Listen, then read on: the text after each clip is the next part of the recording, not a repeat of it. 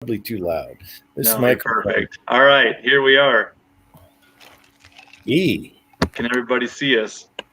Are we live? I believe so. No. Let me get my Joe Namath fur on. We've been live for over a minute. No, we haven't. We're at 8 seconds. I don't see it on. Yeah, here. 8 seconds. Per minute. No, we haven't. Somebody's got their speaker on. Hey, I must be lagging because here we go. Somebody's got. Hello, everybody. Welcome. Hello. What's going on? All right. I know the side chat's been going nuts since we started this, so I'm going to run down that real We've fast. been waiting forever. You're lollygagging. It's 15 minutes late. Well, we had to settle some stuff that needed settled. We could have settled it a lot faster if she'd have got done. Exactly. Hey, I'm beat to hell tonight, boys. That quilting party's rough.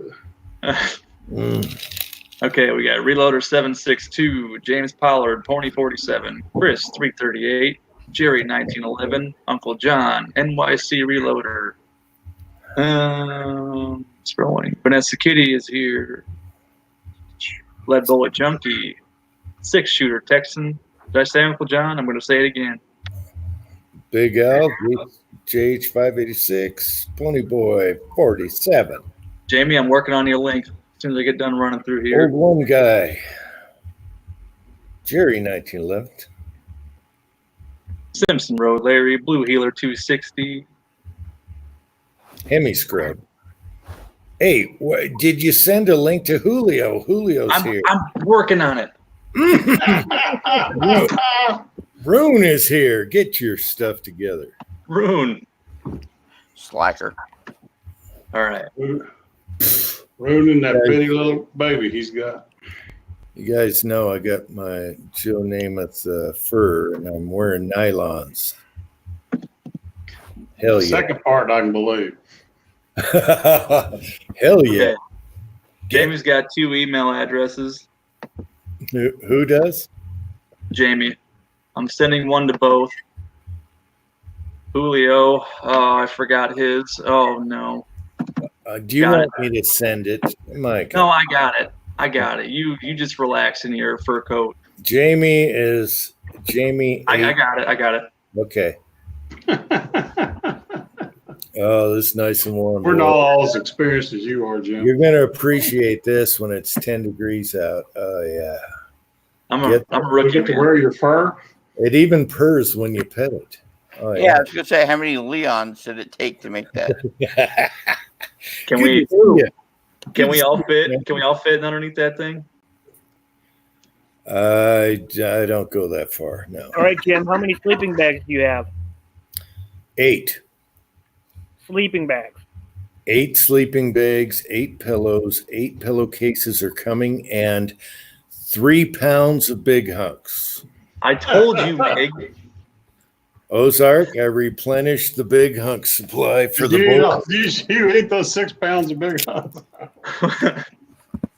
I replenished. I bought the same thing. The wife ordered it. See right here? Look in the screen. We're Now, replacing the What big the hell hunk. is that? Because I've never even heard of. It's kind of a peanut nougat, kind of buttery, nice. It's just good. Kind of like taffy or whatever. And then Uncle John's out there. I saved a whole huge tin, a coffee can full of almond roca for you guys. Oh, I love that almond roca. Compliments of Uncle John. Okay. As a matter of fact, I'm weaned down to a little can here. The wife got me. Uncle John stole the thunder, and she got that for Christmas, but Uncle John already got me. So I'm saving a big old coffee can full of almond roca for you guys. I got to order what do I get? A third of beef, a quarter beef? How much cow do we need over here, boys? Yeah, a third of beef is a lot. More. That's what I thought. And then he's going to ask me, what do you want? And I'm well, best cuts. I mean, I don't know. I go to the grocery store usually. Is that you want the Jewish half or the Christian half? That's Okay. We got Jamie and Pat backstage. Who wants on? Oh boy. Here. You're gonna have to flip a off if coin. necessary. Gonna have to flip a coin. Yeah, we gotta flip a coin. How come I Hell, can't see this? I'll hop off and let one of them hop on. I'll hop off. No, Cranky. I'm gonna be off in a real shortly here if I make it. Oh no, Jamie. yeah, where'd you go? you're I'm tired. going at a party. I'm tired, man. I beat the hell out of myself today. What'd only you do? I'm only 1/3 animal as my dad. My dad was this animal. I'm only 1/3 of him. He's an animal. Well, take a Viagra. That's wrong. Jamie, where'd you go? You dropped out. All right, now it's on. Running. Blue Healer. James Pollard. Pollard. Pollard. Did I get that right, James Pollard?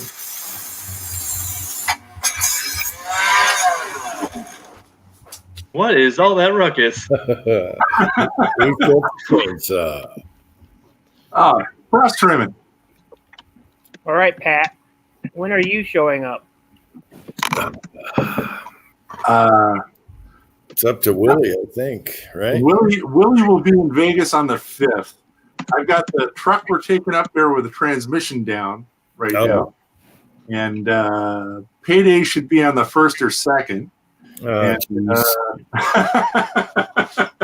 So it's kind of wishy-washy. So if it doesn't snow too bad and I'm not worried about getting stuck there, I'll take the Chevy up and no trouble. Yeah, you're looking at 2-wheel drive truck versus front-wheel drive. It's a wash. No, it's rear-wheel drive car. Oh, the car is too? Forget it. Brody's, baby. But the truck I can put chains on. Julio. Hey. How are you? How you doing? Wait. Julio. We lost King Man. Oh, we're in trouble. Let's talk smack about him. Oh, now it's running up. The boat is running on its own.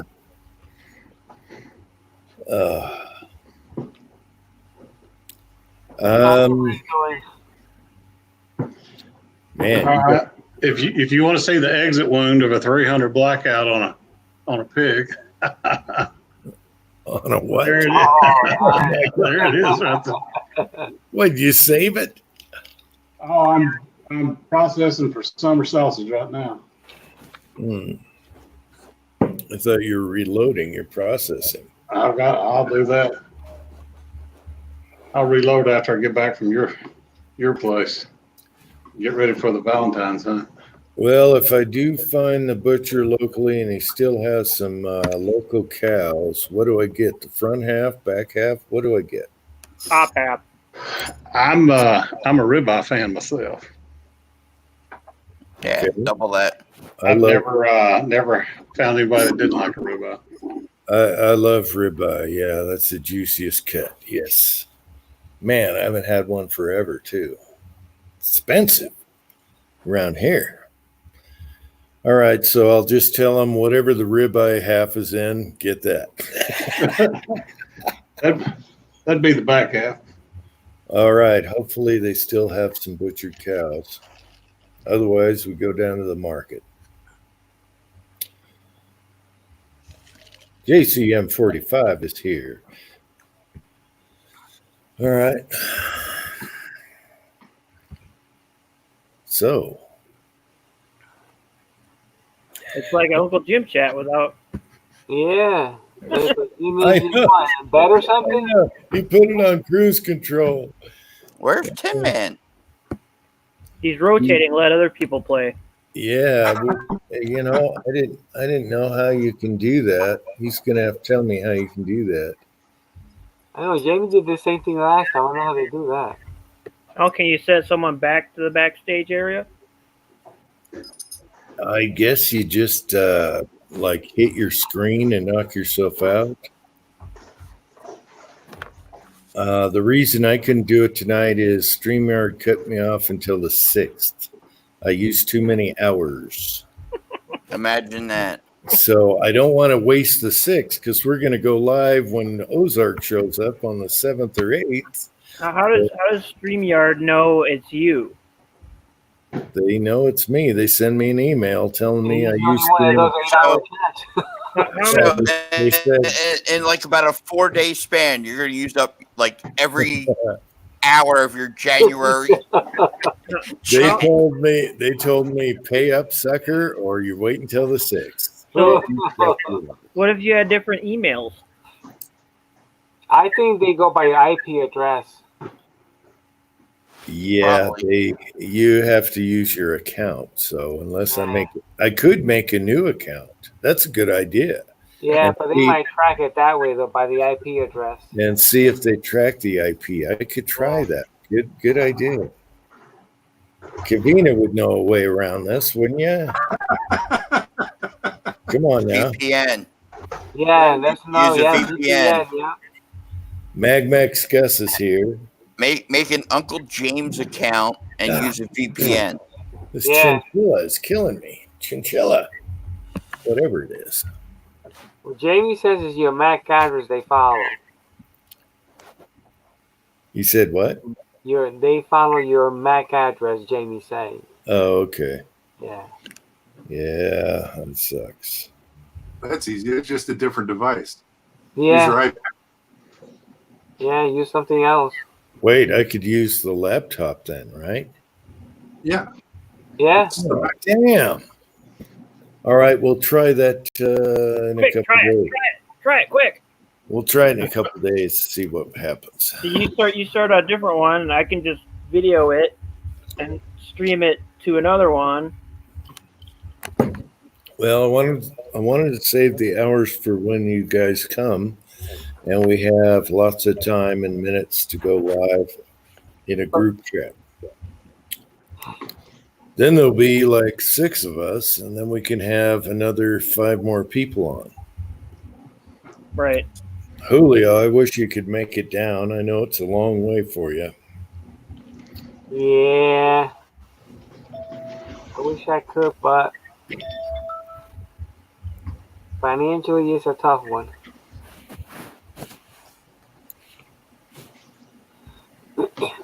That's Chico. Chico got a new mold. 358156 ES. Yeah, that was right. Well, if 3 different people show up with 3 different laptops, and you just use that laptop to sign into your account.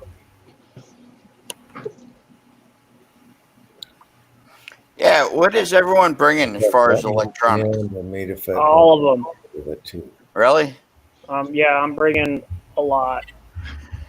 What? My carry-on's just going to be batteries and electronics. I thought about bringing my laptop, but then I was like, maybe I'll just bring my phone. Well, I'm thinking the laptop for like downloading videos from my cameras onto something. Why batteries, though? For the electronics. What electronics? What kind of batteries? Like laptop and cameras and microphone. What kind of batteries? Store-bought or they're specific? They're specific. I wanted to bring my GoPro drone, but I can't put that on an airplane. Can't put those batteries on an airplane. Not even in the belly there? Nope. Lithium-ion batteries, they will not. Can you ship them? Yeah, that's what I say. How you do Ship them ground, yeah. I wish I could cut and paste this. Tin Man said rechargeables. All right. I'm going to hop on here and I got to get some brass into the I'll be back. Okay. Bye. I'll be back. Ice cream time? Is it ice cream time for Pat? Ice cream. Jimmy says he's glad his Friday night's only 2 hours long. There's Tin Man. He hop in. Okay, how did you hop out, Tin Man? Just chunk yourself off the screen? Yeah, you can put yourself backstage even though you're the one running the chat. So if somebody else wants to hop on and you want a break, just all right. That's do good. it up. Good to know. Just hit your little trash or remove from stream. That's what you do? Yep. Oh, okay. All right. And if you highlight the pictures of everybody down at the bottom of your screen, it'll say right on your picture, you can remove yourself from the stream. Oh, okay. I didn't know that until just I now. didn't know you So could do that for yourself. Okay, that's good to know. yeah, I That just is figured good I just to figured it know. out. This is all new to me. I would have loved to done that before. Yeah. You mean when you were getting naked? When you're peeing or something like that. Right before the flashing of man boob. Yes. Right. Floyd Hicks is here. John Frazier's here. I'm just keeping updated here. Michael Hey. Science. Is My Tin Man time. bringing high tech? Dude, I will bring that high So I tech. can show them how it's done. Yes, should do I would a- love that. We I'm should bringing the do bullets a too. Yes. High tech in the snow. Yes. I'll bring the bullets that I couldn't get it to stick on too. Actually, Jim's got that mold too, so we could always cast some. whatever. Ghost I Rider could not. 2. Could not get it to stick. I gave up, but so did you. So, I've never tried it, so well, I might just have to give up for a few months and then just get mad enough to try it again, and then I'll get it. Right, Cranky? Yep. Speaking of which, that orange I used in the video, I did it on some cranky, the brass mold, Sema woodcutter Keith. You can see the lead right through it. It coats it, but it's not like covered in orange. You know what? You were saying that you picked out your son gave you the ones that were the same material or whatever, Yeah. same polymer. The olive drab I have, and it's not one of the best coating Eastwoods I've tried. Olive drab coated good though. Really? Because Yeah. it's to me, it's like okay. It's like the Cadillac blue. It's like okay, but you get some spots you can see through, and Yeah. coat usually. There was a couple spots, but it coated really good. For me, it doesn't coat nearly as well as the maroon or the periwinkle gray.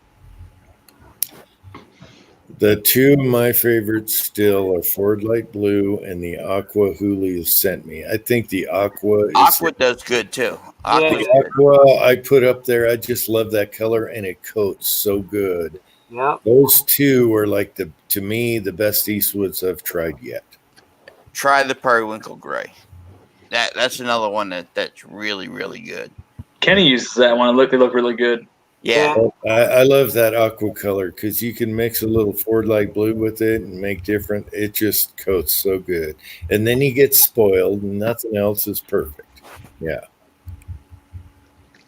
But that orange, I tried them on some, I had some rejects. I yanked them out, did them today.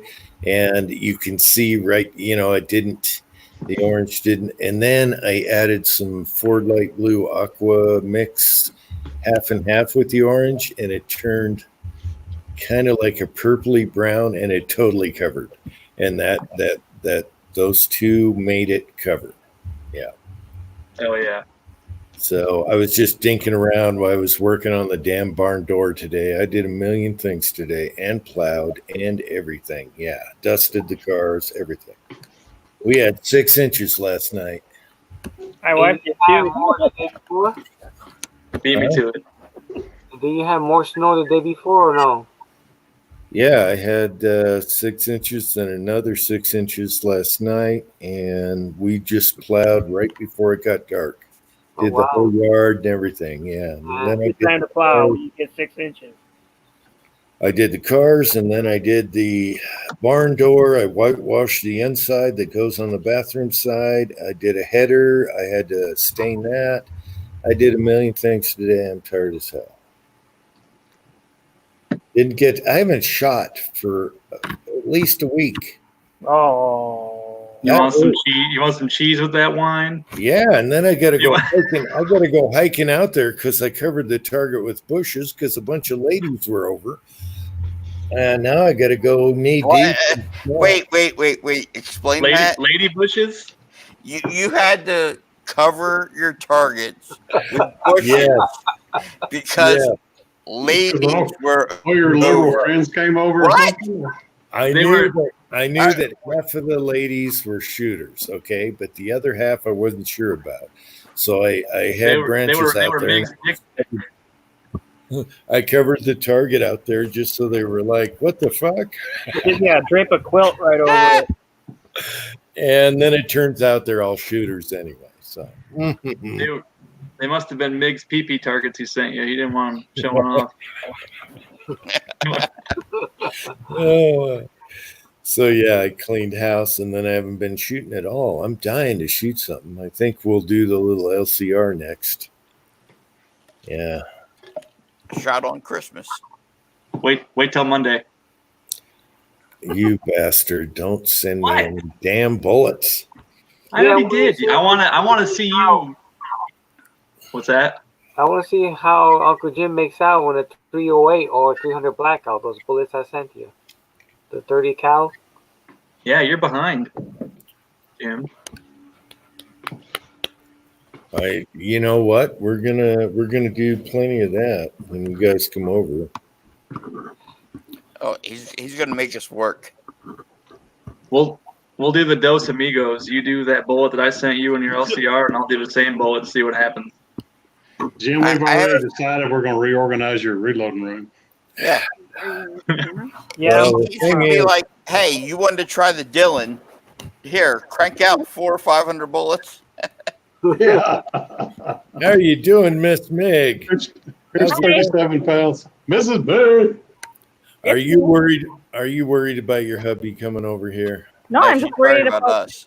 what he's into to you guys. Yeah, Yeah, you're worried about what he's doing with me. he's already sent you the stinky Yes. wet dog ham. So what else is he gonna do? That is spot on. 'Cause I'm worried about Meg more than anyone else. He's a troublemaker. He is No. for sure. Yes, he is. I'm worried. I'm seriously worried about the Meg issue. He's got a nice penthouse sweep up above, though. I've seen the view and I'm very jealous.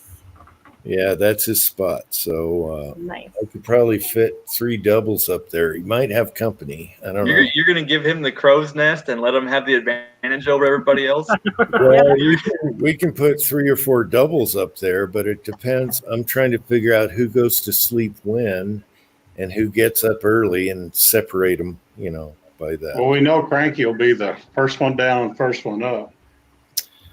And he's already complaining about coffee. Yeah. You can hit the Keurig and get it immediately. Otherwise, you're going to have to use the. What goes? All right. I don't have a Keurig. Okay, So- all you do is you hit the button and it Yeah, pours but a cup of what coffee. I'm saying is it like those pre-thing cups, or Yes. is it the kind where you can just stuff whatever you want in? It's pre-cups, and you buy whatever cup the hell you like. So Amazon. We can get you one of them. Hey, what do you like? I'll get a variety. Do you like the Jack Nicholas? What was that? You like the Uncle John? The elephant dung. Yes, Uncle John likes the same stuff. I've had it before. He sent me some. What do you call it? What's that movie? The Bucket List? Yes. Or Blackout or Black Rifle? You can get a Spanish coffee. I can't get a Black Rifle around You here. be up all night. Blackout? Bustelo, they call it. Cranky. Yellow package with a red lettering. Ah, gosh, Uncle John, where are you? What's your guys. favorite coffee? She came down to tell me that we're going home. Where are you? I'm at the in-laws' house. Oh, okay. I'm in their basement, and it's colder than my basement. He spent Christmas at his in-laws with us. Is there a reloading machine in the basement? No. Does it get used? Okay. Not even the one in his basement gets used. What are you talking about? That's what I'm saying. Sumatra. Is he cranky or is it? Okay. No, I like I'm Sumatra. I just gonna leave. I might come back. I'm not sure. Yeah, it's either All right, coffee. you got the invite, man. Yep. So I just stopped buying Starbucks. Yeah, if you get this, you'll be up all night. Okay, Meg. Take care, Meg. right. Bye. All right. So, what other coffees do you like? I'm down to 2 grocery stores here. One doesn't like to carry coffee because they don't believe in it. I don't care what coffee it is. You get the right creamer, it's all good. I can order coffee though. Sumatra is really good. I have that in the. I have that in beans right now, but that's probably old for the press. But as far as the Keurig goes, you get little cups, you get anything you want, cranky. You hit the button and you got a cup of coffee in 2 seconds. Just get some Dunkin' Donuts. Everybody likes Dunkin' Donuts. Yeah, buddy. There's no Dunkin' Donuts around here. Keurig has Dunkin' Donut cups. I'm reduced to whatever Walmart or the family grocery store has around here. I'm in Mayberry, people. Walmart carries the Dunkin' Donuts Keurig cups. I've seen them. Yeah. I have the donut shop stuff. I'll just get a variety and you'll like something, okay? Do you like dark roast? Do you like light, medium? What? Just regular. I like dark to medium. Okay. It has to have flavor. I drink it black. I don't like it too acidy. Okay. Do you like a dark French roast? What? No. Yee. I like Italian. I will buy That shit's 5,000. bitter. I'll buy 5,000 different kinds, and hopefully the 3 bears will help make cranky. We'll find something to bitch about. Don't worry. He'll say too light, too dark, too soft. Just Yep. right. And then he'll only have like a small pack. Okay. We'll figure it out. Eagle Eyes in the side chat. It'll be Uncle fine. John, there you Well, are. there's another one we're asking about. Is he going to make it or not? Yeah, Eagle, I don't know. He was going to drive. He was going to try a trailer because he has his kids and family. He'll But bring the chicken hawks with him. if he brings the family, I'll just give him the master bedroom and he can have everything. And hopefully the barn door will be up on the bathroom in the master and he's good to go. It'll be like your own apartment. That'd be awesome. It'd be awesome to meet Kenny. Yeah. And we can also designate the entire basement, which is furnished with its own bathroom also. So you got 2 choices. Dang, if he brings his family, we can't draw phalluses all over his stuff for him to scrub up. Just I'm little worried about a chicken hawk going over the cliff on a sled. That's what I'm worried about. They seem like pretty tough kids. They'll be all right. He said, "Wow, Uncle Jim, what are you going to do with the rest?" Well, they'll have to sleep outside. Now, we got the loft, we got the living room, we got the downstairs. Don't worry about it. I'll Meg put and I fresh sheets and everything. think Meg and I are going to share the penthouse. Yeah, we could put 3 or 4 doubles up there. It's a nice spot because it's warmer up there at night. So I get the cold room, right?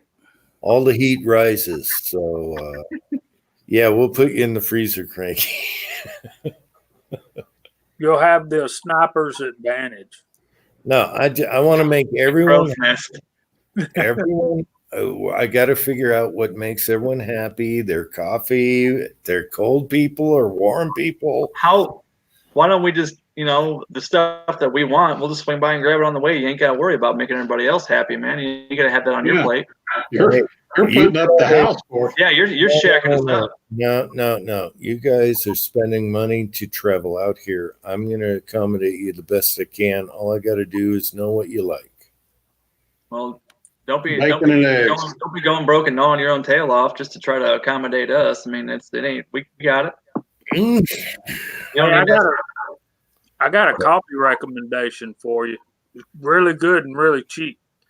Go to Aldi's. They have. What the hell is that? Oh no. Okay, go to Aldi's. There's no Aldi's in Mayberry, okay? I have no stoplights in town, okay?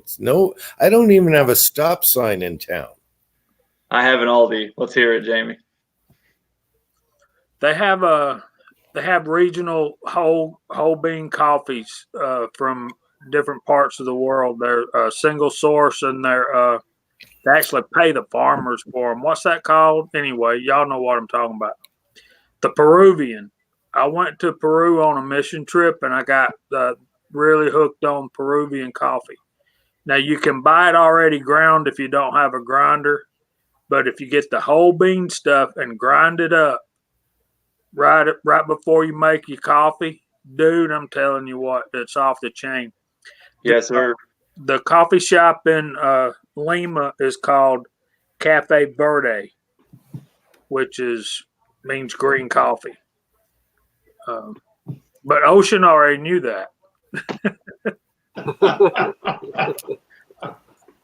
Julio, what kind of coffee do you like? Do you like the Puerto Rican coffee? What kind of coffee you like? I'm not a heavy coffee drinker.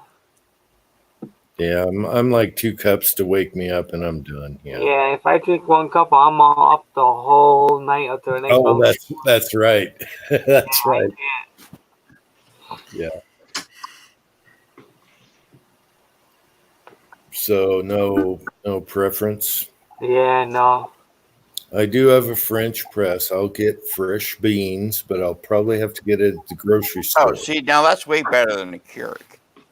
Well, if you want to get up at 4 a.m. and wait for the French press, that's good. Now, we already covered that. See, Meg will be going to bed at that time, so Meg can make the coffee so that when I get up, all right, it's already made. You guys synchronize. I'm just pressing a button when I want a cup of coffee. I'm sorry. But you guys can use the French press. I'll get beans. I'll get a grinder. I used to have an espresso machine, but I gave it away in the move. I could get one of those too. I love espresso myself. The French press is the way to go. Just like Preacher's video, if y'all remember that. No. Do you remember Coffee Chat with Uncle Jim? The very first one was with the French press because it's a press for reloaders. So there. And I use Sumatra beans. That's so there. Them Sumatra beans are good. That was my first Coffee Chat video, was using a fresh print. Mm-hmm. Andy, Alaska One is here. Yeah, so I got the press. I'll get beans. I'll try and make everyone happy. I hope we don't have whiny bitches. Do we have any whiny bitches? French press. That makes sense because no. You know what I want to try is Cowboy, where you have the old porcelain kettles. You set it on there, you throw the coffee beans in there, and you cook the shit out of it. And then it all stays in the bottom, and you pour it. That's awesome. I want to try that. Yeah, you just pour cold water around the edge, and the grounds will sink. Yep. The guy that does all the Cowboy cooks, he uses that, and that looks so good. The key is to get the water really hot, and then boom, throw the stuff in there, call it a day, and 8 people can drink off of that sumbitch. Eagle Man, you get out what you put into it. It's just like your reloads, man. This is too fancy for me. Coffee shouldn't be gourmet. Well, really good coffee is hard to beat. Yes. It shouldn't be gourmet, but it should be good. Like pizza. It's got to be good. I saw your reply, Cranky. I only have a tiny bit of French in me, okay? Just a little bit. Yeah.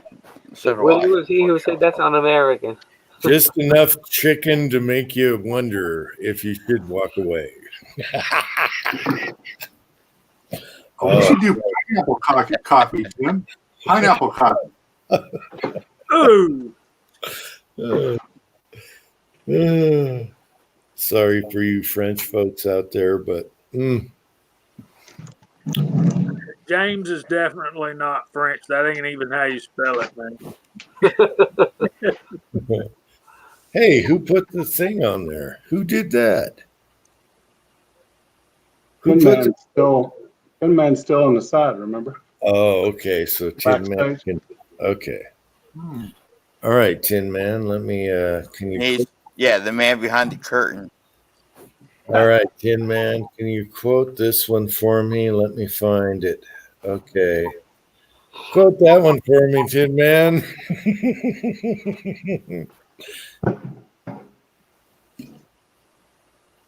Tin Man. Don't sleep.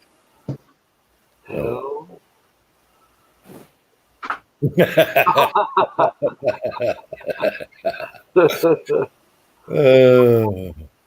Hey, Rune, what kind of coffee you drink over there? That's a good question, huh? Yeah. Hey, Rune, what kind of coffee you guys like? It's nice and cold over there. That's a good question. Probably Italian. Italian? You and your Italian. Inch of lasagna all the way, cranky. They're better people. What can I say? Hey, I got no problem with Italians or anybody, really. Aldi's also has this German specialty coffee that's really good, but you need to get the regular and not the light.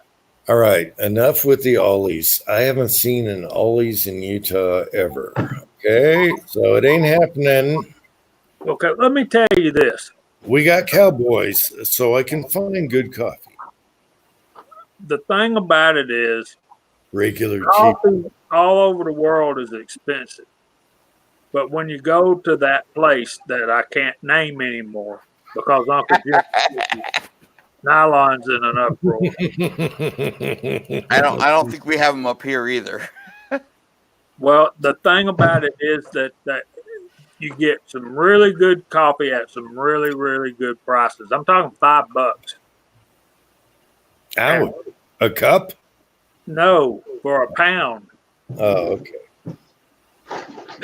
That's it, Well, man. you got to remember, I came from near Seattle, and we started the coffee crap. Okay, that's where Starbucks started, and That second word being the. Before then, everyone was drinking Folgers. Okay, so I do know what good coffee and microbrew is because it all started in the Northwest. That strong bitter crap. Well, that's good. It's really good. There's some good ass coffee. My point is, what does Starbucks, who are run by ultra liberals, by the way, what do they get for a pound of coffee? Probably a lot, but when they started, you could open carry in a Starbucks before they went, totally. Yeah, no, that the whole reason I tried, I'm trying Blackout and I'm trying Black Rifle, and because I used to live on Starbucks Sumatra. I mean, I bought Starbucks Sumatra for years and years and years. But I got sick and tired of all the crap on the news with what they were doing with the police and stuff. And I was just like, you know what? Screw them. They turned because they stood up for people open carrying in their shops. And all the liberals had a fit and they said, no, whatever the law is, it's okay.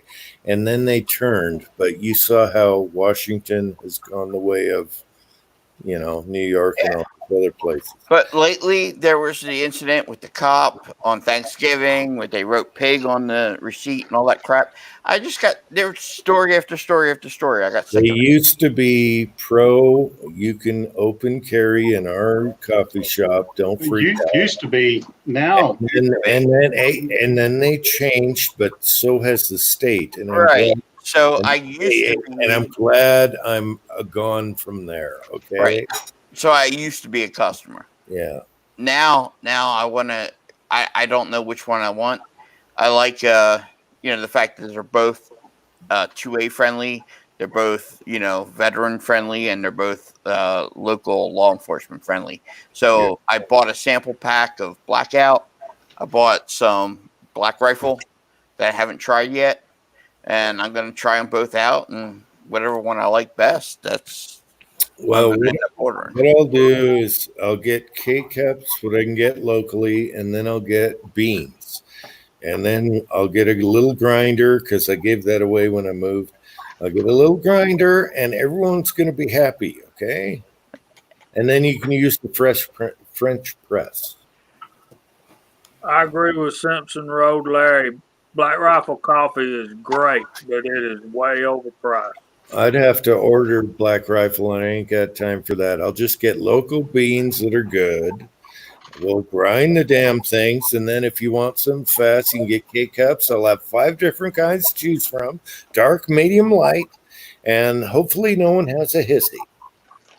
Oh, I've tried so far. I've tried the Blackout. I've tried, I don't know, 5 or 6 in their sample pack. For the mornings, I like the Brutal Awakening, which is good. And then they have a, I think it's called like Smooth Finish. It's a light coffee that I like in the afternoons. Wait a minute. What's Brutal Awakening? Is it really dark or what? Yeah, it's one of their dark roasts. Coates Brothers here. Fine Ape is here.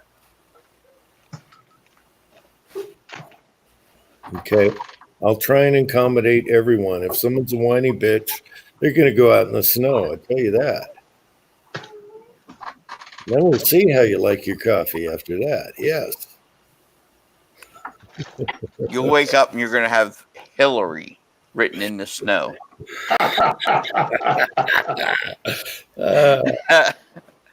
Oh, you just wait what we have written on our foreheads in the morning. Yeah. Hide the Sharpies. I already got that video planned out. Yes, indeedy. What? Nothing. I said nothing. 12 mils of pork cutlets right there, buddy. Yeah. There you go. But Tim Man's right, though. It's hard to beat 8 o'clock beans, grind them up fresh. Yeah. I tell you what, any fresh beans, dark, medium, light, whatever, you grind fresh beans, they taste, I don't care who they are, they taste good. Absolutely.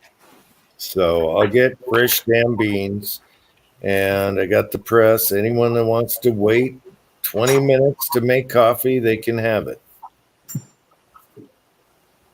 10-man Pop Eagles comment up. Which one? The one before that. Eagle Eye, are you bringing the family? I need to know when you're coming and that, so I can make you a little apartment.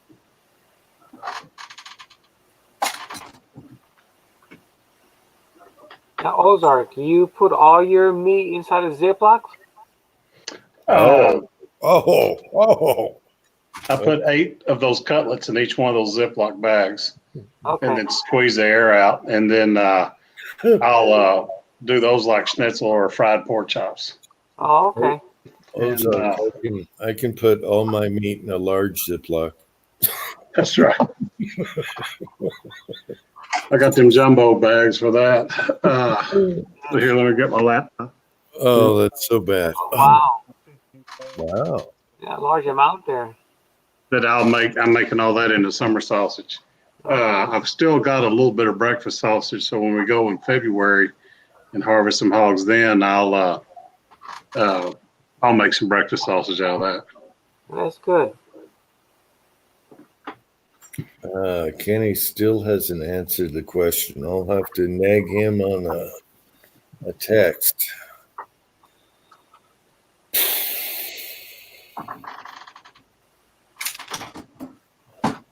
Okay, West Covina. Whatever vehicle you bring, you'll be fine until you get like within a quarter mile of my house. I'll figure out if you get stuck where to stop the car, and I'll pick you up. All right. It'll be fine. I just got done decapping 100 live primers without an incident. It'll be fine, Jim. Yeah, I will not try that. I'd rather take it to the range, have them dispose of it before I do that. You know what I bought the wife as kind of a gag gift? Is those what are they? Zip tie chains you put around your, in your rims. You get 6 of them on your tire per side. And it's like having chains. You know what I'm talking about? There's zip ties with big tread things on. Yeah. For emergencies. If she's really good at snow, her car never gets stuck. But just in case one of her friends gets stuck, she's got a 10-pack of this. You go zip tie it around your rims there because the holes in the rim. And you got instant chains, disposable ones, So that was kind of a gag gift for her. And it's actually very practical for when you guys get stuck in the snow and you're not used to snow. She's really good, though. She goes down that driveway, and I'm like, no! She goes, she's gone. Yeah, she's going to the store. Got to go somewhere. I'm like, hell no. She's gone. Yeah. She always made it back, so that's good. But yeah, those things are neat. I should show you. They're really chunky. You strap them on in 5 seconds, gets you out of trouble. I was going to bring my Makita and a bunch of screws. No, these strap on. You strap on. Like making snow tires on a motorcycle, right? No, these are high tech. You strap them on, you're done, and then just cut them off when you get home. High-tech 10-man won't be able to use them. So. Good night, Andy. That's true. Where are those things? I could probably show you what they look like. Oh.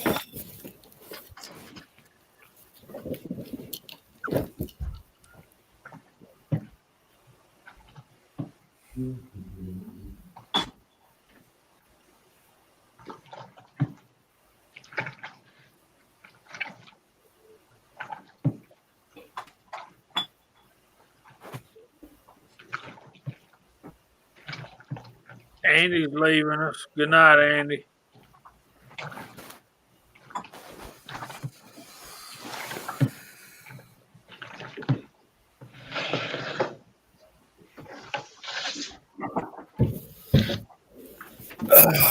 She's too efficient. She put everything away, all the crap from Christmas. So, Uncle Jim. Yes. What can you tell me about this package that seems to be stuck in Indianapolis? What are you talking about? MCK sent me tracking number. Yeah. For a package that he said was some sort of joint effort. I know nothing about it. So, no. I don't know. I have no idea. Yeah. Unfortunately for me, the thing has been bouncing between the Indianapolis Distribution Center and the Indianapolis Distribution Annex Center. Like for the last 2 days. Like it goes from one to the other, back to the other, back. It's like, what the hell? They don't know which run it's on to. My all-time favorite. I was waiting for a package I ordered, and it said trail derailment. It actually was 2 AR uppers, and I'm thinking, oh my God, a train rolled over and my uppers are all beat up. It said train derailment. Wow. Yeah, but they came home intact, so they were fine. Not a scratch on them. But a derailment is pretty bad. Oh, yeah. It just didn't say anything about derailment. It was just like hey, it left the distribution center and then it arrived at the distribution annex center. Departed the annex center, went back to the distribution center. Then it went back to the annex center. It's just like, what the hell? No, I had a package that I think it was from Midway. I think it was coming from. It stopped at it stopped us at here in Connecticut at Stanford. And then they say it's supposed to be here the next following day. It showed up like 3 days later.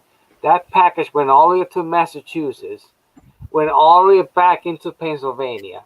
They come back all into New York and then back into Connecticut. Efficiency at its best. Yeah, really. Well, do you guys know the captain on Cast Bullets? A lady that sells lead. I bought 3 boxes from her one time. This was like when I first started casting. And 2 of the boxes came straight here. All 3 of them went to from Connecticut to Newark. And then 2 of them came south to me. One of them went to California. I'm like, what? Yeah. So, a big ass 50-pound box of lead flew all the way to California, then flew all the way from California back to New Jersey and showed up like 2 days later. I'm thinking, how much extra gas did that cost them to fly 50 pounds coast to coast both ways? Yeah, it doesn't make any sense. Like, nobody's doing their job in those places, you know?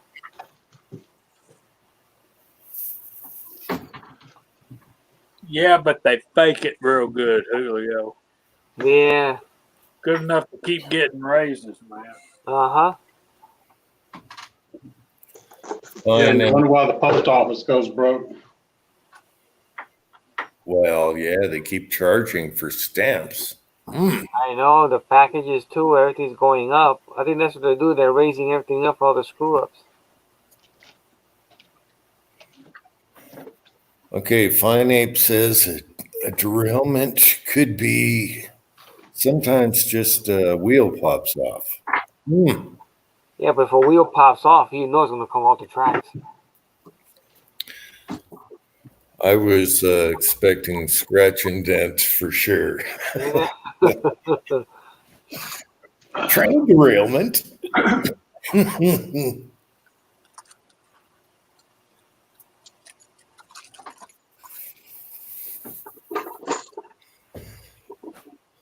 Pat, what kind of coffee you like?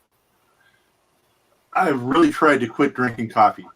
Now, from time to time, I'll have a cup now. If it's a real brutal morning, but as long as it's dark, lukewarm, and bitter, like my woman, that's how I like it. All right, so you're not picky. You know what's going to be the toughest problem is booze. Everybody's picky. I saw that bottle of knobs. You're fine. Yeah, there's a bottle of knob coming up for you.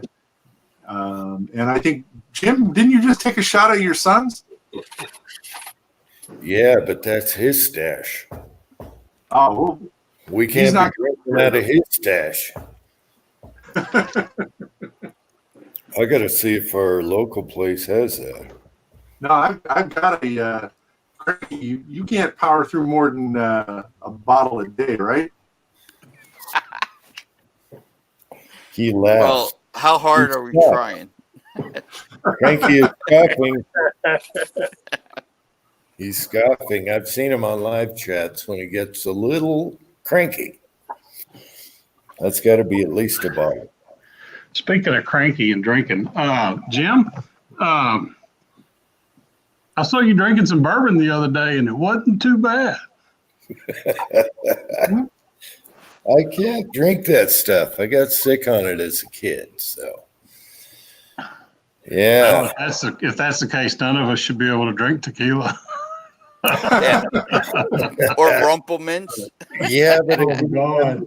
it didn't have the same effect. Rumble Mints you keep in the freezer. Yep. I told this story. I was my buddy's dad was into whiskey and bourbons, and he collected them, and he had these shrines of expensive bottles. So he grabbed the most expensive bottle. I think we were 13, and we drank the whole damn thing. Next thing I know, I'm playing pinball, and these greasers, they had greasers in the East Coast that looked just like, greasers. So Just like the movie. yeah. And so they wanted to kick my ass for playing their pinball machine. It was their machine. And I said, not till I'm done. Luckily, I didn't get my ass kicked. But me and my buddy made it home. I made it to the front door. And my mom swore until she died that I was on drugs or something. I said, no, it was just this damn whiskey or whatever. But I was so sick, I couldn't drink whiskey straight ever since then. Just like Ron White says, you didn't know how many it'd take to kick your ass, but you knew how many they were going to use. The funny part of the story is, like, I called my buddy the next day and asked if he's home, and the mother said, were you out with him last night? Blah, blah, blah, blah. And I said, no, we were supposed to meet up, and he never met up with me. Yeah, and, we were at the church meeting. Yeah. And so she tells him the next day after he recovered, because he was sick too. She goes, I want you to play with Jim because he's a good boy. And we were like, yes, yeah. Oh, we were troublemakers. Yeah, it was bad. So, stay golden, pony boy. Stay golden. Yeah, that was the story on that. And ever since, if I drink it straight, I get that reminder that I puke my guts out. I made it to the front door, and I couldn't open the door, and she found me on the front door. Yeah. So it was good stuff, but well, the little woman's been shopping. Said you're going to have your little play date with your boyfriends up in the mountains, and she's gone and been picking up liquor. She doesn't drink, so I've got a whole bunch. Good stuff too. I was just showing you, Cranky. You okay with Biz Ladens? Well, Kavina, Not familiar with that. Oh, Pat, you are so lucky because when my wife and son were in Nevada, they were like, man, booze is cheap down here. There's no tax on it. And it was. Mm-hmm. You can get a half gallon of that stuff. It's cheaper than a fifth here. Yeah, it's almost like going to the duty free. And yeah, so I've got a whole box of liquor heading up. Willie says he doesn't drink much, and got a bottle of Bombay Sapphire. Got that Humidor parts cleaning solution.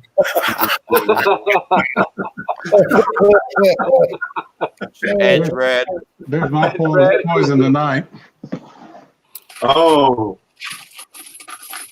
As long as it's clear, I'm good. Live at 15.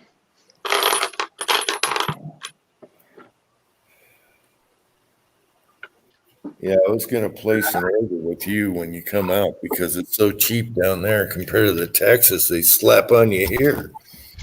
Well, I might bring a little apple pie with me. I got to get it in the right bottle.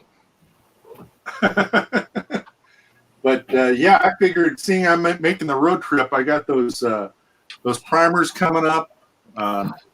Primers? Yeah, I got a bunch of federal primers for you. Holy crap. Well, I'll make sure to have cash on hand. No. Oh, yeah. We're on the barter system, Jim. I already got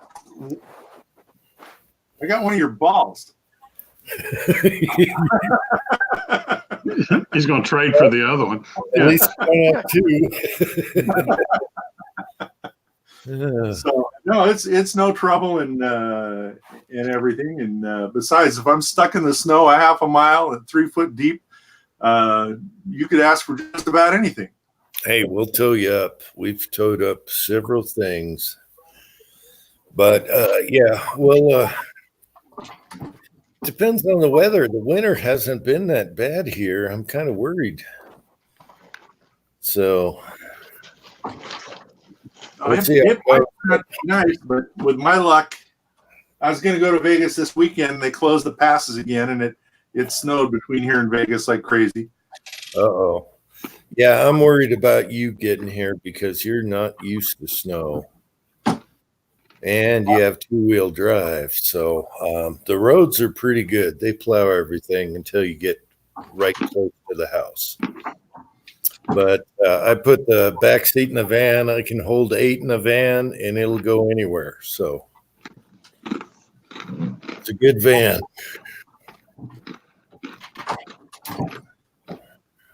It'll look like a commune getting out at the thrift store. The thrift store, you guys, the thrift store ain't that great. It's just you got to be there at the right time. I'll show it to you, but it's just a dump. It's a little tiny thing, but every once in a while they got good stuff for reloaders, which is good. I told them more lead, more dies and stuff. Uncle John said, the best van. Yeah, I helped Uncle John move. That little van packed that son of a bitch up, didn't it? It was just like your moving truck. I love that van. Yeah, you know what? I got a 4-wheel drive 250, and I prefer to take the van down because that thing handles so good in the snow. It's just ground clearance you got to worry about when you get over a foot deep. It starts plowing the snow. Yeah. I want to raise that van actually and put it on hydraulics. That'd be awesome. On air shaft. Put it on airlift and have it a 6 inches higher. It'd be awesome. That thing goes anywhere. I put a posi rear end in it. I got it from my dad before he died. He was getting rid of it, and I was like, I'm looking for that. And it worked out perfect. Yeah. He's gone. I'm sorry. Football. Yeah, Clemson just scored. Clemson versus who? Ohio State. They just took the lead. Oh. They came all the way back. Yep. They were down 16-0 early. I'm sorry. I just hate Ohio State. So. Eagle Eye says, is it a Previa? No, it's a GMC Safari. All-wheel drive, and then I had the rear end done with posi because the rear ends are weak on anything Chevy. And so now it's posi in the rear. That thing, I tell you what, it goes up to devil's corner like nobody's business. My truck will start spinning. That thing just gets me around. The van does. Yeah. It's Even though the truck has a big winch on it, I can just hook to a tree and get out of anything. Is Duck you Timothy or no? Duck you, I think that's Meg. Okay. That's definitely Meg. Where is Timothy? He's Duckville, Missouri. He was on last night for a little bit in the side chat. Oh, I wish Tim could come out. I love Tim. And Julio, damn it. And all of y'all, Jamie. But, you know. It's a long way from me, Uncle Jim. I know it's out there. It's middle of nowhere. We'll have to do Vegas next year. That's easy to get to from everywhere. Yeah, I could do Vegas. I'd lose a lot of money though. I can fly there for $100. Yeah, $100 there and $100 back. Yeah, we got to do a Vegas thing, or where Kenny is. Yeah.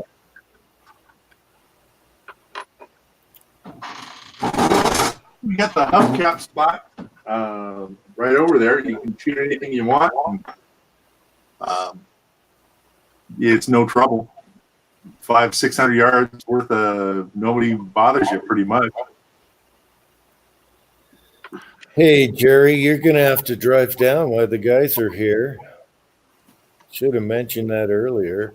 You're not too far away, and you got one arm, so you're not driving a truck right now, so you can come pop by and visit. It's not bad now when I have a drive. I want to try to get Taco to come, at least for a day. Yeah, Taco can. I didn't invite him, but I figured I'll meet up with Taco whenever. But yeah, if you want to spot by, Taco, Come down on Saturday and spend the day. you got to tell me if you're spending a day with Taco. I got to know when you are actually showing up that day. I'll be showing up Wednesday evening. What day is that? 7th or 8th? The 8th. Okay, so you're going to spend a day with Taco? Yes. Okay. All right. I don't like it up there. It's crazy town up there. You'll see what I mean. Salt Lake is crazy. I don't like going up 2 hours up there. Crazy. Well, it's all if he can get off work. If he can't get off work, then I'll be down Tuesday. I'll know tomorrow. When you leave the airport, you're going to see people going 85 and texting in 6 lanes on a freeway. It's like Dallas. Going 85, and it's crazy town. Dallas, Houston, and Atlanta, they're all the same way. Yeah, New Jersey, New York, Pennsylvania, Washington, they're all. It's crazy town because they're going 85, texting, weaving. Yeah. And doing their makeup, shaving. Come on, we get it all. Every time I brought the moving truck down here, whatever, I was all burned out because I drove 15 hours straight, and you're burned out. You just want to get here, and you got to go through that, and you're like, oh my God, you got to wake up. Yeah, man. Let me tell you something. You know who I got the worst cussing out of my life from? A cop in Atlanta, Georgia. Really? 1979. I was on my way to an Eagles concert, and we went into a service station to go to the bathroom. And when I got back on Peachtree Street, I forgot to turn my lights on. And he pulled me over and cussed me for 5 minutes. Wow. All he had to do was start taking a look in the car. He had plenty of stuff in there to arrest us. Okay. Jerry says, email me the date. I can even pick up people from the airport. Jerry, I'm not sure on the dates yet, but it'll be anywhere from the 8th to the 11th. So just come down. We'll talk about it, but just come down when all the guys are here at once. So it'll be the weekend. Everyone will be here. Yeah, I think everyone will be there on the 11th. Yeah. Okay, so Saturday, right? His name is Jerry 1911. Might as well be the 11th, huh? Yeah. All right. So Jerry, just come down on the 11th. I'll tell you how to get here. You know my city, probably. I sent you a card, so you know what city I'm in, and then I'll just give you directions from there. It's pretty simple. It's a small town. And Meg is still trying to figure out the donut in the back of the gas station. Where is Meg? Is he? No, he gone. Okay. No, he's still there. Doug is there anymore. Meg is so obsessed with what is that circle behind the gas station. I drove down there just to see, and there's nothing there, Meg. Now I'm wondering what the heck. Yeah. Uncle John's been here. He can tell you it's Mayberry. Yeah. It's going to be like Woodstock, Jim. John's going to be talking about this for the next 20 years. Yeah, Jerry, it's not far from Pleasant, Jerry. So easy schmeasy. Yeah, it's not far from Mount Pilot. Mount Pilot. Mount Pilot. Pilot. That's a Mayberry joke. Uncle John says it's heaven. Well, it is for us, considering, yeah. Yeah, so Jerry, just figure on the 11th. You're 1911, 11th, weekend, whatever. There's no rules whenever you want to come.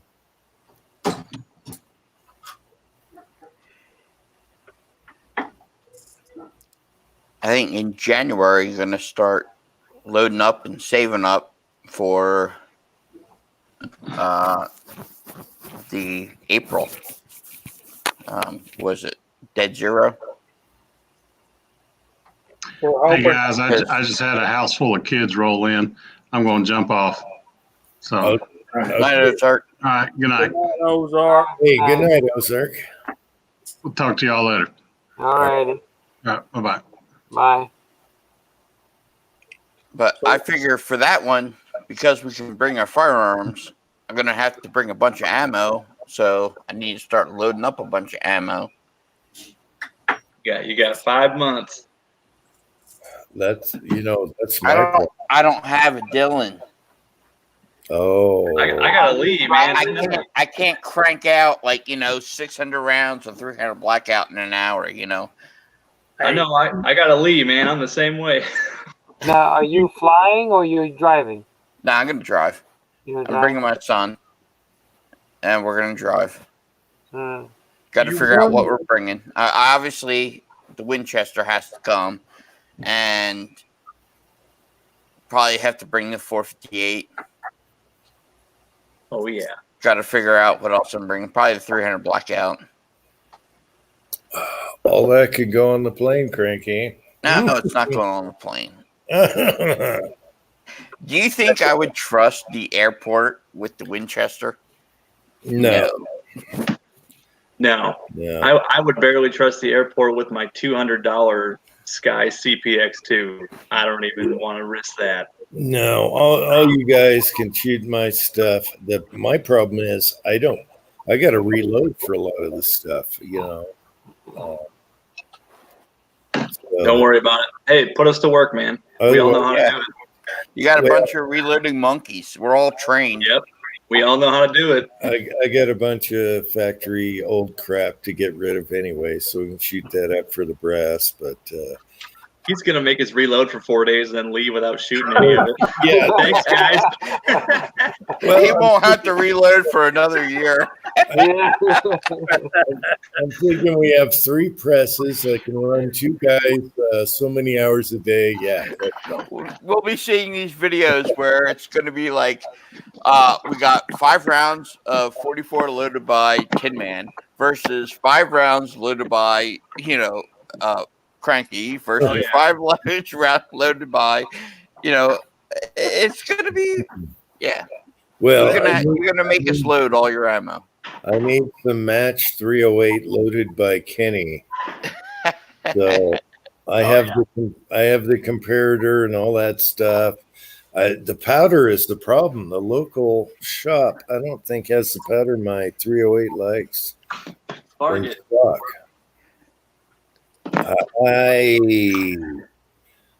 I'm not sure if they have Varget, but it liked that federal match stuff that I shot in the video. And I was like, damn, I wasn't even trying. And that thing was 3/4 inch easy. So I want to emulate that. And Kenny knew what load that was. So we're going to have to talk to Kenny about that and go searching for powder locally. How many pounds of Varget you want me to bring up? No, bad, no, none. Good. Dude, nobody's got it right now, so save what you got. I would hang on to it. It's they're not You're important. probably not gonna see it till January, mid-January probably. But they don't see that for Little Gun, not till mid-January. Yeah, I think I saw some at the pawn shop. They couldn't get rid of it for years. And they put it on a different shelf. We'll have to go to that pawn shop, see if they have it. Maybe it was Matumbo or some crap. I don't know. They had different kinds. Retumbo. Yeah. Rotumbo. Yeah. What the hell you use that stuff for? I think that's for. Long barrels. Yep. And big Magnum, belted Magnum cases. Yeah, they had some of that. They didn't sell it for so long. They moved it over by the window. Uh-oh. Ohio State just scored. It's 22-21, pending the extra point. Uh-oh. No. Idaho Rogers will be happy about that one. It's turning into a football game, people. Well, it's better than the LSU game. That wasn't a game, man. And no, that was an ass whooping. What was the final score? 60-something to 24. 63 to 24, I think, something like that. I'm like, man, they whooped up on them worse than they did Georgia. Yeah, it was like 42 to 14 at halftime. Hey, Kenny, while you're on the side chat, what was that powder that emulated that federal match stuff I shot? I know you told me, but I forgot. My memory's bad. It was 40. What was that powder? I'll see if the local shop has it. I doubt it. Probably H4350. Kenny, where are you? It's a federal match. 4064. Okay, I got to write that down. 4064. Shoot. That is my absolute favorite powder for 30-06. They might not have that. Gosh darn it. All right. Someone needs to bring me a pound of that stuff. I'll pay them. Done deal. And I'll pay the shipping, whatever, the driving time. 4064. Uncle Jim needs 4064. My 700. Love that. Okay. 2 pounds on the way. I wasn't even trying in that thing grouped. Bullets, though, shoot. I got to think about bullets, too. Gosh darn it. What grain you want to shoot? Kenny says he has 5 pounds of it. Just bring a little baggie full. We got to emulate that. I got to find the bullet though. Okay. Well, it's really nice at your place. It's going to be 5 rounds and then go back in and adjust, and we can go back and forth. Yeah, that's the thing is, you can do whatever you want. That's what I loved. My dream was always being able to reload something. You load 5 rounds and shoot it, come back inside and see what you want to do. Yeah. And yes, sir. Now I'm kind of not taking advantage of that, actually. Yeah. That's why I don't have a bunch of rounds loaded up, because I made the mistake before loading 500 rounds that I found out I didn't like. And then I get here and you could find that out real quick before you load 500. That's just 500 rounds of fun. Or 500 bullets you got to pull. Yeah, I have quite a few of that was, oops, that was bad. And that's the problem with the range. You have to drive out and check it out. And then now you can load 5 or 10. You know what's going on. Yeah. Oh, yeah. Yeah, I think I can make a 50-yard range out behind the house. I'm going to start working on that. Oh, I can make a 30-yard range, but neighbors wouldn't be happy. I don't care about the neighbors, man. Are they going to walk up while you're shooting and say, "You need to knock that off"? And I'm like, No, but they probably call the cops on me. Around here, if the cops come out while you're shooting, you just invite them to join you. They'll all join in. Yeah, I do that here in Connecticut. They'll beat the crap out of me. Yeah, I'd be cuffed and taken in, and Oh yeah. Not Yeah, here. I remember having to load like 5 or 10 different loads, wait till the range is open, drive out to the range, and then it's not it's So you remember what it's like to be peasants like us? oh yeah, yeah. actually That's what I want to do at Uncle Jim's. I want to load up one round, then walk outside and shoot it. you And then bring that snake case back in Yeah. and reload it again. you can do that all you Be like, want. oh, that worked. Oh no, shit, that didn't work. You know. You can do that all you want, but the one good thing about the range I went to is you had 1 to 500 yards, and you had nice benches, and it was flat. I don't have that luxury here. But yes, Cranky, we're going to do that in a video. Cranky loads 1 round, goes out and shoots it, comes back. Yes, we're going to do that. Did you guys see the mountain lion my neighbor caught on camera Yes. in the tree? Okay, that thing ran up their tree, and they took a picture of it. And luckily, they weren't hunters or whatever, and they let it go. But that sucker, I know he was, when the hair went on the back of my neck, I know he was watching me when I was putting targets up one day, because I knew he was there. And my wife seen him out in the backyard. Wow. Yeah, my hair all my hair just went straight up in the air, and I knew he was there. I knew it was something big. What? So nobody killed it? No, they let him go. Luckily, I like him. I want him to be free. There's a lot of hunting dogs around here that chase him around all the time, and I'll see him in my backyard. Like, get the hell out of here! But they never get him. He's a big boy too. He's a big boy. I've seen his tracks. They're huge. That is a big kitty.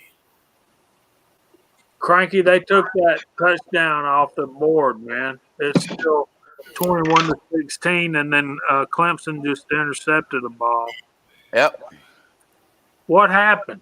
Did you see why they took the touchdown off the board? No. Hey, No, I didn't. I saw them score it, but I didn't see why they pulled it. I'm laughing. y'all talking about getting together out at Uncle Jim's, and I really do wish I could be there, but it's a long way for me. But I'm going to meet somebody tomorrow. I'm going up to Chattanooga to eat at Sticky Fingers with Thoughts of an Old Soldier. Nice. There you go. What is the sticky finger? It's a barbecue restaurant. Oh, It's not a strip club, Jim. If it was a strip club, it'd be the Stinky Finger. you guys in your glitter. Wait a minute. All you guys with the glitter and the strip clubs, putting them together. I was like, what the hell are you talking about? It's that stripper dust. I don't get it. I don't.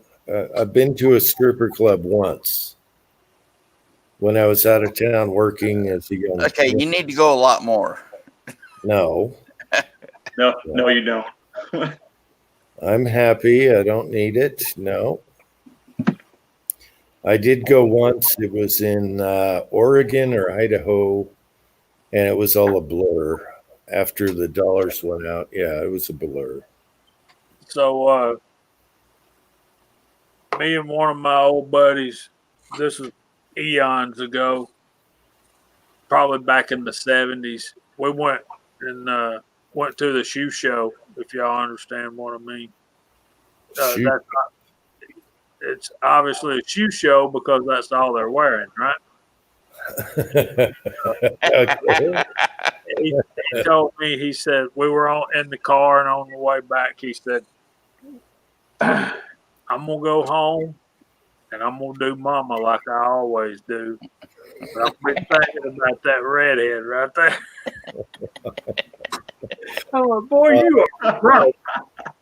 That's so bad. That's so bad. That's so bad. Oh man. Vanessa Kitty said boot show. Vanessa, I like the 60s boots. They rocked. 60s boots, baby. I like those that come up over the knees. Yeah. 60s boots rocked. I'm reading the side chats, guys. I'm laughing. I'm sorry I'm not replying. All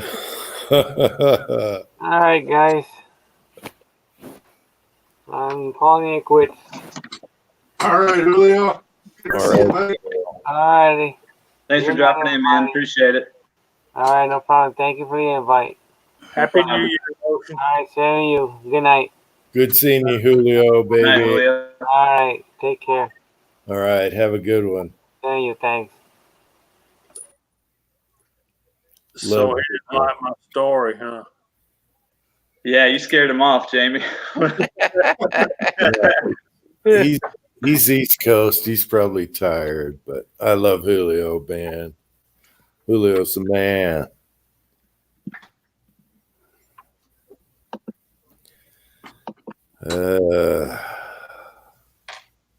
Funny stuff. Kenny, where are you? Why don't you come on here? Kenny. I got to send Kenny an email. Hang on, I'm doing that right now. Did you ever catch the graffiti guy? I want to see that video when he catches the graffiti guy red-handed. So I was getting ready to do a video, and I took a look at my target, and I had outlined the bullets, and then I looked at one of them, and I said, I'm not showing that on a video. Sorry, these guys, y'all. Yeah, well, Kenny did one like that. I've shot. Yes. Kenny's like, oh, that's an interesting target. And Yeah. it looked exactly like that. I've shot such a target before, yes. You're like, this is going to be a great video. Then you shoot, and it's like, nope, no video today. Hey, I was brave enough to shoot the MiG target, okay? Remember that one? That's like a bench. That's like what the bench rest guys shoot here, only instead of, little weenies or just dots. That took balls. That was embarrassing, believe me. What was the music? Eyes without a face, got no human race. I gotta go check on Meg's ham. Make sure it's cold enough. I gotta do a babysitting vid. I gotta do a man boob tactical vid. Shit. What? Yes, I have 2 vids I need to do, babysitting the ham and man boob tactical, but I've been so busy. That's Uncle Jim's new company, Mamdoob Tactical. Yep. Yep, he's got a website and everything. Yep. Did I ever send you that picture? No, you didn't. I will get on that. No. Yeah. What picture? I can send you some. No. The background picture for Man Boob Tactical. Oh, Cranky was the starter of it all. Cranky. I got to get even with Cranky. No, it was your camera that screwed up. It wasn't my fault. It did. I swear it went on when it was off. That's so funny. Someone's controlling the cameras. That camera was off when I undressed. Son of a bitch. Hey, Siri.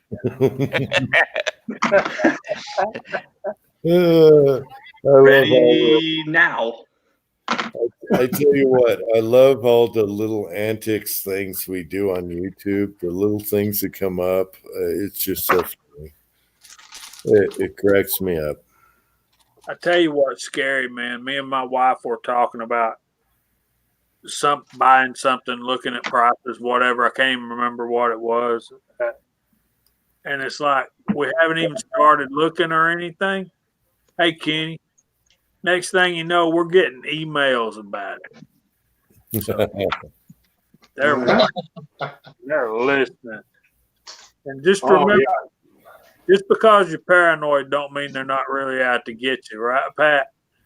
Oh, I tell you what, Jamie, if you want to have fun at work, go to the boss's desk, go to Amazon, look up size 14 high heel shoes in Amazon, and then just close the browser. You will be bombarded in the next 6 months with the weirdest shit you weirdo list forever. It scares me that you know that. I've done it to a lot of people. Let me explain to you that won't work. Do you often search that, Pat? There you go. Well, I don't. Besides, I wear size 13. The problem with that for me, Pat, is I work for the director of technology at a school system. Oh, be even better. I would be arrested. All right. What is the EP4, Kenny? Simpson Larry was asking me if I still like the Archon Optics. I just haven't done a review with it because I've been waiting for the 624. I've been buying these with my own money, but every time I take them out to the local stores, the shop owners buy them off me. They're like, dude, we love this scope. I honestly think the EP4 is probably the best value scope out there. Okay, what is the EP4? What power is it and stuff? It's a 4 to 16. It's a perfect power setting. That's perfect. I just got it in the mail. 16 would be my max. Yeah. Yeah, it's a 34 millimeter objective. It's got more scope adjustment than the SWFA. And the, what size rings? Is it 30 mm ring? 34 millimeter. 34. So you need a 34 ring? Yeah. So my buddy, where do you get the 34 ring?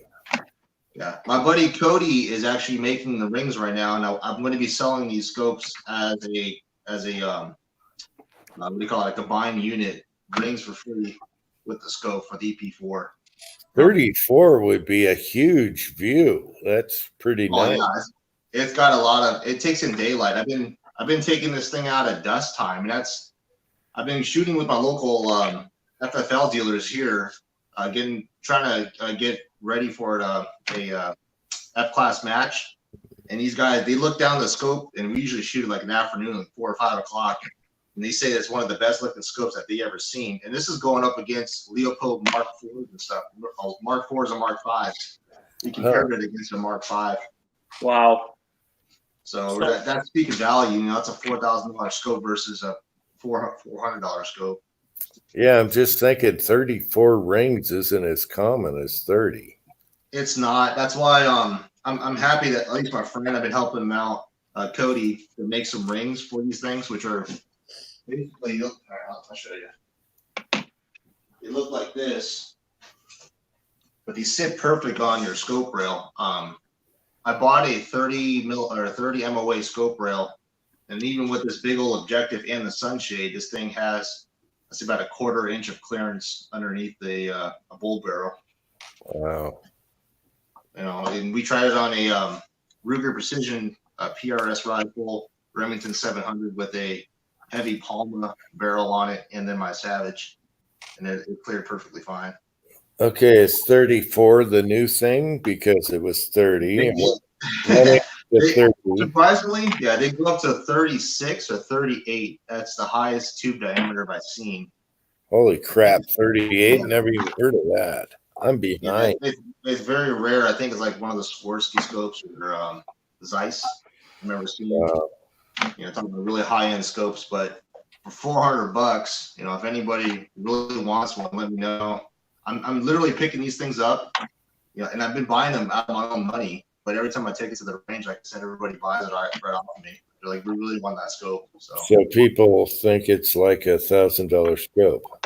Yeah, you know, that's what they keep comparing. The funny part about it is Ching Chong scope. It's made in China, or I bet whatever it is, but it has Japanese glass. I could tell.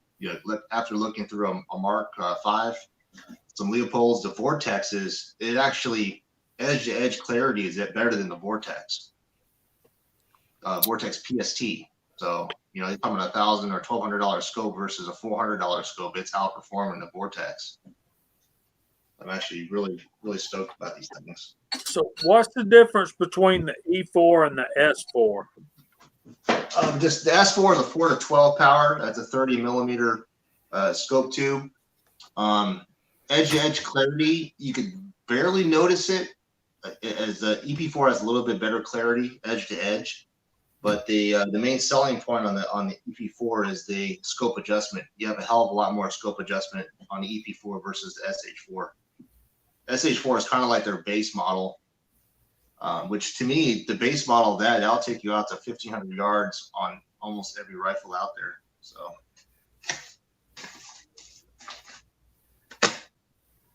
I say the SH4 is probably the best limited scope. It's the same price as an SWFA, but you got a first focal plane. The only thing I would say is that they should come out with a minute of angle. I like minute of angle. Cranky, what was that message you did? There was a typo in there. But what I wanted to ask is, do you have a Trijicon ACOG? Just a little 2.5 power, tiny one. But it's a true Trijicon. It's not a. It's a real Trijicon. It has the little yellow triangle that glows in the dark, and then outside the fiber optic lights it up. It came from Iraq. I bought it from a guy that fought in Iraq. All right, I just want to look. I just want to look through it because I have the cheap Chinese knockoff, and I would just want to compare it. Well, this one probably is sandblasted from the sand over there, but it's very nice. It's nice. I just never found the perfect thing to put it on. I switch it around on stuff because I've got the 5 power on the 300 blackout, and I was thinking about putting a 4 power on the 458 because right now the 458, the only thing I have on there is iron sights.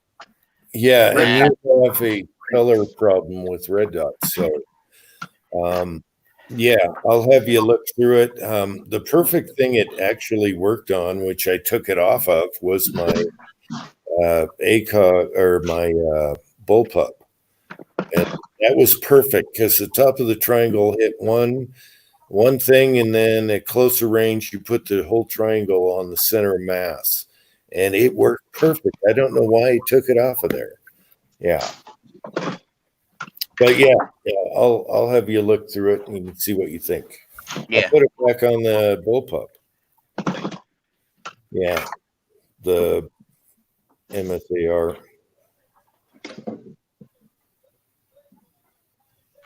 All right. Ohio scored that time. Yeah. Jamie. All right. Well, I was wondering what you were saying. Yeah.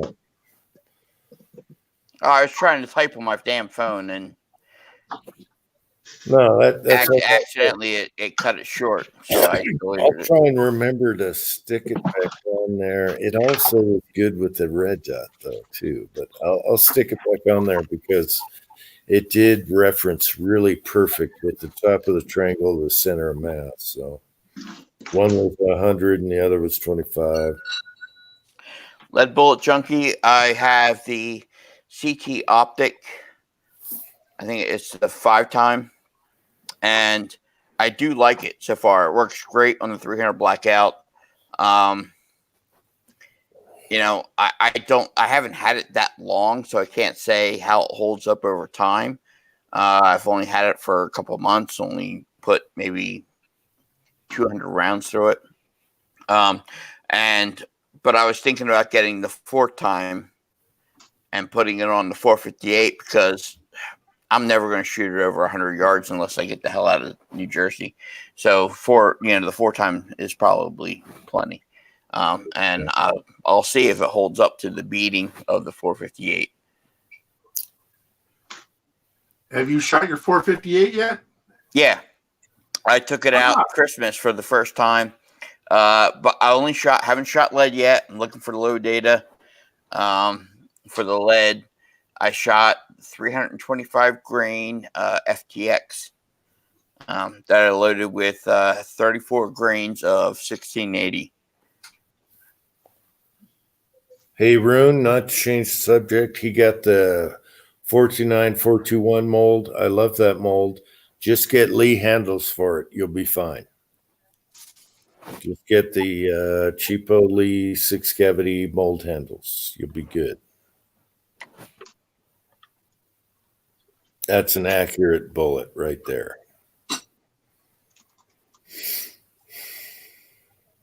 What the hell? Oh, lead bullet junkie gave me crap for I went overboard on using the basket to powder coat. But Kenny right here, Kenny is in the same state you are, and he has no problem powder coating in a basket. So there. Yeah. It's exactly what you're saying. You just got to shake off all the excess powder.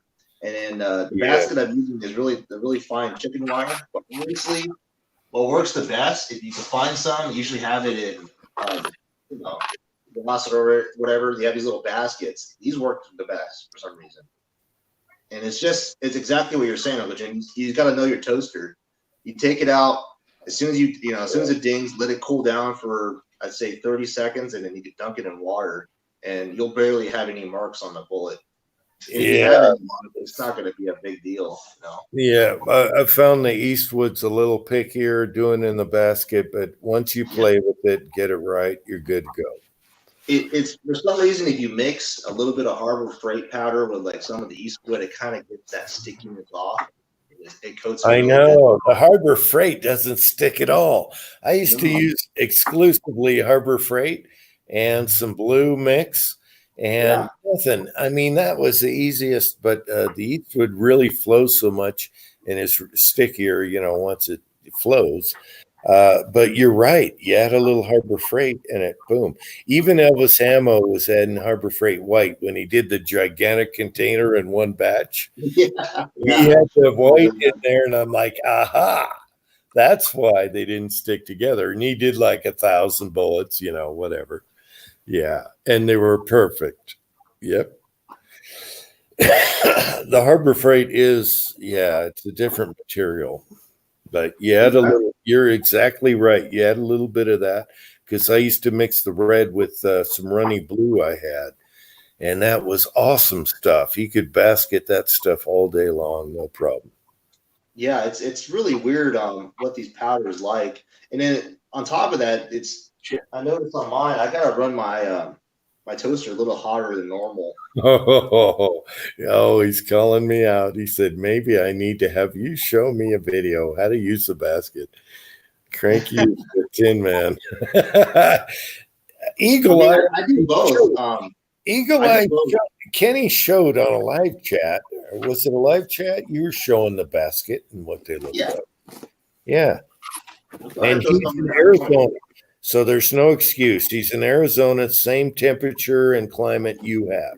No excuse. Because climates do vary, and it makes a difference. Yeah.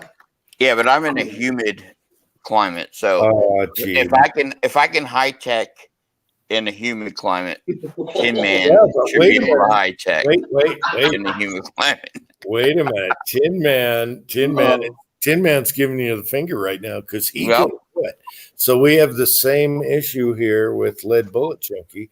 He can't do the basket. Tin Man can't do the high tech.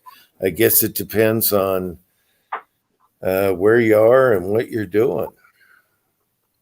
Yeah, I mean, it just depends. Some people just aesthetically want it. Really you have to just know your oven. If you learn how to do it the right way, it's hard to do it the wrong way. Now, I'm going to say both ways work because I do have a powder coating gun, and some of the bullets that I did send you there, Uncle Jim, those green ones, I think they're Army green. Those are made from a powder coat gun. Oh. So, and I did it as a test because I was making these things scoot at over 20 FPS. I wanted to see if a better balanced coat on the rifle pass bullet would be better. I do think there's a time limit on powder coating. I mean, some stuff takes forever when you're standing them up when you could do a huge pile and not even notice the difference. The gun's not going to notice, that's for sure. Yeah. Barrel might. No. And that's why I like doing high coat or high tech when I'm doing a large volume. If I'm going to do 30, 40 pounds of bullets, I can certainly high tech them faster than stand up method. So, what do you think about bullet profile and high tech? Like, if your bullet's got a lot of sharp edges on it, you think high tech is good for that? Have you ever done bullets that have a lot of shoulders and sharp edges? I mean, I haven't done any like semi wad cutters, but I have, ones that have a deep loop groove and a couple drive bands and right. Mm. I don't know, man.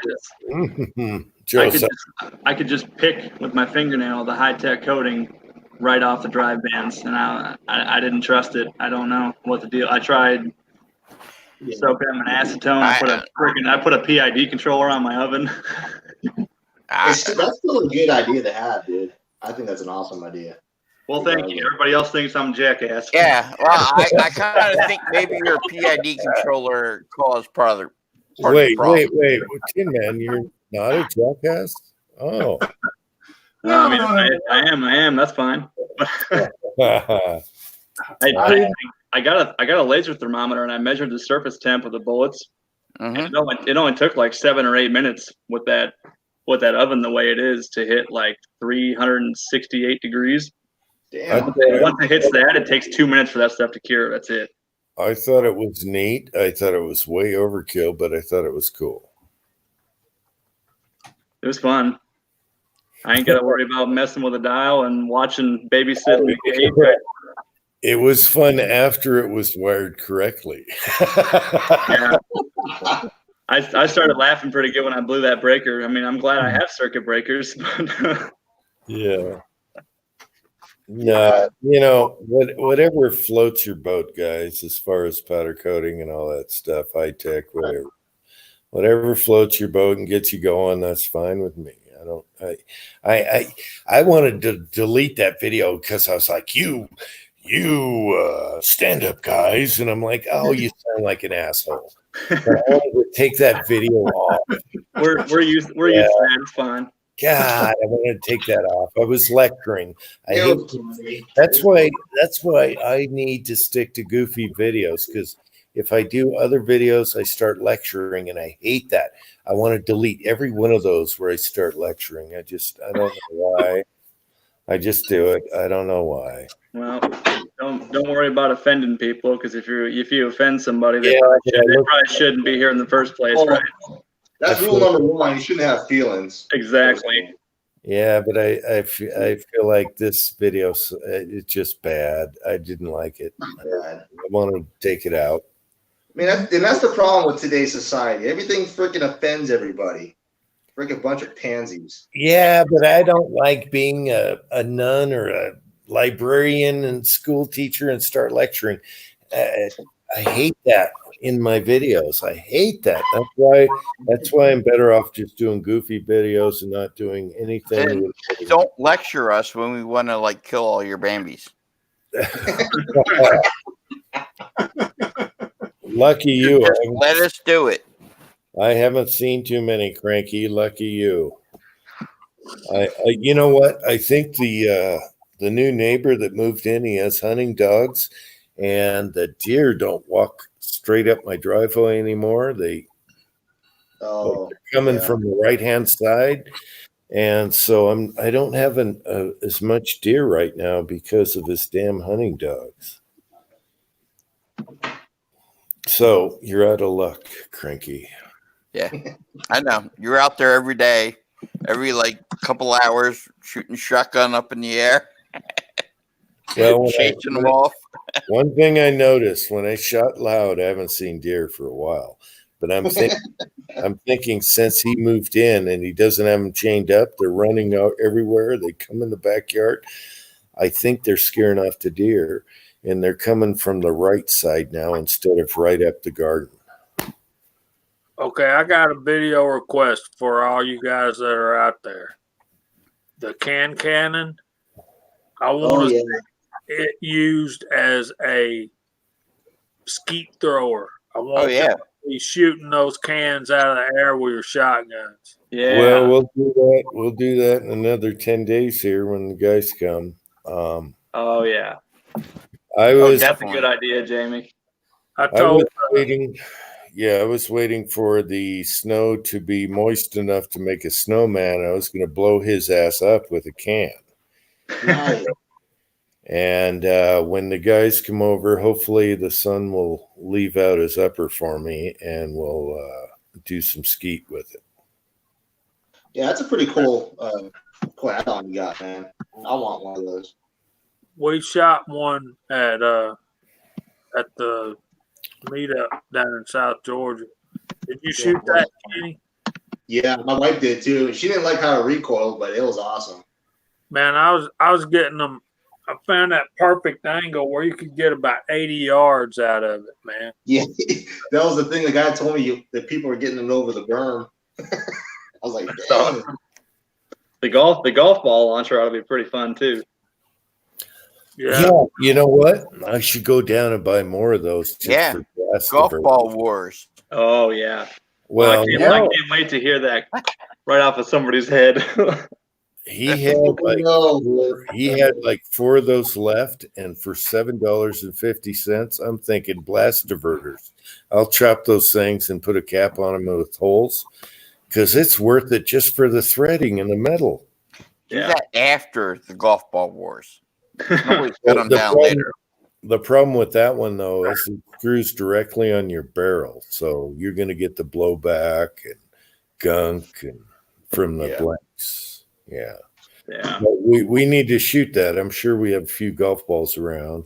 Oh, my father-in-law is a golfer. I'll bring some. Well, no, the thrift store, I noticed they have probably 30 golf balls, so I'll pick them up from them, and we'll shoot out of one of my pistol uppers or something. My father-in-law's got 5-gallon buckets full of golf balls he's found at the course.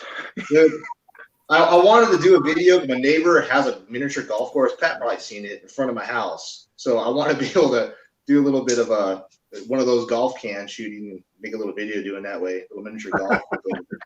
Okay. The thing about the golf balls, they're not going to look near as cool as the soda cans when you shoot them with the shotgun. Right. Yeah, but the golf balls go far. My son bought some tennis balls, and they are supposed to go really far. We need to shoot one of the tennis balls through the can. That's the only way I'll ever drive 400 yards is one of them things.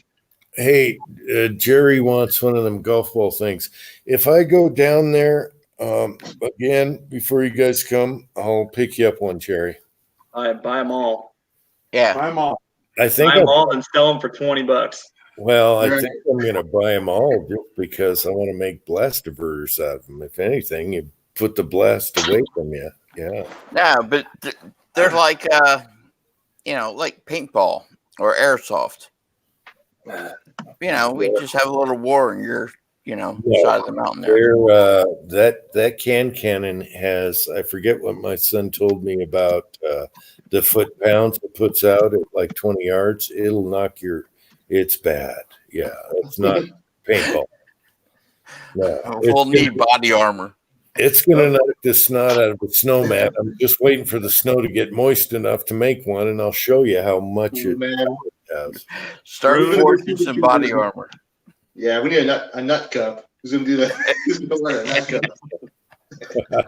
And a helmet. Good night, Rune. Thanks for stopping by, man. Hey, good night, Rune. Or good morning, Rune. Yeah, good morning. Wife slaps me around when she wakes up. Yeah, he's doing the The thing we all do after the live stream, try to sneak into bed all quiet. Oh yeah. It never works. And then I knocked the tactical flashlight off the nightstand. And she just like, what the hell was that? Oh, I hit that flashlight every time because you're going like this and it's sticking up. Yeah. Wakes her up every time. So, Eagle, I shot the 358 Eagle yesterday. Oh, nice. How did it feel for you? Well, I had the factory ammo, the 145 grain target stuff. That stuff shot a target like a shotgun, man. Yeah, it doesn't like it. I noticed that too with the stuff I shot. I did not like it. It feels keyhole one for me. I was surprised by the recoil, really. I was expecting like 223 type recoil. Yeah. What I got is more like 35 Remington recoil. Nice. Yeah. You got to get a muzzle brake on that thing. I have yours all done. I got to send it to you. Well, man, I'll put it on there, but you know, I shoot 30-06 12 gauge and 270. Recoil is not really an issue for me. Right. Yeah, some people are a little sensitive, but I'd say that if you ever get a hold of those spear bullets, FTX bullets, and any of those other ones, it shoots those. It really likes that one. You saw it on a live stream. Well, I've got those, man, and I bought some barrel blanks. This one's a 16 twist, 355 bore. I'm going to use this ringer on it and see if I could kind of merge both together, factory loads and cast loads together. Yeah, last night on our live stream, I forget who it was, but they were talking to Hornady, and Hornady's coming out with some 150 and 170 grain 355 bullets for the 350 Legend. Yeah. So there's more and more becoming available for that particular diameter. It's going to be pricey. You got to think about it's going to be kind of a niche market for that reloader, for them. So they're probably going to charge close to the same price as a 308 bullet. So it's not going to be really cost effective. And the main reason for all of us getting really excited about this is our cast lead bullets, I think. Yeah, and it shot cast lead bullets. I got some 140 grains. Yeah. Well, Plank did you see in a video, a 200 grain Lee bullet? That thing was starting to shoot pretty good on him. And I kind of knew it. Tim Robinson's video, PC Bullet Fire. He was shooting Lee 200 grain bullets, and it was starting to group pretty good. And it's funny, it's the same powder charge when he started getting up to like the 20 grain mark at H110. I thought I knew he was going to hit an accuracy node. I was watching this video, but that's what I hit. And ended up liking that bullet, or 200 grain bullet. Well, that bullet is the same one I use in 35 Remington. All of my reloading work on that has been with that bullet, and I'm fixing to move on to other bullets. And what we're going to be what I think I'm going to do now, man, is compare the same bullet in the 35 Remington and the 358. Yeah. And see the difference in the powder charge and the difference in the velocity and the accuracy. I think that'll be pretty cool. Okay. Yeah, that'd be really interesting. I still want a lever gun in 357 Magnum. Yeah, but who don't, right? Right. Pat doesn't.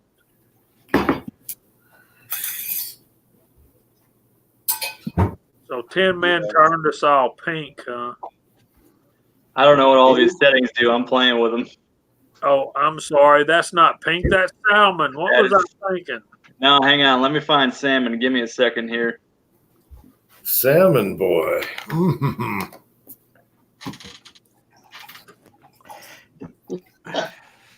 Yeah, I haven't posted the video yet, Tim, man. We're going to have to cook him salmon dinner.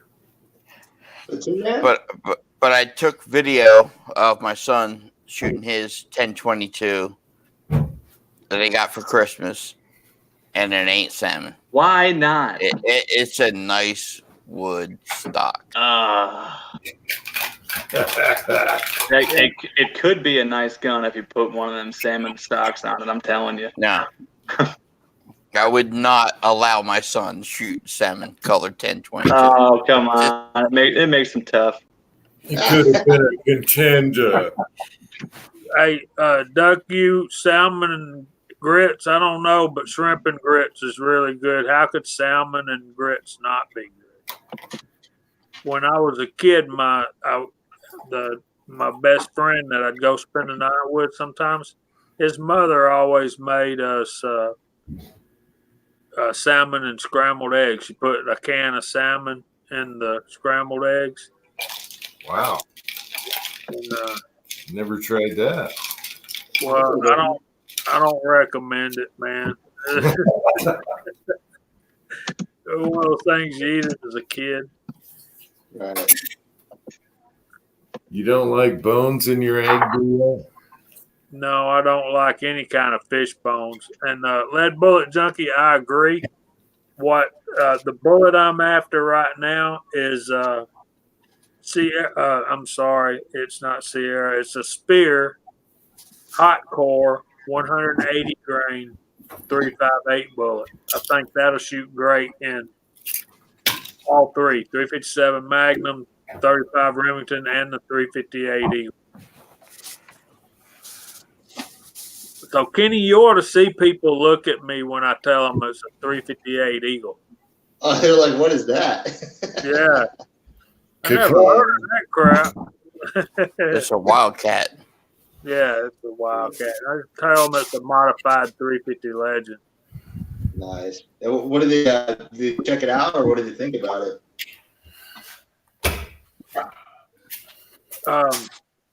Basically, yesterday I was just trying to get the scope sighted in, and I was having some feed issues, man, particularly with the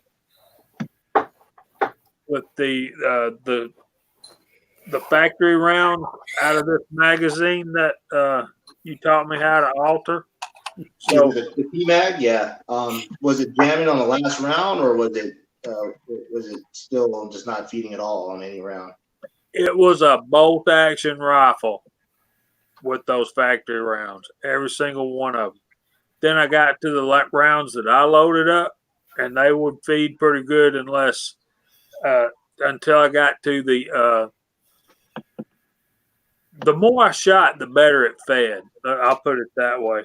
But I think what we need to do, if you can see this is the magazine. I think these lips right here need to be ground down a little bit, because it seemed like the problem was picking it up. It was like the bolt was sliding over the top of it, not grabbing the bolt. So what I ended up doing to alleviate that was put a piece of cardboard to get more spring pressure on the bottom of the floor plate. Yeah, I remember that now. Yeah. So it's either you do that, or you use a 30-round PMAG or 25-round PMAG spring. You can get those online. They're usually like $10. You only used a thin piece of cardboard, also. Yeah, a thin piece of cardboard worked until I got that spring. The 25-round spring really kind of just made everything come together. Now, I'm still not impressed with the CMMG mag. The local shop here, I've been building what we call 350 Legend ARs for him. He's been buying the CMMG barrels, and we've been having a lot of issues with those mags, those CMMG mags. You could see the brass is getting stored, having issues with feeding. You could hear the bolt just cycle very slow. This sounds like rough. And a lot of it's to do with the mags. I gave him some of my P mags that I modified, and he didn't have any issues. You could just hear the bolt slam forward a lot better. I wish Maple would come out with a 350 mag and a 45 mag for the Glock. Right. You didn't do anything with these lips right here? No. Then again, my P mag that I'm using is pretty worn. I mean, I use that thing religiously for a while, so if that's a new P mag, that may be the issue. You may probably right about the lips. Take about an 1/8 or a 1/4 inch off of both sides. Yeah, I don't see an issue with that. a lot of it, like I said, it's just I have that rifle barrel set up for the cast lead bullets, pretty much the way I have it. Yeah. Just a salmon discussion. Touchdown, Clemson. Lots of side chat. Uncle John says yuck on salmon and eggs. Canned salmon, not fresh. I'm pretty sure. And then James just got done with the dishes. James Pollard. All right, we know who wears the apron in the family, James. So, Yeah. Nice touchdown there. Yeah, touchdown, Clemson. Yes. Can you see how much time's left? Oh, 149. I really just I really hate Ohio State. And I don't know why. Uh-oh. Tin Man from Ohio. Yeah, I know, man. I got the same issue. I don't know why I hate it. It might be because, like, the local biggest school Wait a minute. to us is probably Penn State. I'm actually Penn not big. from Ohio. Sorry, Iowa. Sorry, I get them mixed up. All right. Yeah, same letters. No, Iowa sucks. Who cares? Hey, Iowa whooped ass yesterday. Cornhuskers. My family's from Iowa. Cornhuskers? That's Nebraska. Right. I think the reason I hate them is because Urban Meyer was in Florida, their coach, and they beat the crap out of the Dogs every time we'd play them. And then he moved up to Ohio State, and I thought, well, cool, we're going to be able to whoop up on Florida again like we used to before he got there. That didn't work out too good either. So yeah, I think it's because I hate him because of the Penn State rivalry.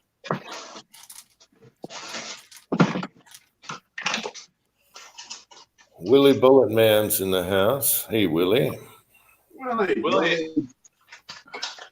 I think he sent Willie an invite. I wasn't sure which email he used though. Tell him to come on in, and I'll bow out. So I got church tomorrow. It's already nearly midnight. All right, Jamie. Thanks for hopping on, man. Appreciate it. Hey, man, thanks for having me, and thanks all you guys for putting up with me. Pleasure to have you. Hey, take care, Jamie. You Night, too, Jamie. You too, Broadway Joe, and change those on. They get really sweaty fast. Good night, guys. Good night. Happy New Year. Happy New Year.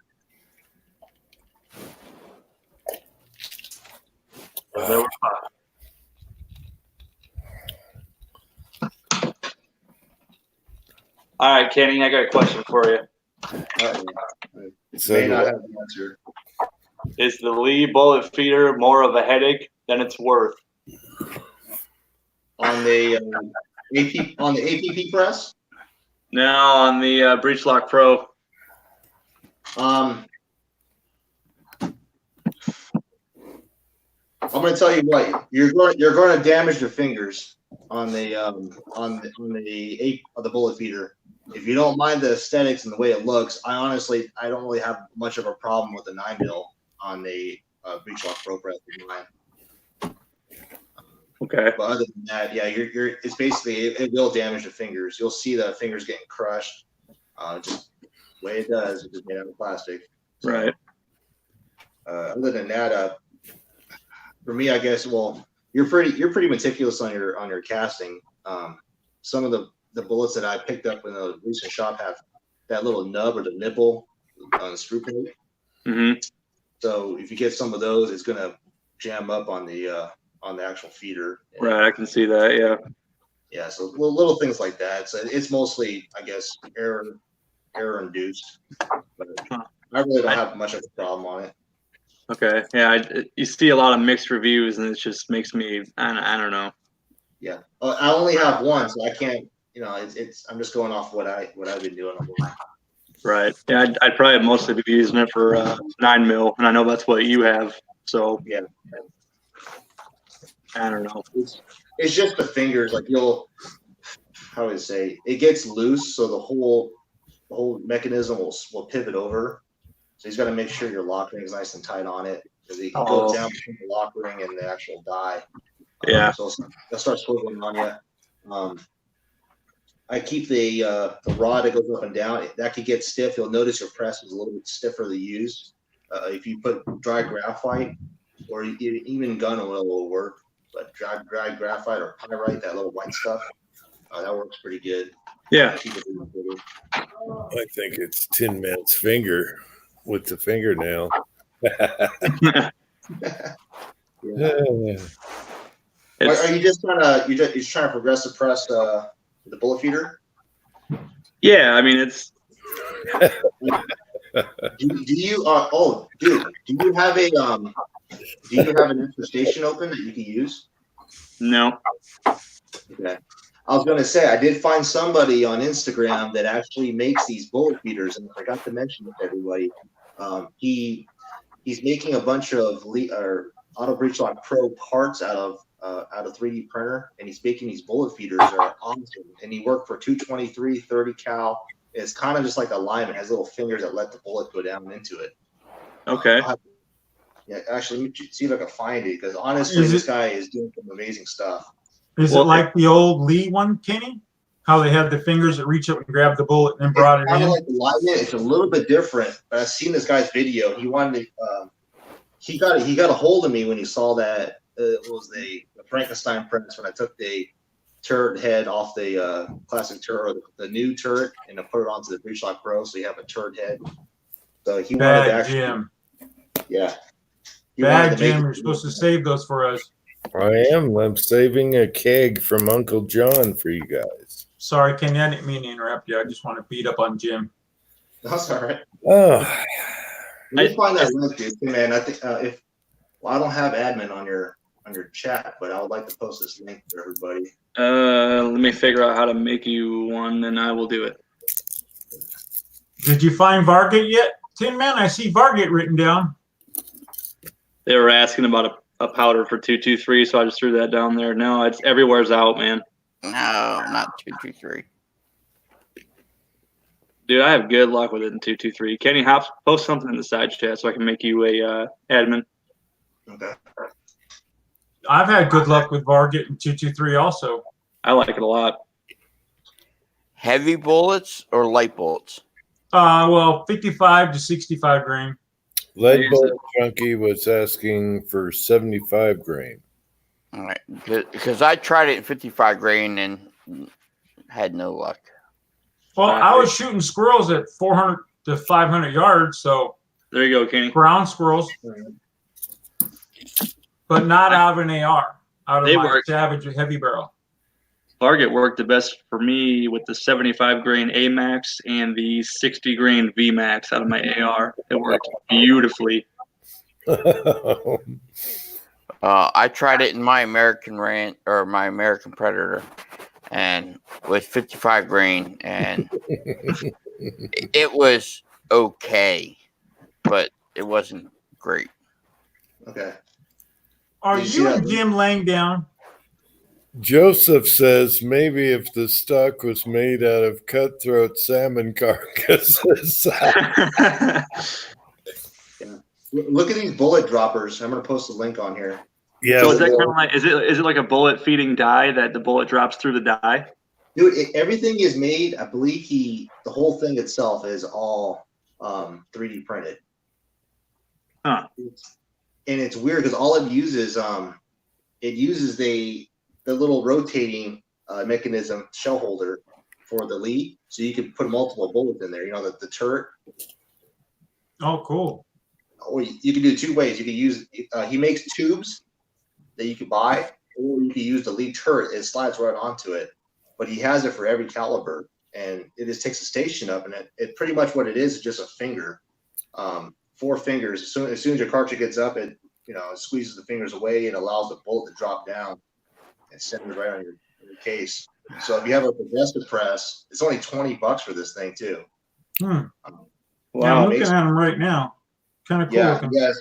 356, 429. So if you have a 44 mag, 401. So if you got a 40 cal, 224, 452, he has everything. It's pretty cool. And he's working with me right now to come up with that Elite Auto Breech Lock Pro turret press. Make that a real thing. Thanks for sharing that with us, Kenny. Yeah, I totally forgot about this guy. I'm sorry, I've been super busy over here. Yeah, if I have to run all my brass through and resize it before, and just pull the resize die out and replace it with one of these, that ain't no big deal. Yeah. Well, he makes a lot of little mods for the Breech Lock Pro. I definitely, the case feeder, he has a shelf or a whole system for that, which is an upgrade. So it's a lot easier. That's awesome. I'll have to check that out. Does he have any videos of it running? And I asked him for it. It's on Instagram. So he sends me videos on Instagram, but he has these case feeders with basically different cartridges. They're specifically made for different cartridges. So your tubes. So it's a lot more smoother. He's got auto cap stems, spacers, just different things for the Lee products that he. What's his Instagram name? Same name? It's actually his real name. I don't have it on my Email me if you don't mind. Yeah. So you don't share it over the open airways. Yeah, that'd be awesome to see that work and see how it goes. Yeah, he's gonna send me some stuff that I got so much stuff coming up lately for review. I'm gonna be like I'm a sold or something, sold by a company, but I'm not. I've been actually turning down a lot of folks for sending their products back, specifically a lot of scopes and red dots lately. Have you guys signed up with Bacon's new Slack he has? Well, it's not Slack anymore. It's some new company. I haven't yet. I saw his message on Slack saying everybody needs to go sign up. I haven't yet. Yeah, he's going to get rid of Slack and go to this new company. I kind of like it. I like how it works. What is it called? Discord. Oh yeah, Discord's good. I used to use that back in the gaming days. Yeah, it works. It works pretty well. Yeah, we were talking a little bit. I just got to play with it more. Slack is just so damn easy, Yeah, that Discord is like the same exact thing. It's really, really similar. Is it? Yeah, everybody gets used to something, and that's the thing. They don't want change, Did you get a new board made for those cameras, Kenny? Yeah, I'm actually soldering them right now. Cool. Kenny, I have a question. Are you coming out? And if so, when? I didn't get you. What was that? Are you coming out? And if so, when? I'm trying to get the day off. It's kind of conflicting with my holiday schedule that I already requested like 6 months ago. They're trying to find somebody to cover that week, basically, of that weekend.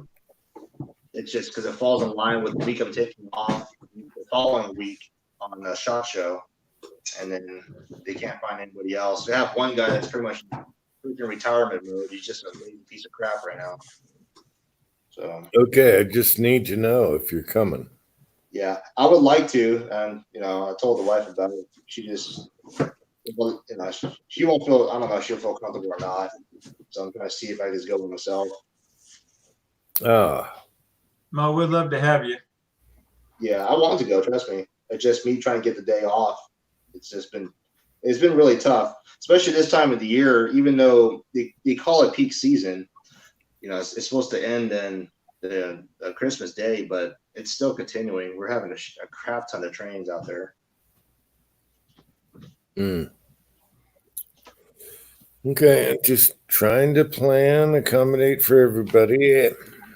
Yeah. I'm sorry I couldn't really get you a definite answer. I don't know yet there on the gym if they allowed me to go or not. If not, I could just play hooky, I guess, but stuff for repercussions later. Well, don't get in trouble. Well, screw them. They need me out here. What are you gonna do? Fire me? They're like to replace what I do. Yeah, you're not far though. You can come another time if it's necessary. Yeah, I'm uni. They could try to fire me. I got a uni. Kiss my ass on that one. No, not to change the subject, but how'd the transmission R&R go, Pat? It didn't. In order to get the transcooler lines out, I needed to drop the whole exhaust. So I needed an extra pair of jack stands, and Harbor Freight was closed. And no, didn't do it. So I'm heading back up there and probably taking it to a shop. And plan B is we're going to take the Chevy with a standard transmission. Whatever you want, buddy. So you can drive that one.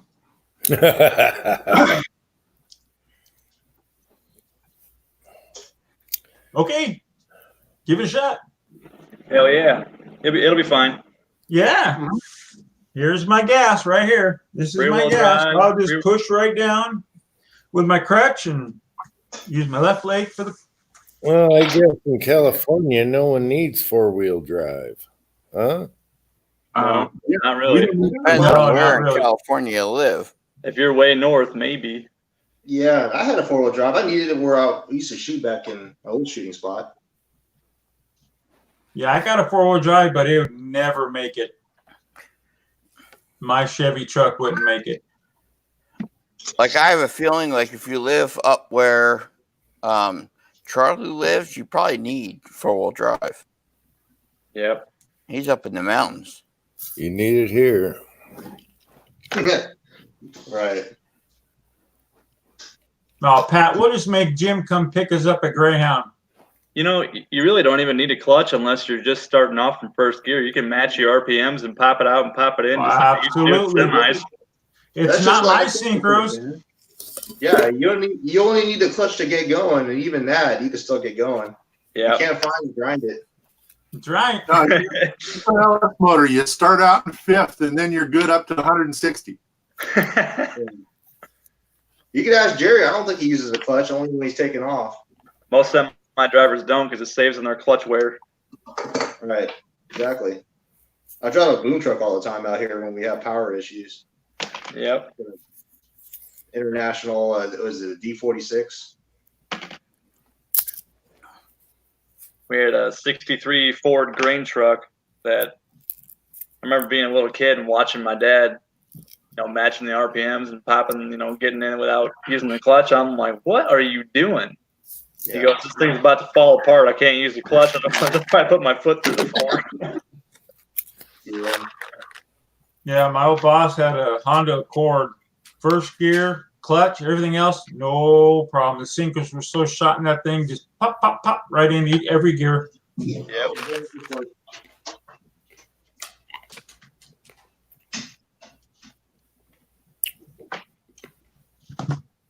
You make any new barrels, Kenny?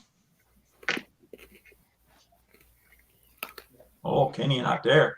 Mm-hmm. Boy, Mike's video was a great video. I'm glad he's out of chemo. And he looks good. Yeah, same here. Like I replied to him, I should have sent him a Heisenberg hat. You should have sent him what? I'm sorry? A Heisenberg hat. How good would that be? Yep. Huh? Send him the Heisenberg hat. He would rock that thing. He does look a lot like him. Yep. I'm going for a road trip. You going on a road trip? Yeah. On call. If anybody else wants to jump on, I got it. Did you make any new barrels yet? For anyone else? I got yours almost pretty much done. Well, I'm not worried about that. I was just curious if you've done anything else. No, I'm working on I've been working on AR builds. They've been making me, letting me build AR or 350 Legend barrels out of the CMMG barrels. I've been making. There you go. And putting them together, getting better at building ARs. That's for sure. I could pretty much put one together blindfolded. Cool. Attaboy. Now, CMMG is making a 358 diameter barrel? No, they're not. They're making just the typical. But I told them that's the only only barrel manufacturer out there that's doing it right with barrel extension. So. Yeah, PSA's got them now. They're uppers. I get emails all the time. They're probably 356. Yeah, they're typical 356. But a lot of people are jumping on board. There's a new gun shop over here by Needles that just opened up, and somehow word got around from Bobby, and Bobby told him I was making a bunch of stuff, barrels, and I've been making stuff for him too. Cool. I'm proud of you, buddy. Proud of you. I'm learning. The cool thing is I don't have to log anything in yet on my FFL. I've been using their FFL basically. So I'm pretty happy because they're getting audited like crazy.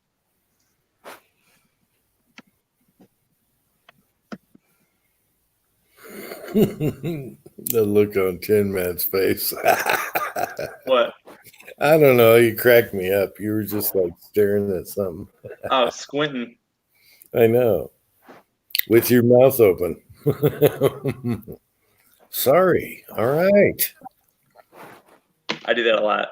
Forget I'm on camera. All right. Who stuck you? Is that Meg? I don't know, but he said it'll be fine. So obviously he watches Meg. a lot.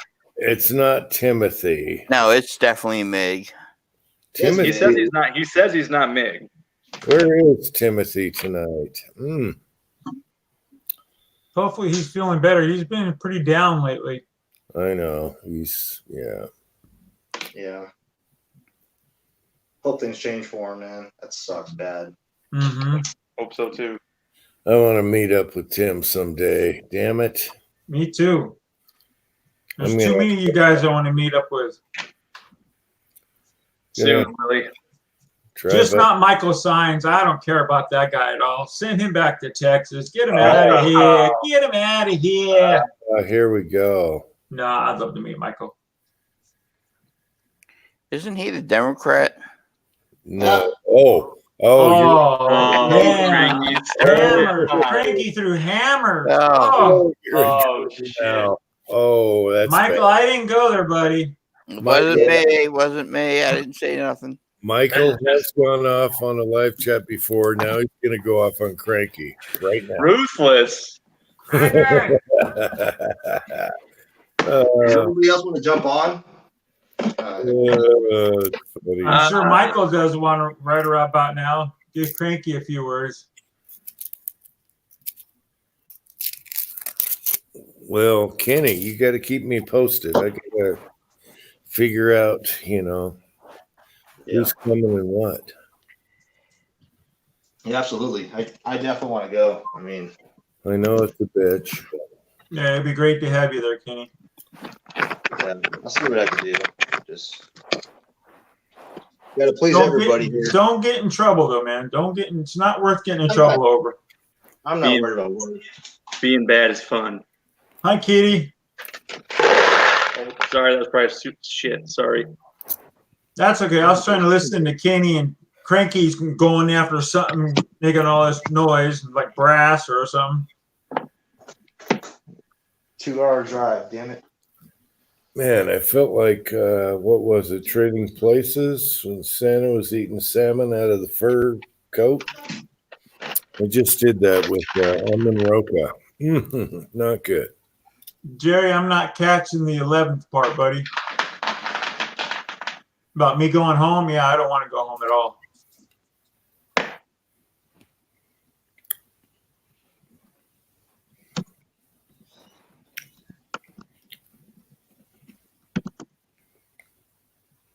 Michael wants to do a road trip with you there, Tin Man. That'd be awesome. I'd ride down there. I think Tim's probably only like 5 or 6 hours away from me, and Michael's about the same distance, I think. Yeah, I like to go take a flight to see Treen, Michael Steins, and the Georgia Boys. So I'm going to do a GoFundMe page for my own fat ass to get me to Georgia. We should go in April and go to Dead Zero. Yeah, that'd be great. Because then you can see a lot of us, because a lot of us are making a trip down there. Yeah. I gotta do something I swear I'd never do. Put a GoFundMe page up. Get my fat ass out there. Yes, I'm wearing fur, guys. Uncle Joe is correct. Yeah, you are being quite the pimp daddy right there, laying down with the fur. Right here. Broadway Joe. I just rewatched his Football Life, part 1 and 2. It was an awesome story. Wait a minute. You're wearing that fur. Where's Leon? He's right above me right here. Okay. Okay, he was rocking the pack. Here, let me grab a leg. See it? See it? Michael, we don't. Yes. No Democrats allowed at that 0, Michael. Oh, that's Leon Kitty right there. See that paw right there? Mm-hmm. Oh yeah. Oh, that's funny. Here, put it, enlarge it. He's right here. How do I do that? Oh, we see him. Just click on the square above my name here. Nope, not that one. Nope. What's Okay. What's square above your name? I don't. Just where I am, click on the little square in the left-hand corner. There's no square in the left-hand corner, bro. You did it to yourself, didn't you? It's the thing at the bottom of the screen. Cooperating right now. Hang on. Yeah, bitch. Oh, he's making a moaning sound. Oh my God! You turned. Oh my God! Salmon. Turn to salmon. Salmon. Everybody's salmon. Oh my God! Okay, where my picture is, there's the left-hand corner. Just click on it. No, there's not. He's squirming. Hurry, hurry. No, there's not.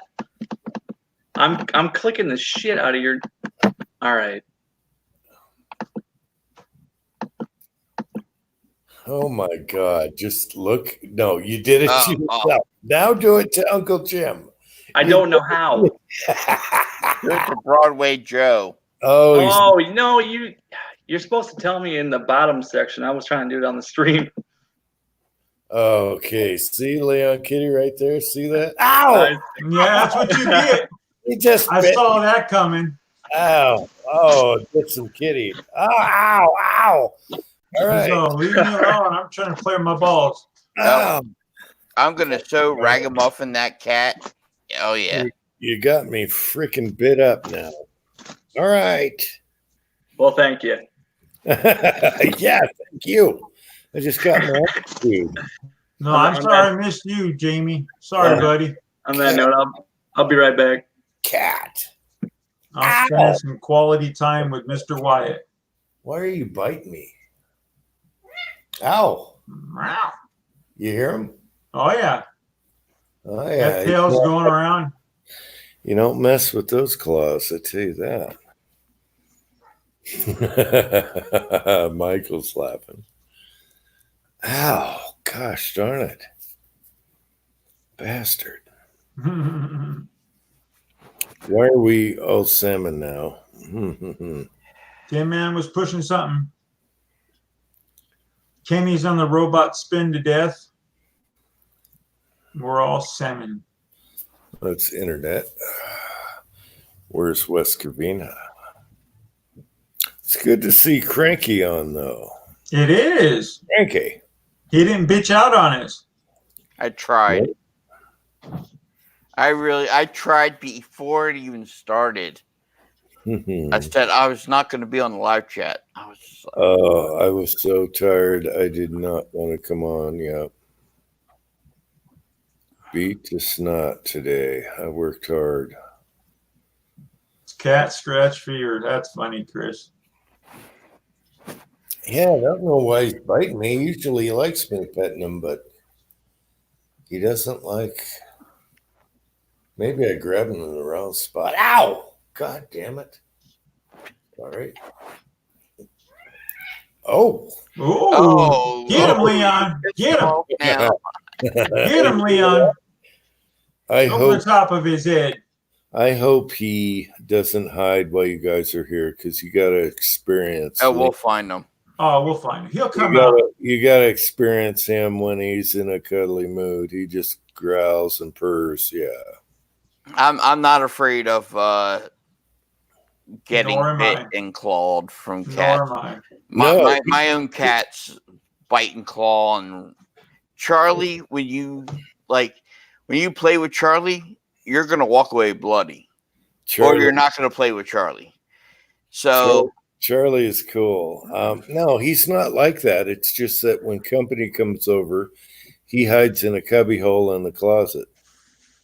So I'm going to have you guys feed him or something, or feed him water from the faucet or something. You bring a big ass bag of Once he catnip. trusts you, you can just cuddle on him all you want. He's gone. He's awesome.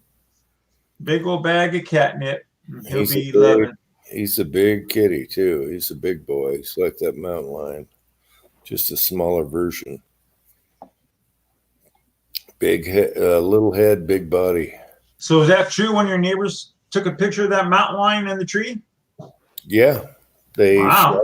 shot it that day I took the video. Yeah. Oh, they shot it? Oh, good. No, they took a picture of it. They didn't shoot it. They let it go.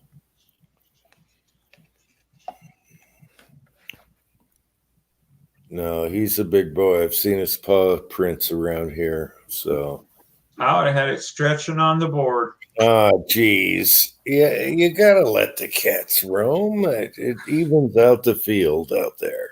There you go, Pat. It's a lot of brass. Gonna go dry some brass. Be right back. Wow. Okay, guys. Thrift store had a food dehydrator, a huge one, $3 or $4. But somebody cooked beef jerky in it, so no, it's not a brass dryer. But there you go, brass dryer, $3 or $4. Might just clean it out and use it. Yeah, I didn't bother. I put it on top of the furnace. I'm good. I bought mine from Walmart. Yeah, I just put pants on top of the furnace to dry the next day. Summertime, they go out in the sunshine. They're dry in a half hour. Yeah, but my birds steal them off mine. When I put them out back, the damn birds come after the shiny brass and steal them. Well, put a little screen on top. Yeah, I did the towel on the hood of my car once, and that was before they did the red flag laws here in New Jersey. I got enough neighbors walking the dogs, eyeballing me when I'm casting bullets in front of the garage. I'm thinking, I don't want to bother. So I use, I think it's the Hornady, dress briar or whatever it is. Like I use that. I would love to be able to just put them out in a towel in the sun, but that's too much attention. That's funny. The neighbors think you're a wacko. Oh yeah. I've been out there casting, right? Because I put my casting table. I got a stand-up table on wheels, and I'll wheel it right to the front of my garage where I open the garage doors. It's at, halfway out the garage door. If I tried to close the garage door, it wouldn't shut. And I'll be casting, and I'll see the same person walking the dog back and forth, and eyeballing me as they walk by. It's just like. Yeah, but you have a huge backyard. Why don't you dry them out in the backyard? I don't know. Garage is in the front. I don't. Your backyard is huge. Just wait for the sun to be on the backyard. Yeah, I could dry them out in the backyard, I guess, but I can't avoid casting. Casting has to be done. It'd be too much of a headache trying to cast in the backyard. So I have to cast in the front yard. Use one of those hospital curtain things on rollers and just stick it in front of you. What? Seal off my whole driveway? Yeah, there you go. Just park the truck in front and cast. Yeah. That'll work. Park the truck in front, cast behind it. I'm telling you, I got nosy neighbors. Tell them to screw off.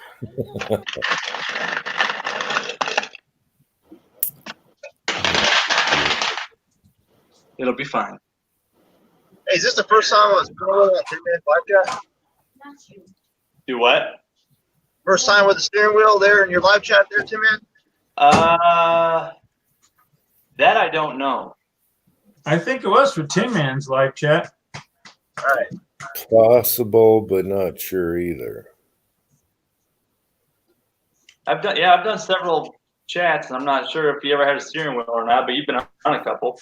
It's not the same without the steering wheel. You must be christened with the steering wheel. Mm-hmm. How many hours you been on? 2.5, 2+. Wow, that's it. Yeah. Well, I was lollygagging for a while, so he's a gagger. don't be Hey, telling people that. how about? Oh, you can't show it on live, but you put a fiber optic on your LCR. And I was just upstairs and I was gonna grab it, but I'm like, ah, shit, I can't put it on a live stream. So, yeah. Isn't that un-American? Yeah, go ahead, show it. That's so un-American. Show it. Frankie, show it. Yeah, they're just going to get rid of this one. We've already been on it. You went with what, yellow or green? Green. Hammers, guys. Tell them to show it. We want to see how good these algorithms guys are. Show it. Trouble. Now, yellow or green? What was it? What color? Green. Okay. They either A, are watching us, or B, they have a computer watching us. That's so what. Show it, and let's see what happens. Well, the video on Hank Strange's channel said that they pretty much told him they were going to have people watching, like narcs, snitches. But every live stream, every second. Do you know how many people in the U.S. have nothing to do on a Saturday night? They probably pay them $50 or something to do it. I bet. My question is, I feel sorry for the son of a bitch who got to sign this channel. Well, my question is, they have to sit and watch us. Here's the thing: just like YouTube's on casting or whatever, does it count for your past videos? Because I got a lot of lives with guns in them. No, that goes all it does for casting. They consider that like recorded. This is just live. And I think it's only after the first of the year, I believe. However, all your previous videos casting, I got removed for casting after but that was a different policy. They changed the rules, and then they go back and delete you for when your rules were okay. I don't appreciate that at all. That's typical libtard bullshit, Democrat bullshit. I didn't know they removed any of your videos. Yes, I've been deleted. Yes, and warned. But you know what? Does that stop Uncle Jim? No. I'm not. Keep one. That's going to be a showcase. Best of the year. Not a pussy. I've had videos deleted, and they can kiss my ass. Screw them. I'll go down in flames of glory, baby. Attaboy. As an American in the United States, a law-abiding citizen, bitches. So I'm going to keep doing what I'm doing. If they want to knock off a law-abiding citizen, they can kiss my ass. Mm-hmm. That's all there is. Kiss each cheek on me. I don't care. Get that right, boo-boo. They can kiss daddy's ass. That's right. Big old yes. All of a sudden, the live stream has ended. This is Good Man's fault. This was Uncle Jim's fault. It's YouTube's fault. Yeah, sack of shit. You can't change. Try to look up Tin Man's channel. Goes doo doo doo. He's an astard. He's an astard. Let me rant for a minute. This is what gets me. They change the rules, then they go back on your older videos when the rules were okay, and boom, take them out. Yeah. There's a name for that. It's called ex post facto, and that is unconstitutional and illegal. Have you ever seen Silence of the Lambs where they're eating a piece of the brain? Yeah.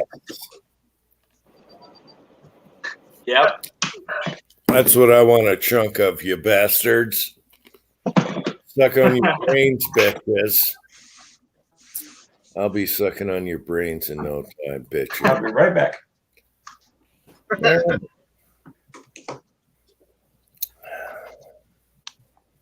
Nah, screw them. I don't covet. If they're going to kill me, they're going to kill me. Whatever. The big channels covet. Hello, Clarice. Yeah, they covet. They worry about my channel. They're making money off of it. Well, screw them. I don't give a shit.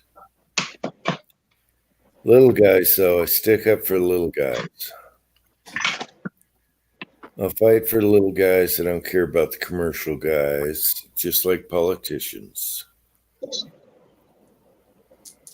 Trump, it's been pretty quiet about Virginia lately. Right. Be funny about that. Yeah, the thing is, Virginia's been screwed up for a long time. And my ancestors came from Virginia. I thought they came from France. Frickin' Virginas. Hey, don't be talking no France stuff here. Virginia's a bunch of Virginas. That's what they are. Yeah. I never would have thought the Commonwealth would be taken over like that. That's kind of screwed up. It's not. Look at the map. I know, but you have a couple little blue dots that it's gerrymandering. That's how they get control. That's how almost every state is, except for California. I mean, even California's got a bunch of red. Yeah, I'm gerrymandered into Adam Schiff's district. Before that, I was. Oh my God, we can blame you for Adam Schiff. Oh my God, Pat, vote that asshole out. Did you just? Oh my God! Oh my gosh! Did you just say that? Shifty Schiff. Oh, that's all Pat's fault. Oh my God! Shifter. He's a shifter. Hey, yep. Mario's here. Hey, Mario. Mario. I hope you're not in shift stick. Pat, that's time to move when you're in Ship's district. I'm sorry. The guy's he's a pedophile. You can tell by looking at him. Oh, worse. The only thing worse than a pedophile, I just found out about him, he's a vegan. Oh, man. A vegan pedophile. He's claimed to be vegan, I bet. The only meat he eats is veal. That guy is the biggest piece of shit I've ever seen in my life. Oh my God! Sack of shit. Oh my God! What happened? I can't look at him and not want to just slap the crap out of him. Gosh. What happened to tar and feathering in this country, people? That guy needs to be tar and feathered, and oh my gosh. As degenerate youth, I'm kind of glad they don't do that anymore, because I would have got my ass tarred and feathered a lot in my childhood. We got to bring back tar and feathering. There's a lot to do in the house, I tell you that. There's a lot of tar. Yeah, they'll call a green,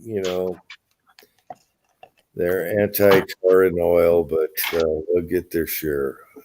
They need it. I actually think he's worried, though.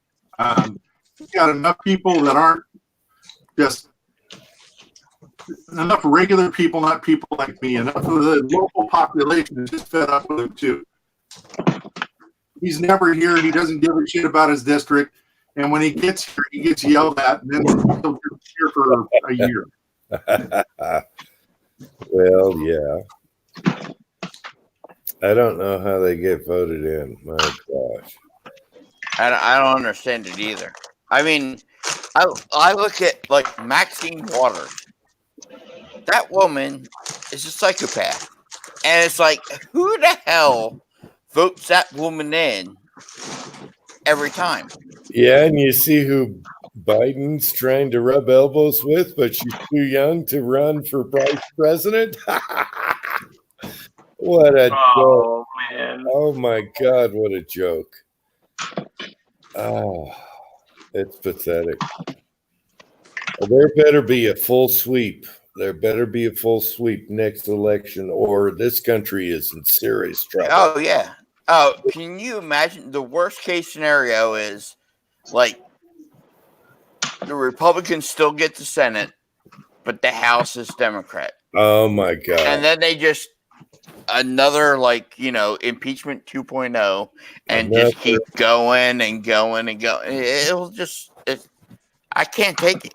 They have done nothing as far as what they're elected to be, and if they do that, okay, if they do a clear sweep this time after all that's been going on and all the wasted millions, our country is screwed. Is it true since he's been impeached he can't run again? No, it's not. Where are you looking at the couch? It's not even true. I heard that from my wife. No. He's not even impeached. Yeah, he's not even impeached until Pelosi sends it to the Senate. He hasn't even been impeached. All there has been is a vote to impeach. All right, your wife must be listening to CNN or something. Yeah, MSNBC or. Well, hey, don't jump the guy's ass because you didn't know. I mean, if he didn't know, he didn't know. But yeah, but he's not watching. Sorry. No, I'm not. Some people aren't into it. Some people don't like getting pissed off. People listen to the wife. Listening to the wife is no bad no. Yeah, no bad no.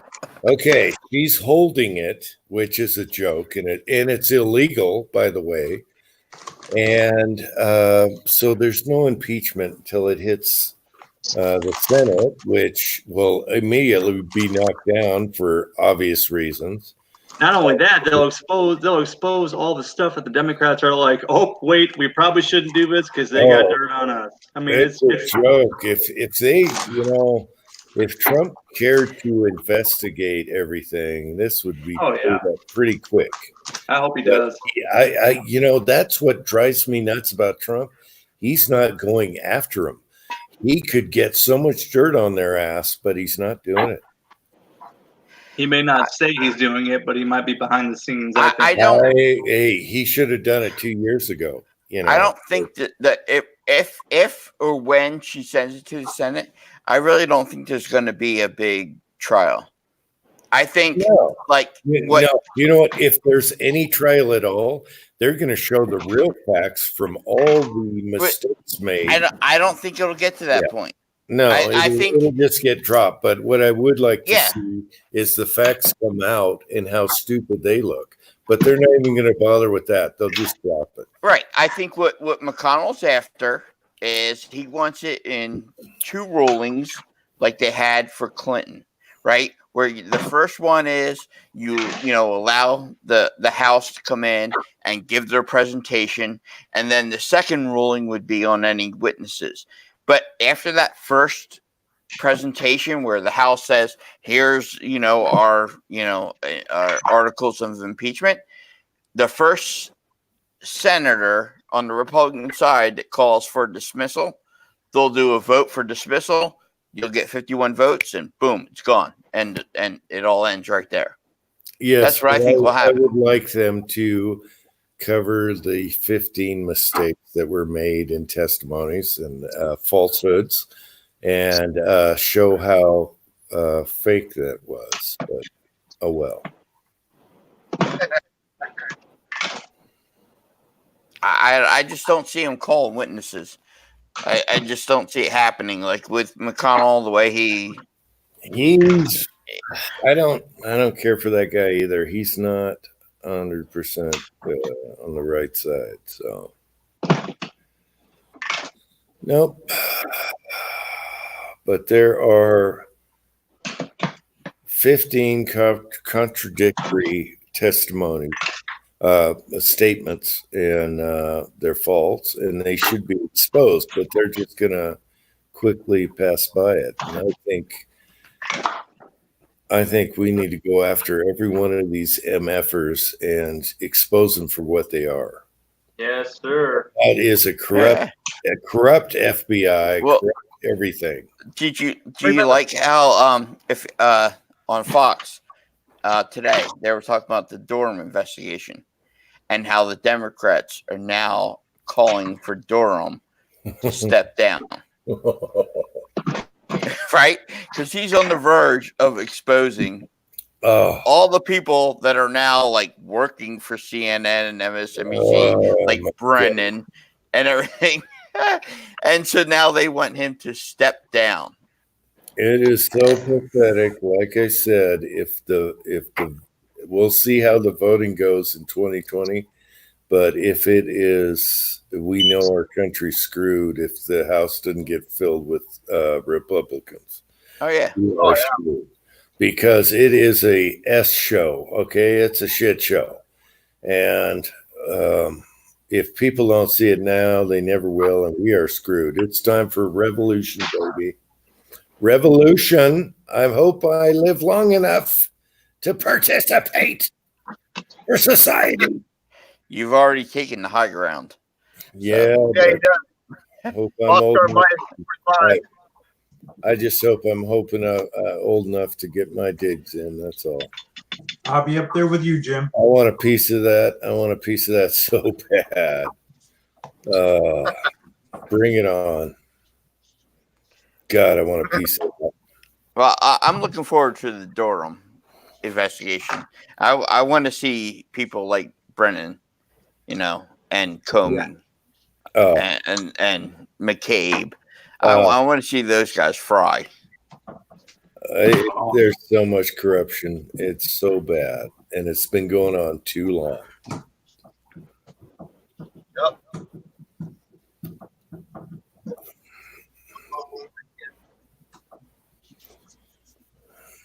Ooh, that's a little hot.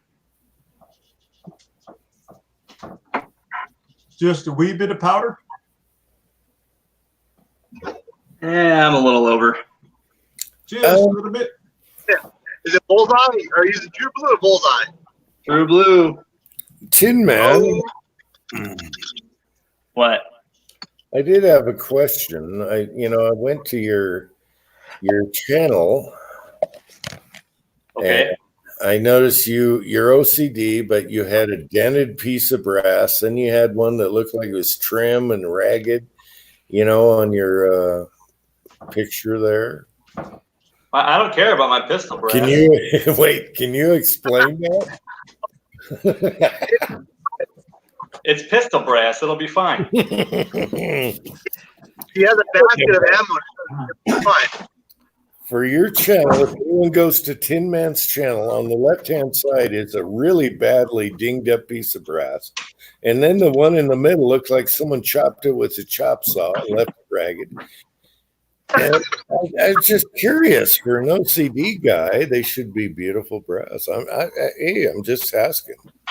I never said I was OCD with my brass. Get him, Tin Man. Get him.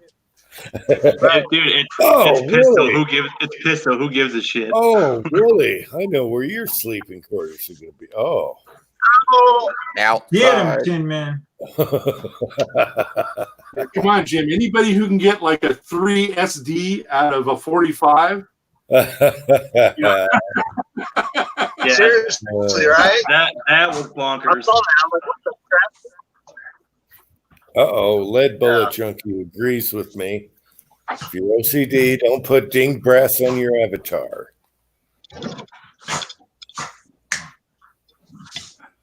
So yeah, that extreme spread of 3 for those 4 shots was like, what?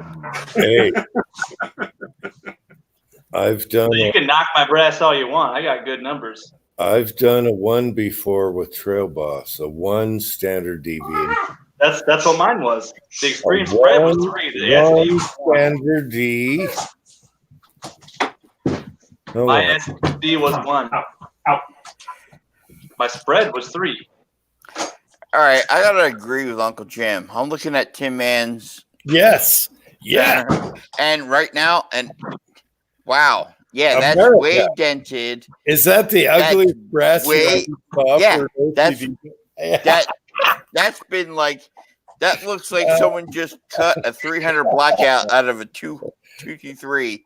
Like that. Look how thick that is. Right dead center. For an OCD guy, that's the ugliest crap That I've ever definitely seen. needs some chamfering and deburring. You know what, Cranky? By 24 hours from now, it'll be totally changed. Neat brass. Oh yeah. No, it won't.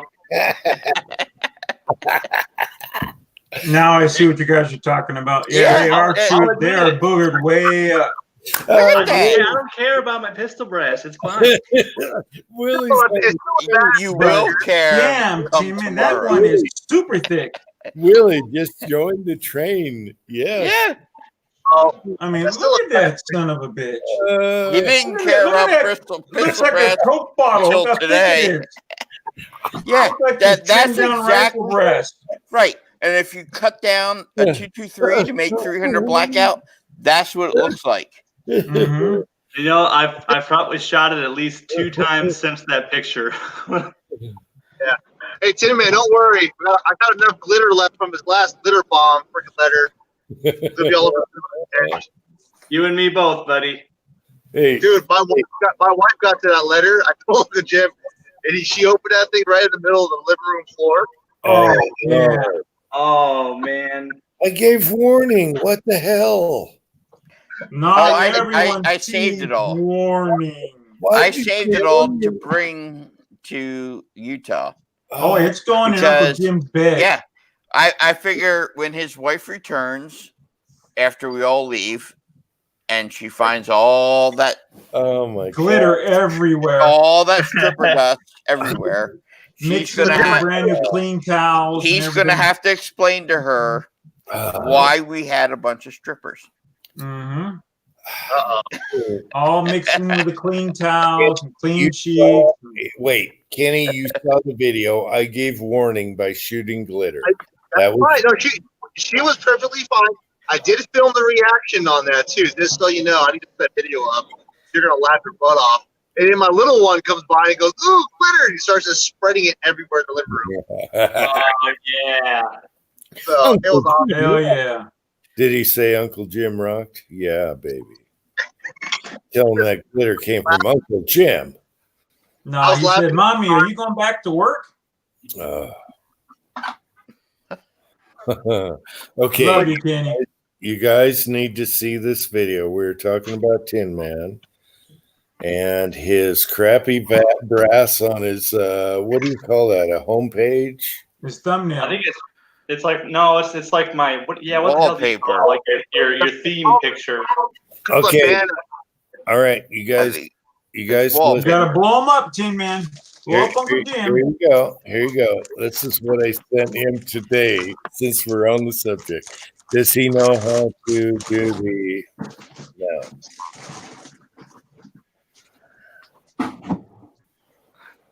I can't see it. Do you know how to enlarge each person yet?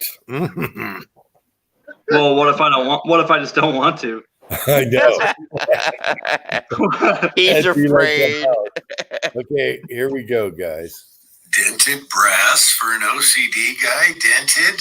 That looks like it was cut. That so I can post a link to it and tell people there's live chat somewhere else tonight. Nag, nag, bitch, and moan.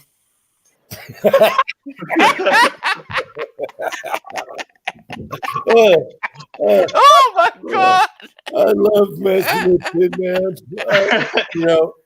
Man. Tin Man has to be the guy I screw with the most, but I love it. I love it. That's fine. Laugh it up. Yes, we are, Tin Man. I'll go under my blankie.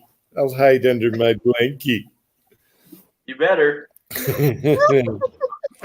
Oh, that was so funny. I love you, buddy. Right about now, I'm happy Tin Man doesn't work for Delta. Hey, or he'd be sabotaging my flight.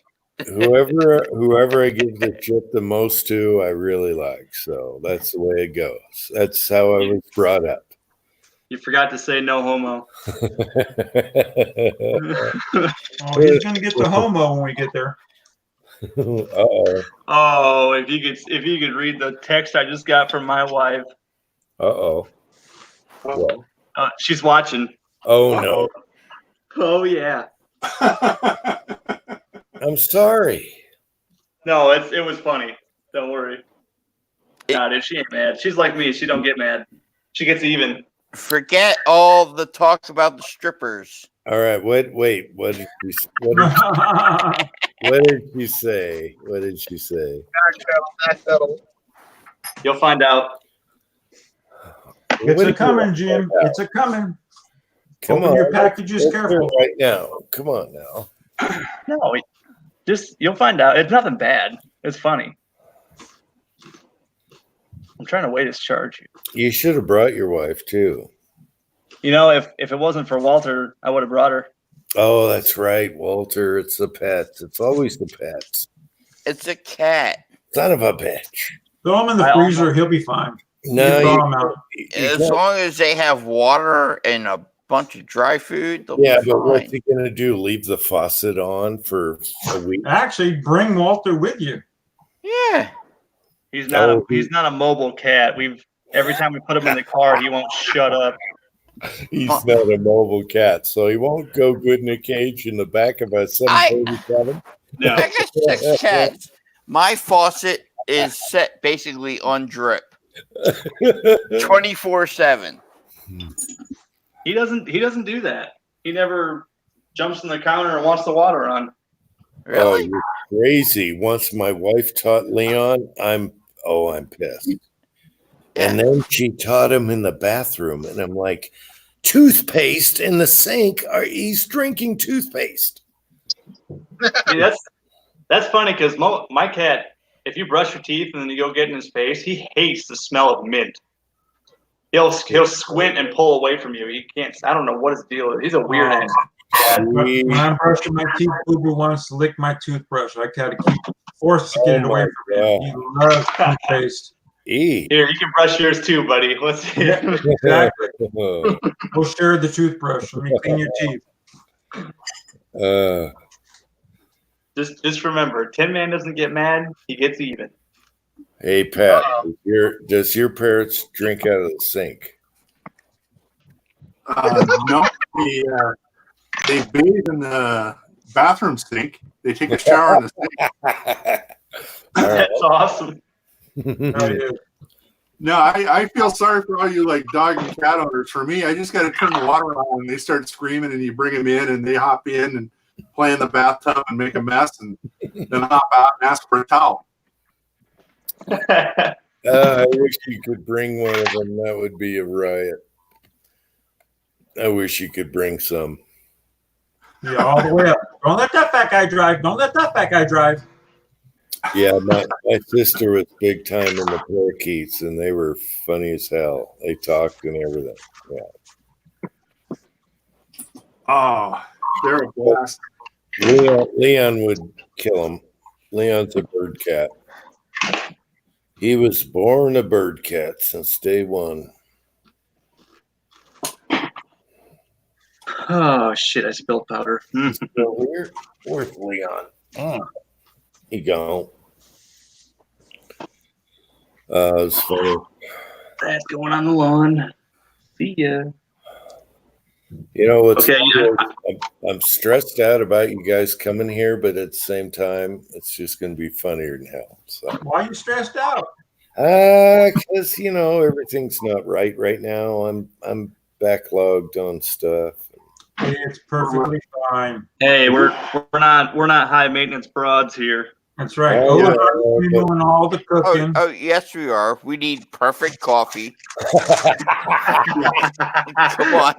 Oh, yeah.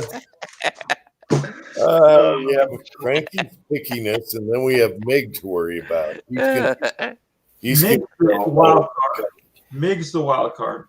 Oh, if my coffee's not perfect, I'm dumping it in your face.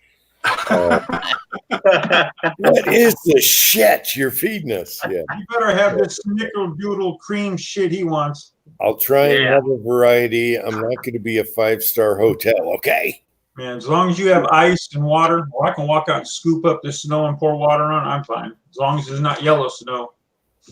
All right. You got to watch out for that. But Willie, you're a picky eater, so I don't know. No, I'm not a picky eater. Yes, I just don't eat fucking watermelon or pineapple. And I'll eat everything else you guys make, even if it's un-American, like pizza and all that other crap. Do you like inch lasagna? I'm gonna jack up some Why? inch lasagna right in front of Cranky's face, going, this is some good Italian stuff. No. It may be good, but it ain't close to Italian. I'll slurp it up right in front of Hey, you. Cranky, do you make meatballs? Because I used to make. Of course I do.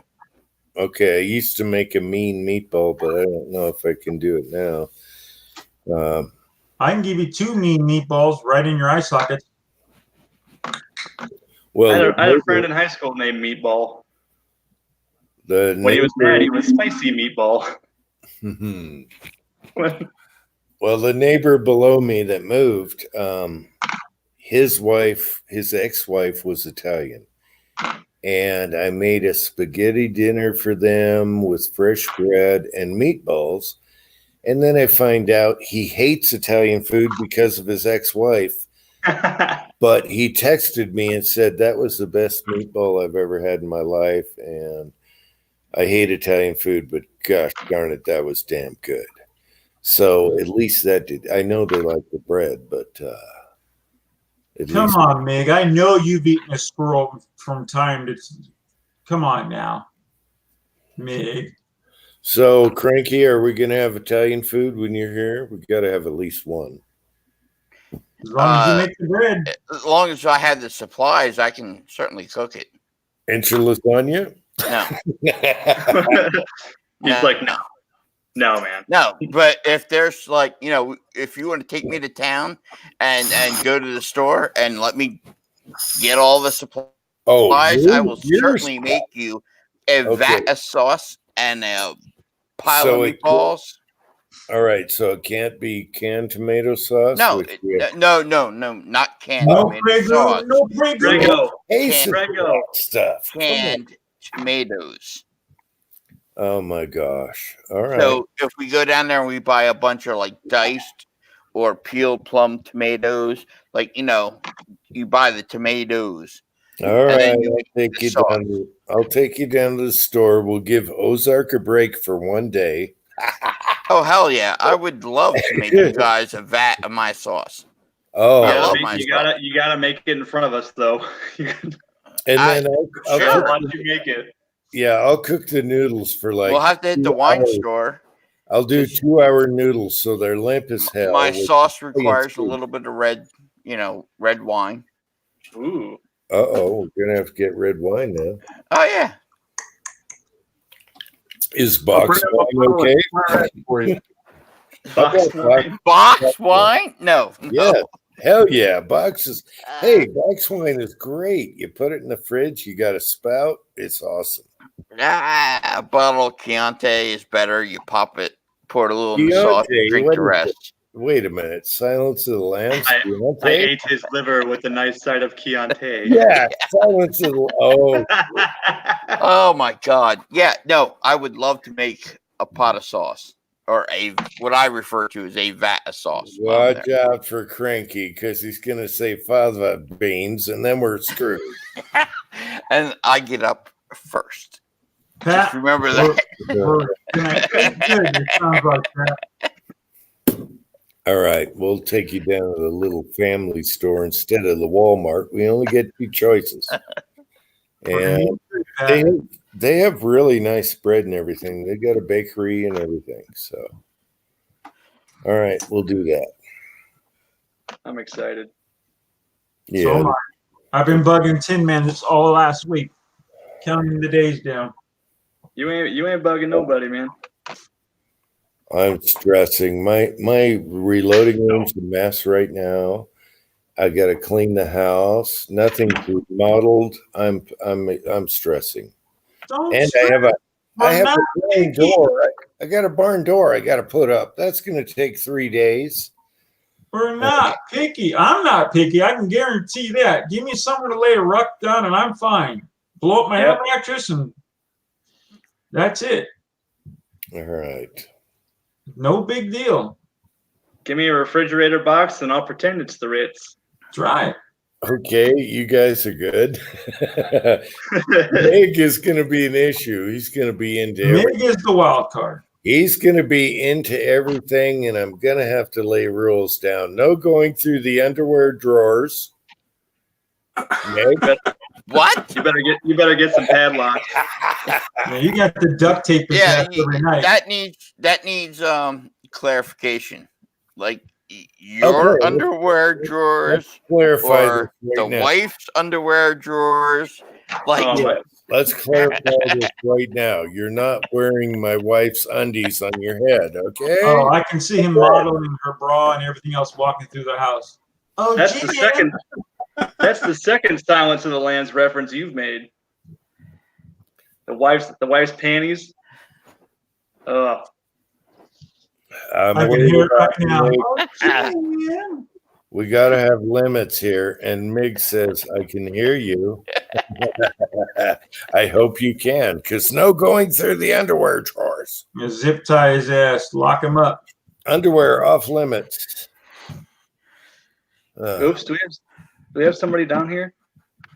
Oh, we did. Shit, I'm sorry, whoever was down there. Oh my gosh. Hi, Michael. Michael, if you want on, let me know. I'll shoot you an email. Well, just ask who was down there. Well, yeah, whoever was on. I'm sorry. Yeah, that sixth person you can't see. It's hard. You need to set up the bing. People don't get it until they do a live chat, and then they notice that the sixth person is hard. Yeah, I have the dinger on even. Well, he needs to hit the private chat to tell us that someone's back there. You're smarter than me. I always forget the dinger. Hey, I turned it on before I went live. I mean, that's okay. I got an email from StreamYard, and they said you've used up your hours until the 6th of January. Perfect timing. Yeah, so right when we'll be there. And by the 13th of January, they'll be saying you've used up your hours until the 6th of February. So that's why it was, I could have pushed it, and then they put me at the 30th of January, but I wanted to make sure from the 8th of January on we have live, because we're going to do 8 people sitting here. I want my minutes. So yeah. Yep. I think. Even if you do run out, one of us can fire it up. Don't you think it'd be fun? I'll put it on a carousel, and we'll just do a live where you can just turn the little carousel thing and talk to each one of us. Yeah, that'd be fucking awesome. Oh yeah. Sorry for the beep. I don't have the deal in here. That's past midnight. All right, we can swear on Tin Man's channel. Fuckity doo dah, fuckity yay. Okay, well, hold on. Let me just get my firearm. That's fine too, man. I don't care, but. So anyway, you guys, I want you to have fun. We'll shoot all kinds of firearms. Don't worry about anything. Use up my stuff. We'll reload whatever we want to shoot that's left. But I got a lot of crap we got to shoot up anyway. M1 Grand, the FAL, all that stuff. I got lots of that, so don't worry. The FAL? FAL, yeah. FAL. The FAL. The 308 FAIL. Don't be saying FAL like that. That's the FAL. FAL. That thing, FAIL. FAL. That thing is one of the No, they don't fail. Those things are badass. Badass rifle ever lived. I tell you, the most used battle rifle 308. And there's a reason for it, and you'll know why when you shoot it. It's easy to clean. It's nothing to it. I can tell you the ones I want to shoot. I want to at least look through the Trijicon, the real Trijicon. We'll stick the Trijicon Right. on anything. I want to shoot the Foxtrot Mike 45. No. Why not? It's a Uncle Jim wants to shoot it too. I'm not happy with that, and I've showed that in videos. The 9 is awesome. The 45, for some reason, is picky with reloads. It's not like the 9. Frick the 45, the Well, Foxtrot shoot us some 45. factory. Don't buy the Foxtrot 45. Have you talked to him on And it? I want to shoot your lever gun, the 44 mag. That one I like. Good. Yeah. Did you talk to Foxtrot Mike on it? Tell me I you're having talked to problems. him before. It's designed. It's for PVC and shooting wolf 45 ball ammo. Fuck that. I want to shoot reloads. I want to shoot semi wide cutter reloads through it. And if it doesn't, okay, let's put it this way. My guns have to be 100% reliable, or I don't trust them or like them. And this is the 45 is not one of those. Time to make it a 10 mil.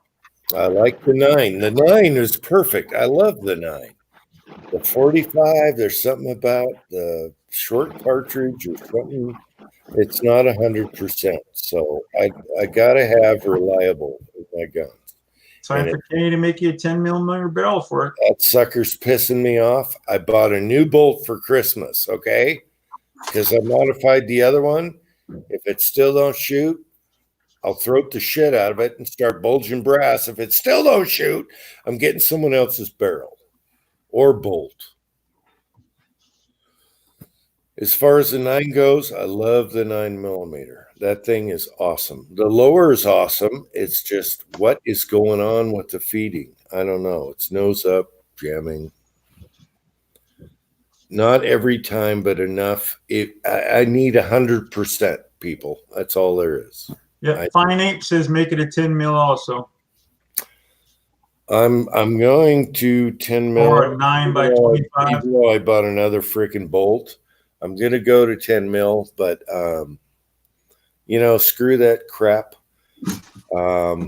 If it works in 10, I'll buy someone's 10 millimeter upper and do it. But or barrel, I'll try that. And bolt, I got to buy another bolt. It's just been a pain in the butt.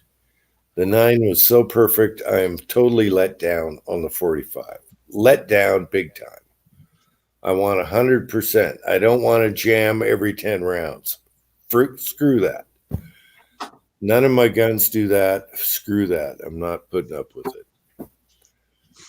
So they can pound sand on their 45. All righty. So there. Well, then I highly recommend a Winchester 1873 and 38 357. Oh, wait a minute. They run like butter. They'll never jam. What does that have to do with 45? Because it'll never jam. And I bet you if you got one in the 45 long Colt, it would never jam. It would just run like butter. Sewing machine? Like a sewing machine? You know what, Cranky? I might get into 45 long Colt. It depends if I run into the revolver first or the lever first. Then I'll go that way. But until then, it just happenstance. It'll probably be a lever or a revolver first. Yeah, a cowboy gun. Anyone who goes to the Georgia shooting connection thing in April, I plan on bringing a ton of 38 special 357 ammo to run through that thing, and anybody that wants to try it can Wait try a minute. You were talking 45 Colt. No, well, I'll do the 338 357, the one I have. The next one. My next lever is going to be a 357. My next, I have a tough choice. Wait. You know, I gave up a Winchester when I moved. I sold a 16-inch. I sold a beautiful unfired 16-inch Winchester when I left to get here. And that's the one that's kicking my ass. I should have saved that one here. It was too pretty to shoot. It was a trapper. No, they're none of them are too pretty to shoot. Well, this one was pretty damn pretty. It had burled wood and everything. Mine has burled wood. It's beautiful, but it's not a safe queen. But the 45 long Colt that I want is a limited. There's only 300 made, and it's in maple, and it is beautiful. Octagon barrel. It's beautiful. Does it? You can go on a plane, in the luggage, and get stolen and knocked around. And no, it's not getting no. No, my choice. Here's the thing. I really want that maple 45 long colt. And I'm taking my earplugs out so I can hear if my son's playing video games. But for his graduation, he graduates next year. Oh, I've toyed between 4570 for him or the 45 long colt, even though I really want the 45 long colt. So I don't know which way I'm going with that yet, but my next lever gun will be either that 45 long colt or a BLR in either 308, or if Georgia Boy keeps talking me into it, 7mm 08. So it'll either be the BLR or another 1873. You're one hell of a daddy, Cranky. I love that 1873. My whole family loves that. The wife will sit there and plink with it. My son will run through hundreds of rounds of ammo with it on a range visit. The 1873 is amazing. And I think that in 45 long colt will be, it'll be just as fun. So, Tin Man, there's a request to send a link to Kenny. Sorry, he was in backstage. I'm not paying attention.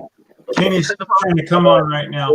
Since you're on the subject, do you know what I really want in a liver action? Is a beater piece of crap. So I can throw it on my quad that's not pretty. I want something dinged up, beat up, rusty looking. That's what I want my next lever action. Because you can take it out and shoot it anywhere. I can beat the crap out of it, and my Marlin is too pretty, and that I'm kicking myself because I saw but my rifles go from my safe, and then they get put in a bag. No. They get put in the back of the car. No. They get driven to the range, and then they get shot at the range. I'm sick of that pretty shit. I want a beater piece of crap. And that's why I sold my 357 Winchester. It was too pretty. So I want something dinged up. I can just huck on the quad, drive down, and shoot the shit out of something. Yeah. You need a 44 special leg gun, lever action. I'll take any lever action that's a beater piece of crap I can load for it.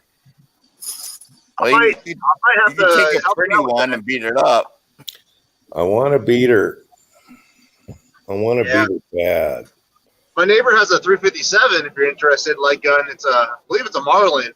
A lever? So, yep. The leg gun. Oops. All right. I'll have to send pictures. Ask him how much he wants. If you're driving up, we'll do the thing. And yes, I want a beater. I want wear. I love a holster worn revolvers and pistols also. I love holster worn. I love.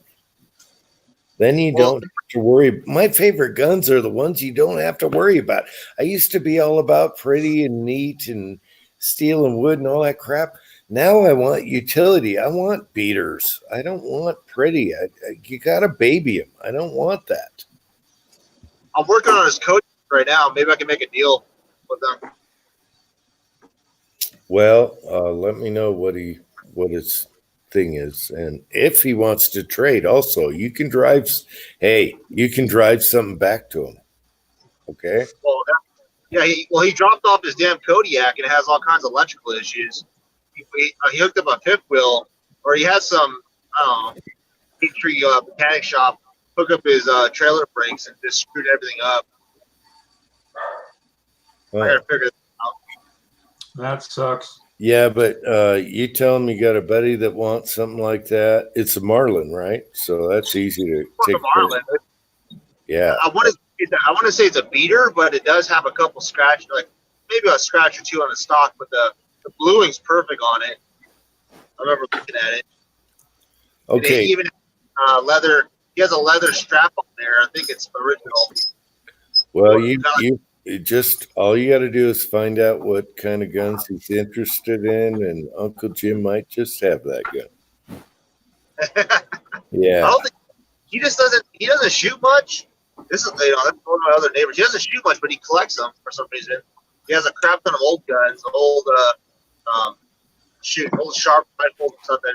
I've never seen it. I don't know much about it. He's got a lot of lever action guns. Yeah, I was going to take a picture and actually send it to Lever Gun 50 and see what. Well, ask him about the 357 and then see if he wants to trade it for something or whatever. Let me know. Yeah, a Japanese rifle that shoots 7.62 by 39. Yeah, trade away. Well, he was on it. He was about to pawn it. Like, don't give it to a pawn shop. They're going to rip you off, dude. Why don't you just hold on to it? Like, what do you really need? No, Kenny, I'll give him a fair deal for a Marlin 357. I love them because they're easy to take apart and clean. Okay. Well, I'll send you. Just ask him what he wants, whatever it is, and I might have that. I just might. Unless it's cowboy guns. I don't have cowboy revolvers. Uncle Jim, you have looks like Lead Bullet Junkie's trying to get on this deal too. He wants to know how's it look and how's it shoot. Laugh out loud. I haven't shot it, but I know when he pulled it out of his and that's the funny part, Jim. He pulled it out of his Ford pickup, 96 Ford diesel pickup, right in the back seat. So there you go. This T-shirt, he had it all wrapped up in a T-shirt. He says, "That's my truck gun." Just tell him a friend of yours is looking for one, and if he wants to trade or whatever, just let me know. Yeah. I know he's looking for a revolver, so I'll see if I can. I don't know. As much work as I'm doing to his Kodiak, he pretty much was going to pawn it to go and pay off an outdrive for his boat. No, bad, no. Don't ever sell your gun for a boat. Never sell your gun for a boat. Not for a boat. Hell no. What barrel length is it? 20-inch Marlin? It's a short little 16 or 18-inch length. Oh, okay. Talk to him. Yeah. Gosh darn it. It's one of those ones, I don't know, I call it a Terminator lever gun where you can whip it around. It's pretty short. All small. Right. Talk to him. Tell him I got stuff I can trade with. Hey, I like Jerry's idea. Tell him you can trade an 45 AR for it. That's bad. Now, come on. I'm going to put the new bolt in and give it a chance. So, I caught the gist of that. Your Foxtrot Mike 45 ain't working good, or it's just really picky with reloads? With the reloads, it will kink the brass right here, nose up. Okay. And I throated it, and I tried that new magazine that on. It's almost, I want to say 90%, 80%, but that's not good enough. I need 100%. So I'm going to play with that. I got to throw the new bolt in after I modified the other, but that's not trading stock. Just concentrate on that guy. I want that 357, especially a shorty. I'll trade a revolver. I'll trade whatever if he wants whatever. Just let me know. I think it's a 4-shot lever gun or something like that, or 4 or 5 round lever gun. You know what I'm talking about? Wait. 357. They call it. Wait a minute. No. If it's a rifle, it's more than 5 shots in 357. Even if it's 16 inch. Oh, yeah. You're talking about a hog leg or something. Yeah, well, it's one of those ones that when you're horseback riding, you just put on a little satchel next to your leg. and you pull it out of there and you use it one-handed. It's those little short ones. It's overall length is probably like, I'm going to say like maybe 22 inches or 21 inches overall length. Well, if it's a Marlin, it's 16 or 20. Yeah. Well, the overall length of the rifle itself. Either one, just get on his ass. Either one, get on his ass. Let me know. We can trade. We can do whatever. Yes. And then you're going to have to come up and visit. Or Uncle Jim's going to have to get off the mountain. Right. No, I don't get off the mountain. Sorry. I'll dangle it and live in there. The real reason. I want a 357 bad to replace my Winchester, which I should have never sold. Yeah, that's the real reason I won't send mine. I heard my name. Utah might not get it back. Yes, you'd be hogtied and it disappeared. I'll make sure Willie or Uncle Jim blows up Tannerite for that rifle then if I bring it up there. Hell yes, he's blowing up some snow. I can get Tannerite here in the hardware store, so don't bring any Tannerite. We can go get some. I want to control the amount. They don't have it in the thrift shop? I want to control the amount and then text my neighbor to let him know what's going on before it blows. Yeah. And worry about my windows here because we got a lot of glass in the living room. Bring Tannerite on the airplane. It'll be fine. The glass Pat, in the I'm living gonna bring room. that stuff out. Drop. Yeah. You know, you never know when you've got to clear a railroad. Yeah. Drop ship it. I think my wife said it'd be $5 or $10 to replace the windows in the living room alone. So no. Hey, Jim, if you forget a chance, look up railroad torpedoes. That's what they're called. What the hell? Yeah. For what? You're talking about Tannerite. It's called railroad. Back in the day, back in the 50s, that's how we used to protect our crew working on the railroad. They're called torpedoes. They're little things on the rail that you clip on, and they go kabooey. They make the loud sound. It's made out of nitroglycerin, and they put it out two miles out from the work crew. So when the train runs over it, that's how they alerted the work crew that the train's coming. So. I'll have to check out what that is. Idaho Rogers, I don't want to hear about traded off. He said he had a 20-inch Rossi 357 already traded off. I'm trying. We're hoping, Mick. We're hoping Kenny's coming if he can get the time off.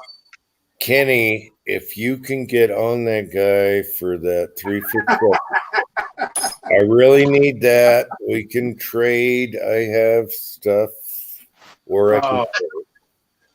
Well, you are jonesy. He already owes me labor or money for the labor I'm doing. At least I got his truck running. I just need to figure out his brake now.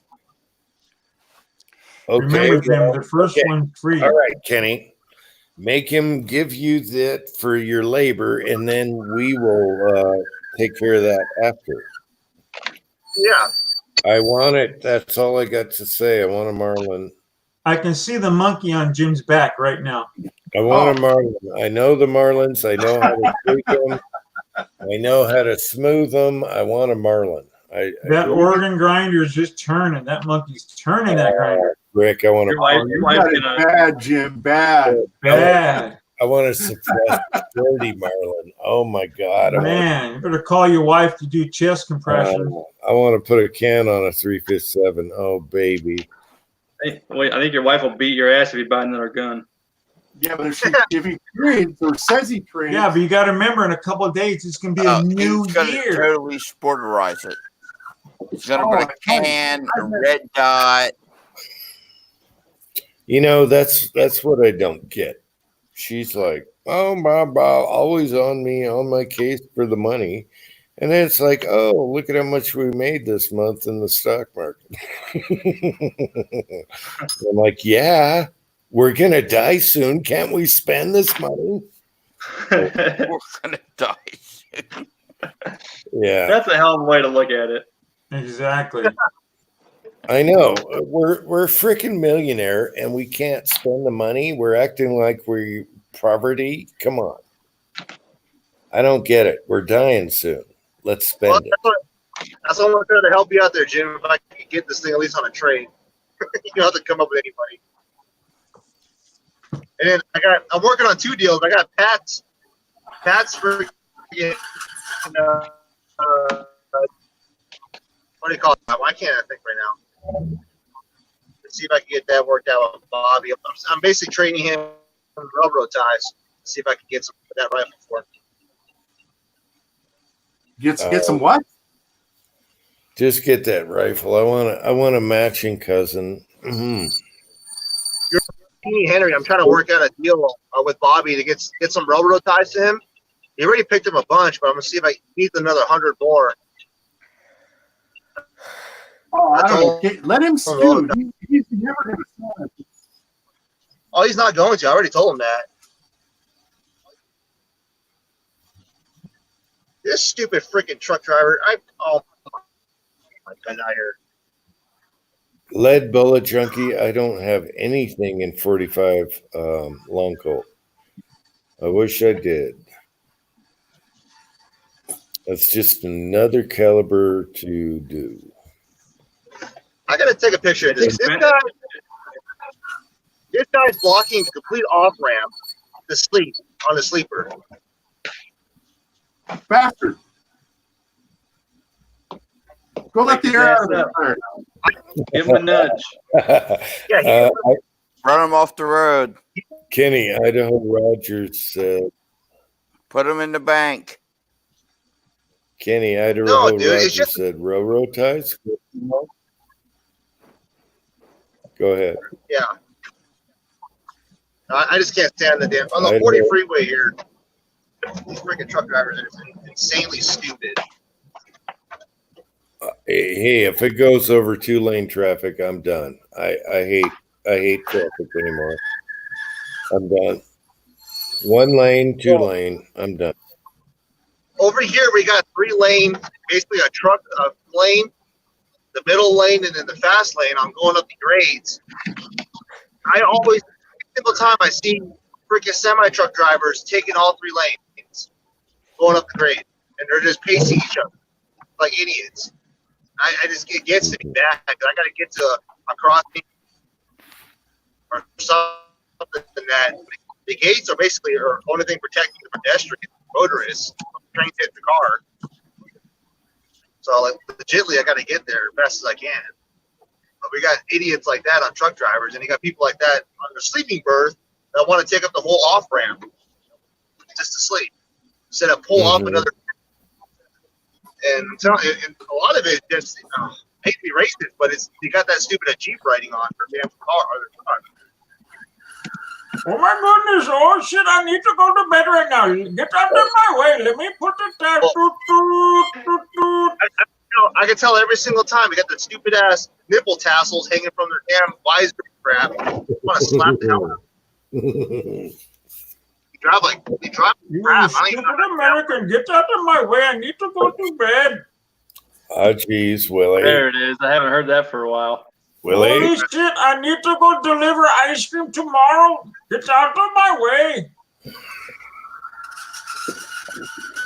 My wife is doing a triple shift. Abu is her name, yes. No, they're dangerous. During the holiday, 3 truckers caused 2 fatalities on the freeway over here because they ran them off the road. And I wasn't on the live stream because I was actually giving CPR to one of them. So, Pat, what were you showing, buddy?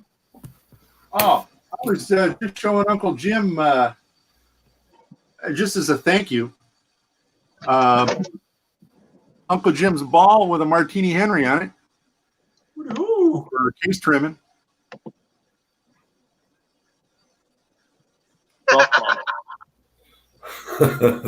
XXX. I was trying to pee, Pat. Dribble, dribble. I also stole Uncle Jim's idea, but I use a clown nose. Damn it. I like it. I got my clam hanging out. I had to unmute.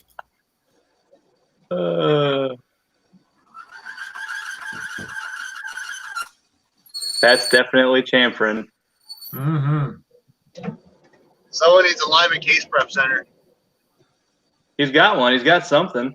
It's a Lyman Case Prep Center. Yeah. I freaking love it. Dude. I love that damn thing. Yeah. Mig sent it to him. Yeah, I'm waiting for Mick to send me mine, so I can retire my RCBS.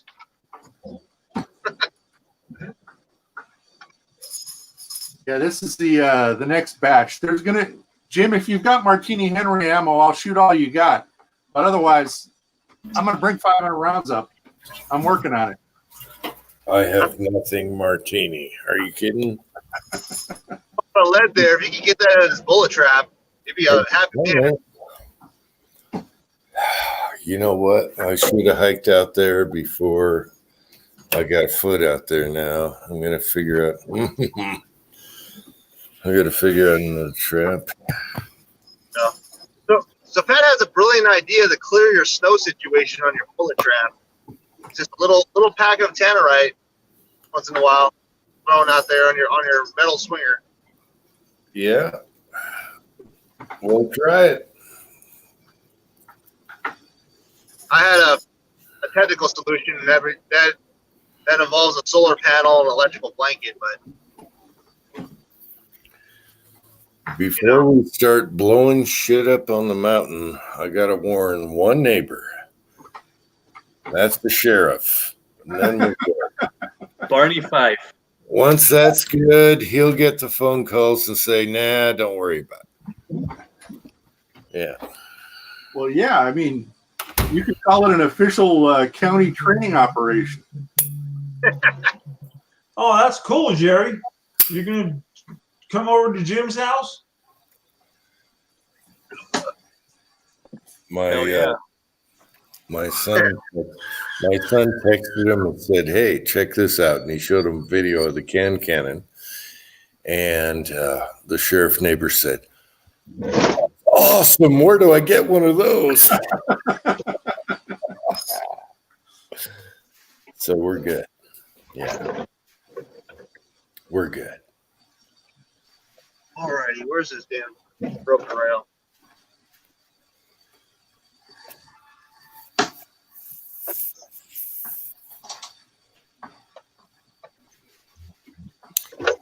Doing good, Tin Man eating lunch? What is Tread talking about? Tin Man eating?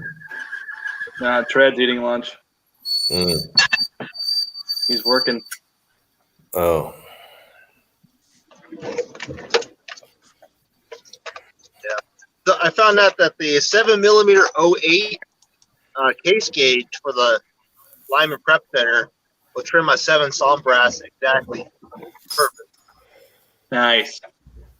You know, I saw it showed up in the side thumbnails. I watched a guy from Utah with that caliber, and he shot a milk jug at freaking 1,000, 2,000 yards, something like that. That cartridge it's kind of coming back as a hit. The WSM, really was taking it over, but now a lot of F-class shooters are using it now. They're winning matches. The 7 SOM has been winning a lot of titles lately over here. And you know who I'm talking about? He's like a short little guy, and he did it on a cold bore first shot.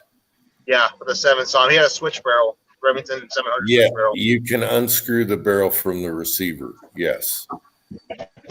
Yeah, that guy's he nailed a 1,000-yard on the second shot and 1,500 yards on the fourth shot. It's just he had that thing dialed in.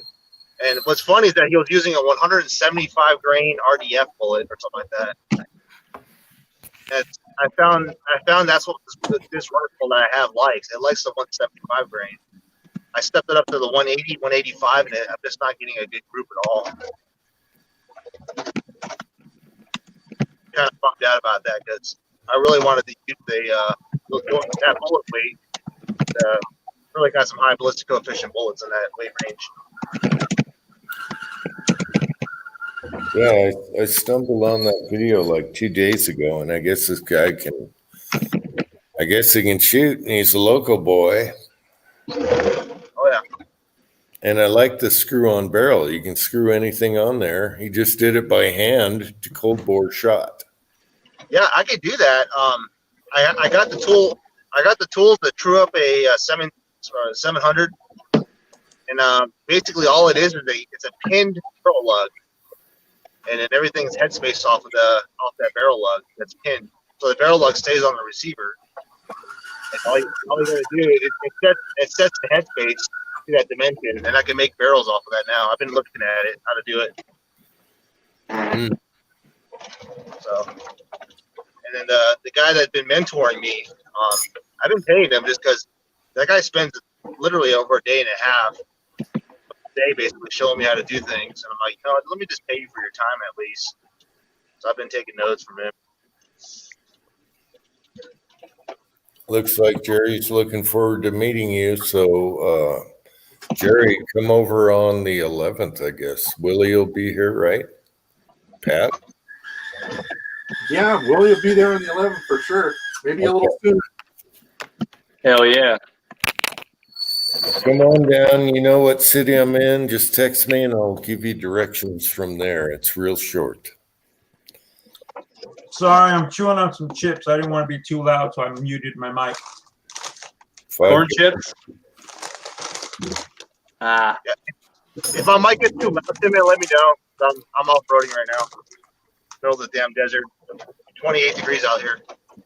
Brr. Before broken rail. 300 miles. 30 in the garage right now. I'm sure it's colder outside. I got my jacket on. It's got to be like 55 in here. Corn chips are out by my wife right now. Hey, I'm sorry, Pat, didn't do a video, but me and the son, last minute thing, I think it was 5 o'clock. We got on both quads and plowed 6 inches in like 15 minutes. A quarter mile, both ways. Oh, that is cool. I saw the fresh stuff. It's nice and powdery when it just comes down. Yeah, it was really cold and powder, so it threw over the side. We just drove down, did the driveway, did the backyard, did all the wife's cars, everything. Yeah. It's much easier with 2 people.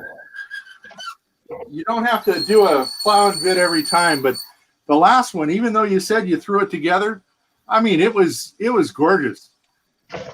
Hey, that last one, I just had the camera in my pocket and said, oh, let's take a few shots. But this time we used the quads and we flew down. We were going 30 miles an hour. Bam, we were done. It was great with 2 people. Hell yeah. Much faster than the tractor. We haven't had much for snow up here at all. When it's wet, it's a pain, but when it's dry, it just flies over the side. Yeah, wet snow sucks. Snow blower sucks with wet snow. And I did it so tomorrow I can relax, and then Monday we go down, get the mail, go to town, all that stuff. Let the sun hit the driveway.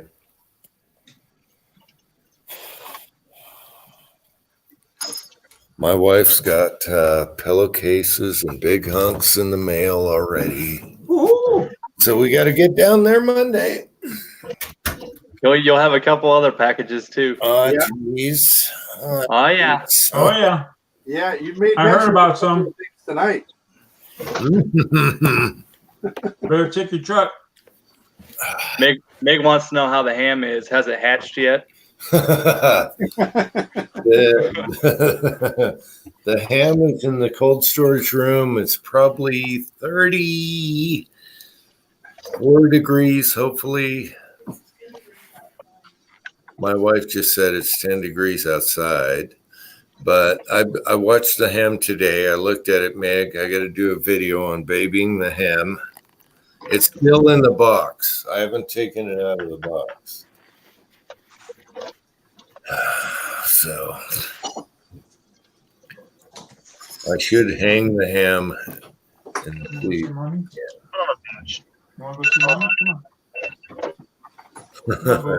How's the ham, he says. I hope the ham's okay. I hope it didn't mind being cold. Go. Oh yeah. Go see mommy. Go. Go on. Go see mommy. Go see mommy. All right. Okay, Meg, when are you showing up? Ozark's going to be the 8th because he's going to hang out with Taco. So he's the 8th. Meg is also the 8th at night or early the 9th morning, like late. Okay, that's good. I'll be in Vegas on the 5th. So you won't have to be alone with Meg.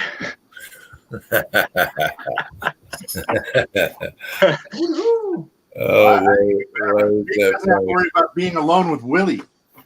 Yeah, baby. Uncle Pat, you got to hold my hand. I get scared at night.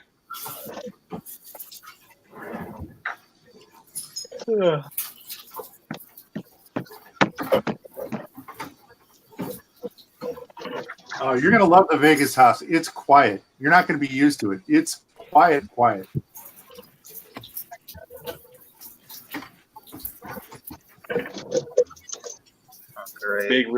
Meg really wants that ham. Now there's somebody who does some snow plowing. That his driveway work is impressive. Oh yeah.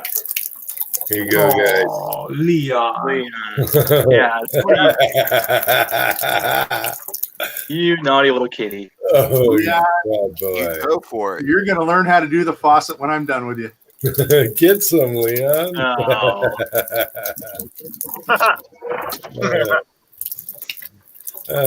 Where's my slow-mo?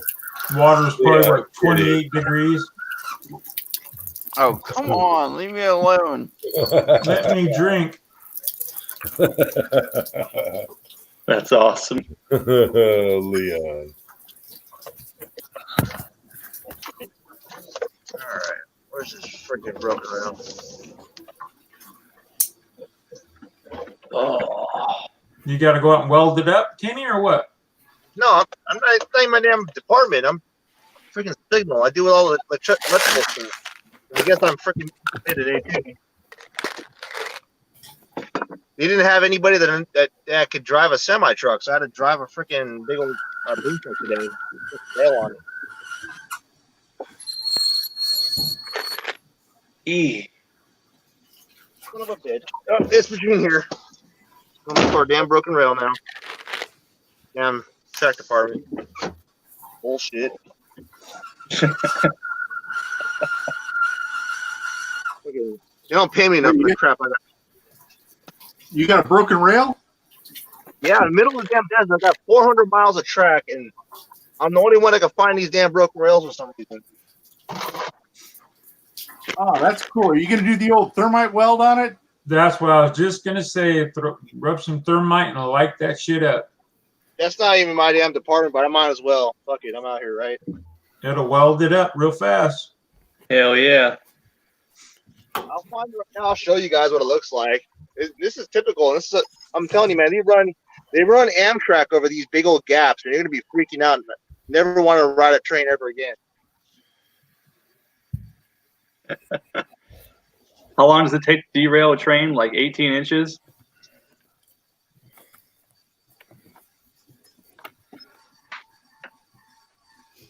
What's the biggest gap that you can run a train over, Kenny? No video from like the 30s and 40s when he tried to derail a train during World War II, and it took them over 10 feet of track to derail a train. Wow. Damn. They were having. Yeah, I'll have to send you that video. It's an old military video back when they were trying to derail a train during World War II.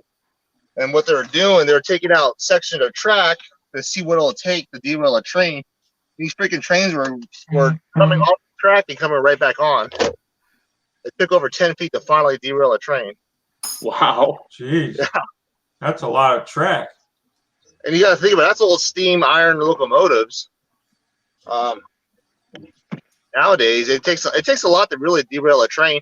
And it's funny because you know what the spacing of the rail, the measurement of the spacing of the rail, what it actually came down to. It's supposed to be like 54.5 inches or something like that. And what it is two horse assholes butted up butt to butt.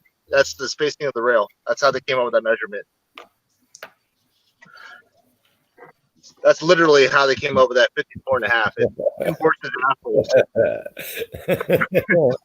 Side by side. Oh, Cranky, come on. You'll be fine. Cranky, let's not talk about plane crashes. I'm flying. I hate flying. Dude, I totally hate it. I used to like it when I was younger, and then I had a couple bad flights, and since then I lost my appetite for it. You white knuckle when you fly, Cranky? Like I said, I used to be fine with it, and then I had a couple bad flights, and it just... I understand. Yeah. We were flying back from Jamaica. Oh, and it was Jamaican Airlines, right? So Jamaica Airlines was allowed to fly directly over Cuba. Yep, you can. Yep. And, we dropped 1,000 feet. Basically, the airplane, just literally, it just banked and dropped 1,000 feet. The people that had, they were in the middle of serving drinks, and, the ice cubes in people's glasses hit the freaking ceiling. And we stopped, and then it did it again. So after it stopped, it's like, oh, God, all right, we're okay. And then it did it again. It's like, oh, shit, something's really wrong. And then, after the second time, the pilot, came on the speaker and said that basically airplane took off of Havana and came up underneath of them. And their emergency avoidance collision system took over and just banked the aircraft and moved you away. But it freaking scared the hell out of everybody on that plane. And after that, and then I had the next flight I took was a return flight from Orlando. I just had a ton of turbulence. Mm-hmm. And it was just between those two flights, I just lost my appetite for flying. It just became not fun. I know what you mean. I went to Barbados from Miami. Turbulence was terrible. Flying the tin can, it was scary. And they're trying to sell you booze in the middle of the aisle, tax free and all that. And you're jumping around like this. Yeah, but I mean, I have flown a bunch of times before those two trips, and it was like everything was fine. I did it a bunch of times, but I had two really bad flights, and it just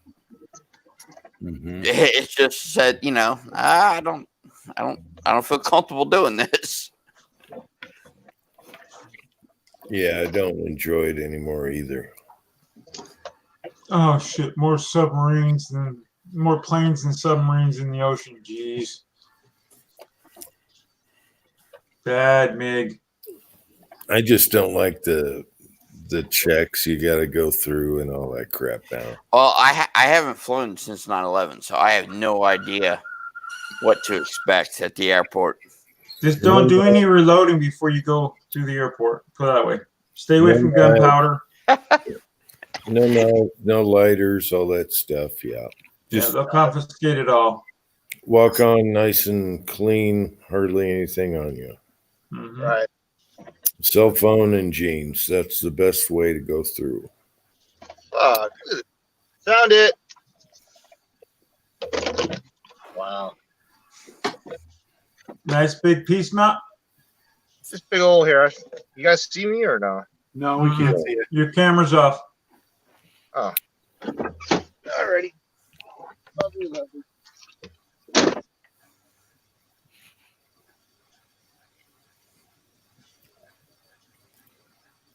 Oh. Got a flatbed. Nice big chunk out. That's why I don't take trains. Oh my gosh. How are you going to repair that? I don't. I say, ha ha, I'm out of here. Found it.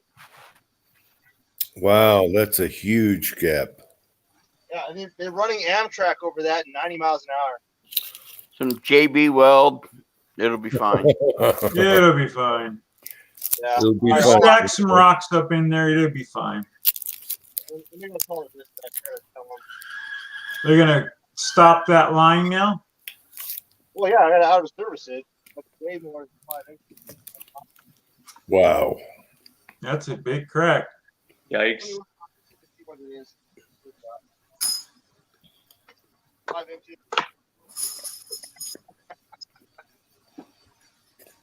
That is beyond welding, that's for sure. Mm-hmm.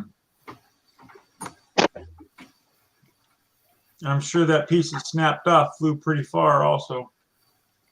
I don't think a piece is missing. They're under a lot of tension. I think it just snapped.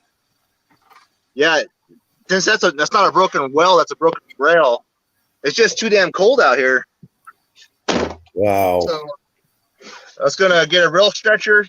In order to pull that piece of rail back together, you get this thing called a fire snake, which is basically what it is. It's a big old hay bale full of kerosene that they roll out on the track and we heat up the rail.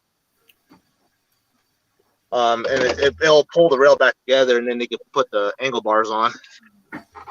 Damn. Stretches it out. Wow. And this is something that I'm not even supposed to know this. It's not even my damn department. The track monkeys, that's unskilled labor. I'm basically electrical. They're electrical technician out here on the railroad. But I know this because I've been working with these guys for over freaking 10 years now. Okay, so flying's a little bit safer. Wow. Don't know about that, Jim. I can remember taking a flight one time, small plane. I tried another rental place for a night flight. I didn't get my night currency. So I hop in a plane, and the guy says, hold on a second. The panel lights don't work, and gets his flashlight out. He says, oh, don't worry about the oil pressure gauge. You don't work anyway. And then, the thing was leaking like a sieve, and it'll be fine.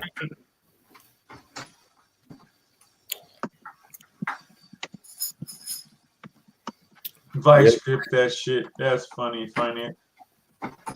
Yep, we're still up, Coates Brothers. It's only been 4 hours. Come on now.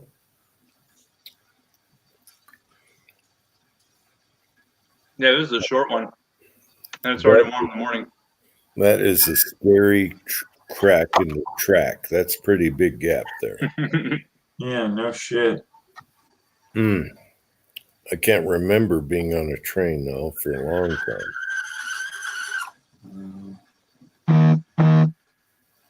Someone got a text. That was me. When's the last time you were on a train? Europe? I think it was when I was in China. China? And Uncle Jim's finding something new about his wife. China? When'd you go to China? Yeah. Who'd you go to China with? Her last time on a train was in China. Now that's scary. Yeah. They can build a pretty good train, though. China. They're fast. German trains are really good. She says German trains are German. What about French trains? Really fast one. She says German trains are really good. What about French? They're okay. Okay. Italian ones are bad. Ooh. Uh-oh. Hey, Cranky's Italian. Yeah, but She said Italian trains are bad. they go on strike and they stop. They go on strike and stop they all. stop Yeah, well, I thought Mussolini fixed all that.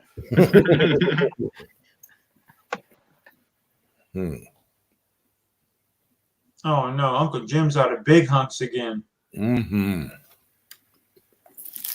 No, I have it back to the post office. Mm-hmm. Good stuff, Willie. I got yours in the drawer, but I didn't have a filling or a molar snap in half. I was going to start chewing on it, but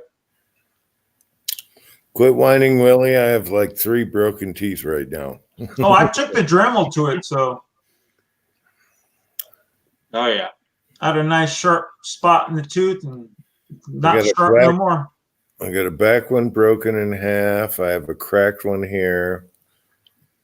Yeah, I need to. Obamacare sucks.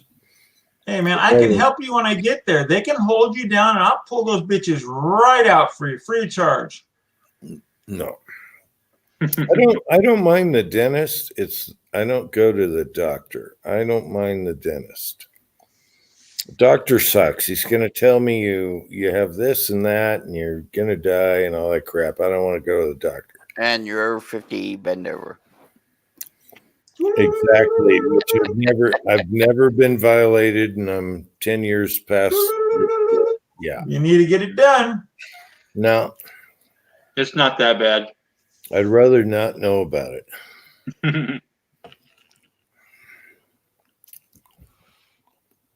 Okay, my Mrs. Meg, Mrs. Uncle Jim turn. What? Oh, Mrs. Meg came on. And it's Mrs. Uncle Jim's turn. Can we get a gobble gobble? No. Kitty kitty? No. You got to come on camera. How about it's Tidman's fault? She's laughing. Oh, come on camera. And do it in Chinese or French or Italian. Ni hao ma. Ooh, there you go. Wow. That was Chinese. Ni hao ma. That means hello, how are you? Ni hao ma. I did that in a video. Ni hao ma. Okay, speak Russian. Отлично. Отлично. That means awesome. For the Russia. What else? Speak more Russian. I already know that one. Come on. Добрый день. Добрый день. What does that mean? That's good afternoon. Good afternoon. Добрый день. No, say it right. Добрый день. Добрый день. Okay. For you Russian collusion people. What else? What other language? Do some German. Was ist los? What does that mean? She's laughing. What does that mean? Man, Chaggerdish. My German's Hogan's Heroes. Oh, her German's Hogan's Heroes. She says. Swedish? Can I get some Swedish? Swiss? A taxamica. A taxamica. What does that mean? Thanks a million. Thanks a million? Thanks so much. Oh, thanks so much. Okay. Give us some Vietnamese. I got some Vietnamese for you. Tubuku. Bogota. Jalco. Bogota. Mohaba bonam sao baitam jinmoy. Mohaba. Bogota. Dumamai. That's the bad one. Bogota is lick my hole. Dumamai is the.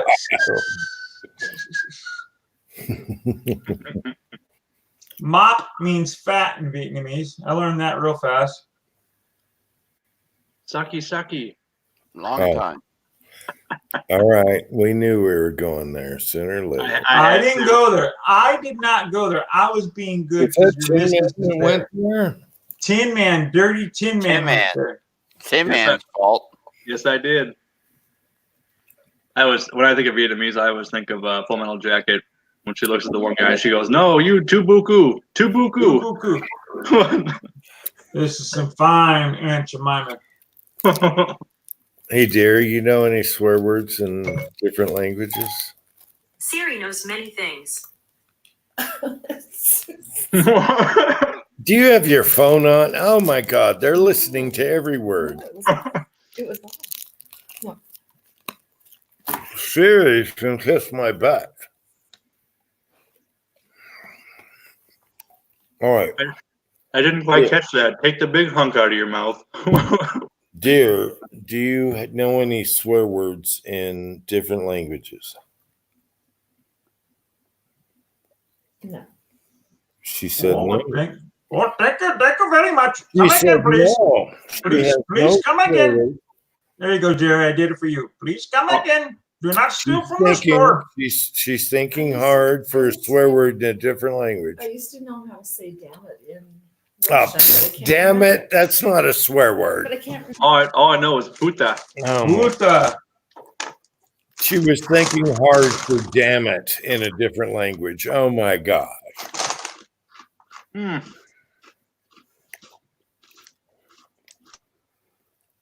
Nanu, measuring grains. Come on.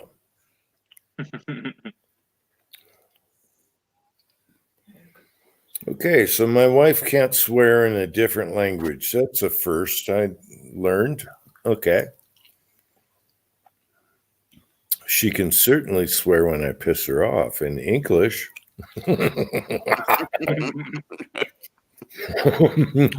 never happens. Never. No. Always.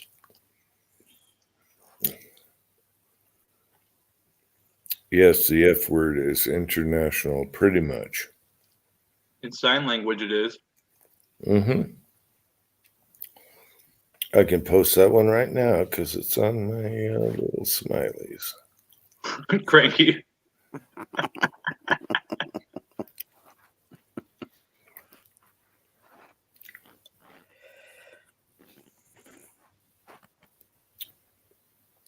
Oh, I wish I had more pizza. With pineapple? No. No, even better. This one's got Thousand Island sauerkraut. Oh my God. What the hell? What is that? No. See? I knew that would get them. Those are two things that. Oh my God. That's so wrong. It's a Reuben pizza. It's really damn good. No, there's no such thing. I just ate some. Sauerkraut on a brat. But not I might have that. A Reuben pizza? Get the Reuben. hell out of here. Dude, it is amazing. I might try that pizza. No. Jerry, I went to Gino's today and got their Reuben pizza. Oh, man. Gino's? You could have got good pizza. What are you doing with Reuben stuff? No, even Gino's is. Come on, that's like that deep dish crap. No. Gino's is a small family-owned, like one place. Like they're not a chain. So it's not like the Gino's from Chicago. No. All right. No. If you Google it, it's called Gino's Pizza and Softball. It's in Preston, Iowa. And they have the most amazing pizza I've ever had. And softball? Yeah, there's like 4 softball diamonds behind that place. There's always games going on. All righty. We don't have anything else to do around here, okay? Okay. Pizza. It's Americana. See, but that's the other thing I'm picky about is pizza. It's got to be thin crust. I like the thinnest crust possible. Really? Yeah. Oh, the crust is the best part. I like it big and thick. No. I'm sure you do. That's yeah, like believe that. That's like eating bread with sauce on it. No. No, I want to be full off of eating 2 pieces of pizza. I want huge. I want to cook a pizza in the Ozark barbecue, and we got to figure out what we're going to do there for dough. You gotta be careful. They burn fast. Thin crust. It's going to burn fast, Cranky. Thin crust. Shouldn't you have a stone in there in the barbecue? What do we use? Ozark is a chef. I trust him. Whatever he cooks, I'm happy with. Yeah, but how do you make the dough for the pizza? It's not like bread. It's got to be a little more. Yeah, you make dough. You gotta have the flour, water, yeast, sugar. Something else too. I can't remember. Pizza is more stringy dough though instead of bread dough. I don't remember how they make it. Yeah, but it also depends on how you stretch it out. It depends on how thick it is. Tread says Bisquick. Oh damn! What? Now, real homemade pizza dough, you got to let it sit overnight, don't you? Nah. I think you got to let it sit for a while. Really? Yeah, my son used to make pizza dough for a round table and stuff like that. They 24 hours. They do their dough. Yeah. They let it rise and all that. I thought pizza dough was just water and flour and maybe a little yeast. Wife was definitely shaking her head. yeast. I think they put sugar in it too. I can't remember. He's asleep. I'd ask him, but you don't live in this house no more. We'll just stick a big hunk in it. Yeah. Go deep, Jim. Oh, we need to go grocery shopping tomorrow. I'm getting some stuff to make some Reubens. You just had a Reuben pizza. What I know, dude. I'm hooked all over again. I love. Oh, Reubens are great. Reubens are great. Reuben pizza. Dude, I'll go thought to Gino's and I'll bring you some. I swear. No. Somebody's Don't back. want it. Wait. You were supposed to be on a diet, getting in shape to come here. Yeah, but I wasn't getting in shape to go there. I was getting in shape so I could button my frickin' work pants. See, I've been doing the opposite. I've been fattening up for the winter. Well, I figured I wasn't going to be doing it while I was out there, so what's the point? See that? I'm fattening up. Oh, yeah. 10 a day and I'm good. Yeah. 10 a day. Oh yeah. No, I didn't have a choice. I had to do that diet. Like I made faces when I was buttoning my work pants, and it was painful. So what I do is just get bigger work pants. Yeah, I just bought them. Like you're shopping. You know? Take them back, Tim. Yeah. Take them back. Take them back. Yeah, you just go shopping. You buy new pair. That store closed down actually, so I can't even do that. See, Cranky knows what time it is. Just get bigger work pants. Oh yeah. Oh, there you go. Michael Sines just said sausage and gravy on biscuit bread pizza. What? Oh yeah. This That sounds sausage, good. sausage connoisseur. Wait a minute. On pizza bread? What the hell? Biscuit bread pizza.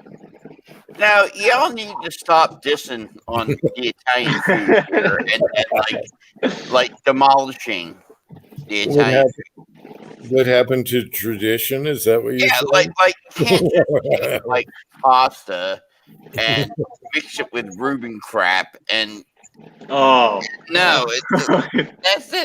that's just wrong. But the first time he tries it, he's going to want to make a Reuben pizza at home. I will bring you a whole pizza from Gino's and that Reuben pizza. We'll try to reheat it in a way that's not going to make it terrible. But yeah, oh man. And it wouldn't be as good as a Gino thin crust, just plain pizza.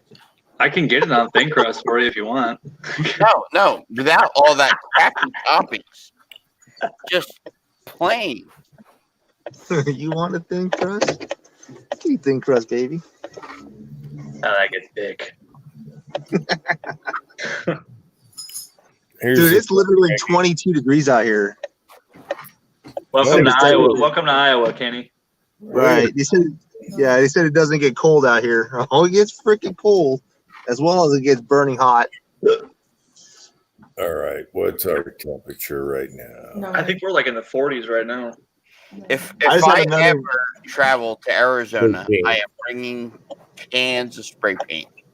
And every crossing sign I come across. You're going to come across a bungalow that's straight up grounded 220. So touch the bungalow, I dare you. I'm leaving a bunch of paintings behind for Eagle Eye. That's perfectly fine because I ain't scrubbing them. There you go, boys. 13 and lots of snowflakes. 13? And lots. Look at the snowflakes are coming. Oh yeah. Oh yeah. Yeah, that storm's rolling your way there, Jim.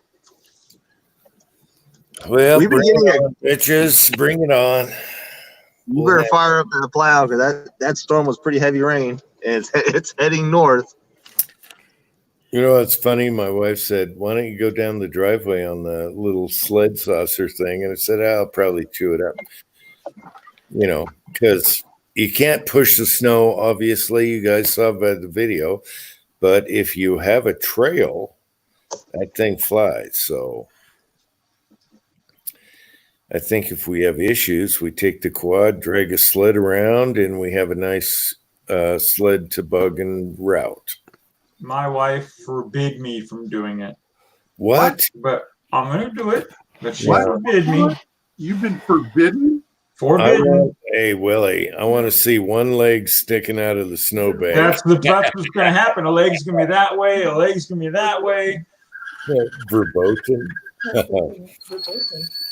Yeah. That's how my sister shattered her thumb. Thumb? How do you, what? We basically did that. Like, school closed because it was a snow day, and my neighbor had a quad and a toboggan. And he just pulled the toboggan around the field in the quad, like in a big circle. And we would all just jump on as it went by and kind of rip the other person off and all that crap. Well, somewhere along the line, she smacked her thumb into the frozen ground and it shattered. Wow. Now, I'm not trying to make excuses, but you got to remember, I'm just learning to walk on this bitch. So, got to forgive me. Willie, I have to admit, I'm worried about you. I'll be fine. I'm going to hit the ground. Trust me. I will fall. Don't worry. I will get up. There's stairs everywhere. I can take my time. I'm all good. I will be just fine. There's no handrails in the shower. Don't need them. Don't need them. Don't need them. I took a shower last night. No handrails, no nothing. Standing straight up. Wait a minute. You got rid of your pussy bars? No. Pussy bars by the toilet are still there. In the shower, there's no bars. Okay. I thought you meant you took a shower last night, so you're good for 10 days. Oh, no, negative. That's a negative. That is a negative. We'll just hose them down, Uncle Jim. That's right. That's right. We'll do the old prison. Yeah. Or what was it? Clean Pulp up. Fiction. Right? Pulp Fiction, where they just kind of hose them off in the backyard. Yeah. Oh, that brain matter and stuff. Yeah. That's a negative. I will take a shower. Trust me. I'm worried about you, Willie, slipping around here. There's no solid ground. I'll be fine. There's no solid ground unless you're inside. I'll be fine. Trust me, if I don't want to do it, I'm not going to do it. No one's going to force me to do something I don't want to do.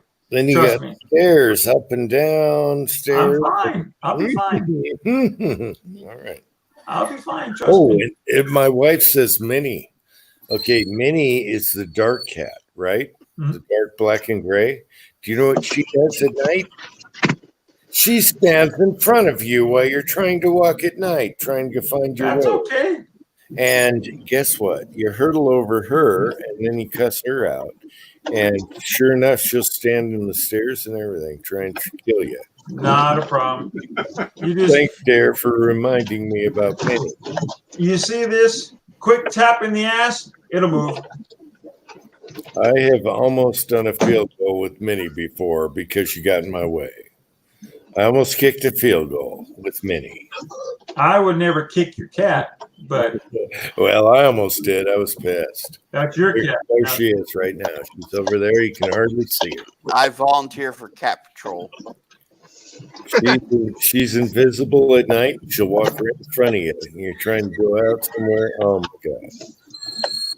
I'll be fine. Does she bap you when you walk across, walk near a door? She'll cut right in front of you, and you trip over, and you're like, "Son of a bitch! What the hell was that?" Yeah. Look who it is! It's track department. All of a sudden. Talking about Minnie. She cuts you off. Yes. Walter does that too. And he'll wait until you start walking to move in front of you. If Minnie's tongue gets stepped on, she won't do it again. She's invisible at night, and she'll do it over and over. That's why you have a little flashlight. All right, we're going to test this theory out. Ready? Ah, Nice. okay. We don't know what that is. It's a toy. It's a doorknob. Yes. Okay. Keep going. That's my door stopper. Let's see the click it on you. Let's see how the Is front. the algorithm running? I don't know. Alga. Let me point it over. Let me point it over my shoulder. It's not loaded, We but should call it a Helga rhythm. All right. Nice. Yeah, Well, you can see that good. if there's See humans that? watching. Okay, let's see the front ski. Just point the Oh my God! Oh, You are so in violation. yeah. Dude, that's pretty badass, man. You're I like it. You're gonna be banned now from YouTube. Oh, You dude. put that's a whole different front sight you put on there, right? yeah. Yeah, you In put theory, the they should be fiber shutting optic on. us down. Now That's fine. you sent No, back. dude. What is it? Pretty bright? Is it pretty bright or? Yeah, I haven't had it in daylight yet, but even like right now with the ambient light, it's a lot easier to pick up than the stock white sight. That's Yeah. funny. I just lost the live chat. That's funny. That one's got the blackout rear adjustable sight, right? This one, no, I don't. No, this one's not adjustable. It's milled into this frame. No, that's the LCR. It's fixed sights. But is it the LCR X? 'Cause I think the LCR X is the one with the adjustable sight. No, it's just the regular LCR. Okay, I'm thinking about getting the LCR X. I think is that the one that MCK has?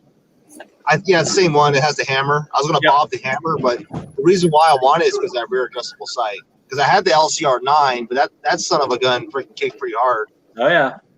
9's kick in a light revolver. I had the Smith & Wesson Airweight. Yeah. Guys, I'm sorry. I got to go. My son has to work tomorrow, and he just came in and asked me to quiet down. So I'll see you guys soon. Wait. 5-gallon bucket, Willie. He has to work. I don't. So he's literally right next to me. His wall. So. Sorry, guys. All right, Willie. I'll see you guys soon. Yeah, thanks Bye. for having on, man. Take care. No problem. All right, Willie. Bye, brother. Brother Willie. All right, we have a spot. So is the front sight like drawing from a holster? Is it snaggy at all?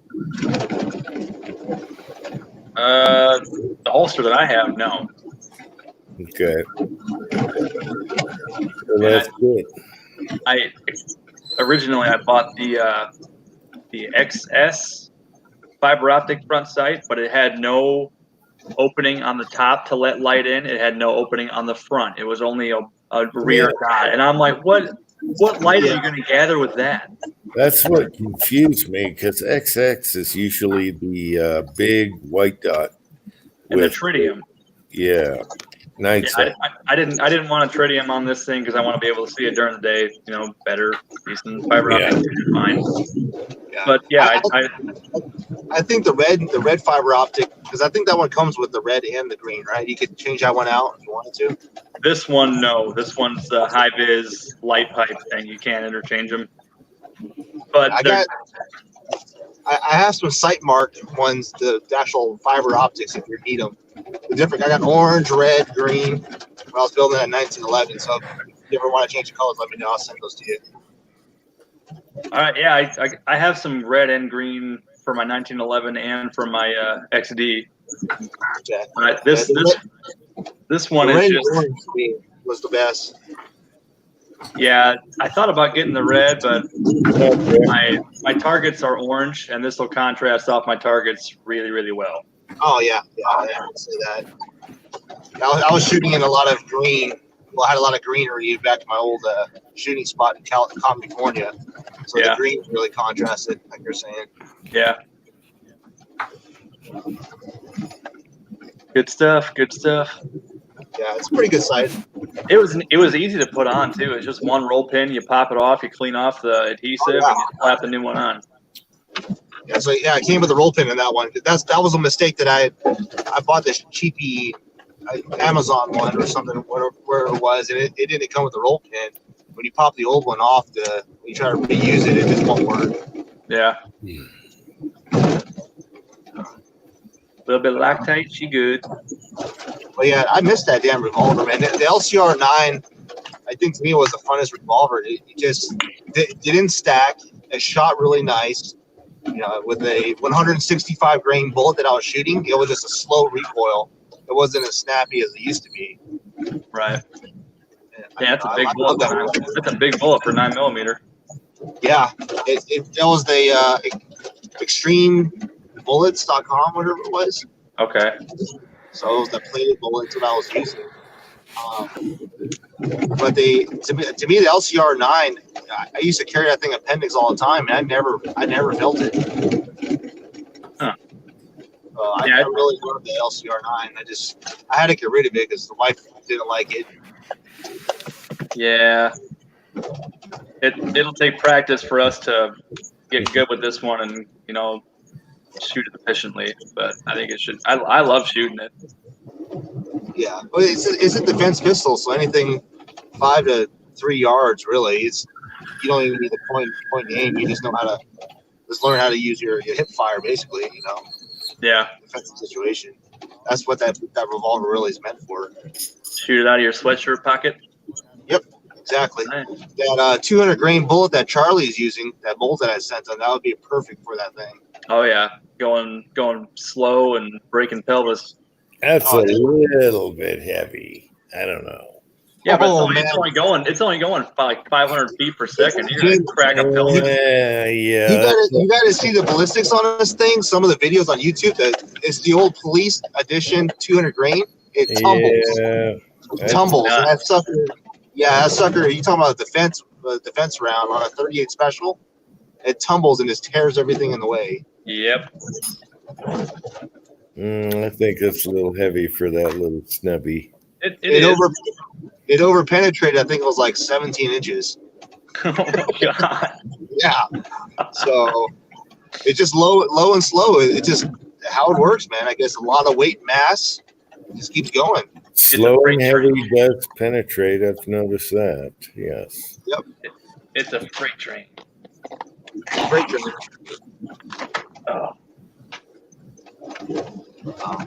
Cast lead bullet. And talking to some of my supervisor, he's an ex DEA. He used to work with the county, San Bernardino, and he told me, he's like, "Hey man," I asked him a simple question. It's like, "What have you ever had a case lose because of reloads were used?" And he specifically told me he's never heard of any case in the 15 years of working with the DEA of actually them looking into the actual ammunition that was used on the crime. You know, so that kind of says something right there. That whole myth of don't use reloads on a. Yeah, I still worry about it though. Just don't say just don't say nothing. Don't give. I mean, don't give. But you get that one lawyer that's just the one prosecutor. I think it depends on the state you live in. Yeah. Yeah. You know, if you live in one of those, like I do, one of those anti-gun states, you're going to get the odds of getting a prosecutor that's going to try that crap is greater. Yeah. You know, factories cheap enough. $1 around, whatever. Yeah.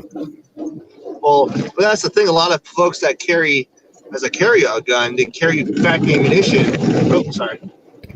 They never switch and rotate their ammunition out, so it sits in their firearm for years.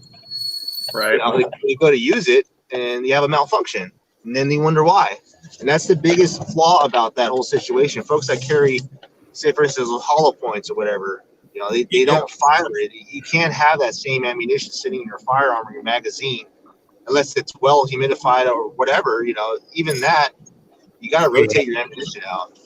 Hot, cold weather, and moisture can all affect it. So exactly. So you got to rotate your ammunition. Yeah, you got to rotate it. Every 6 months minimum? That's about what I do. Yeah, after 6 months or so, I go to the range and I pop it all off.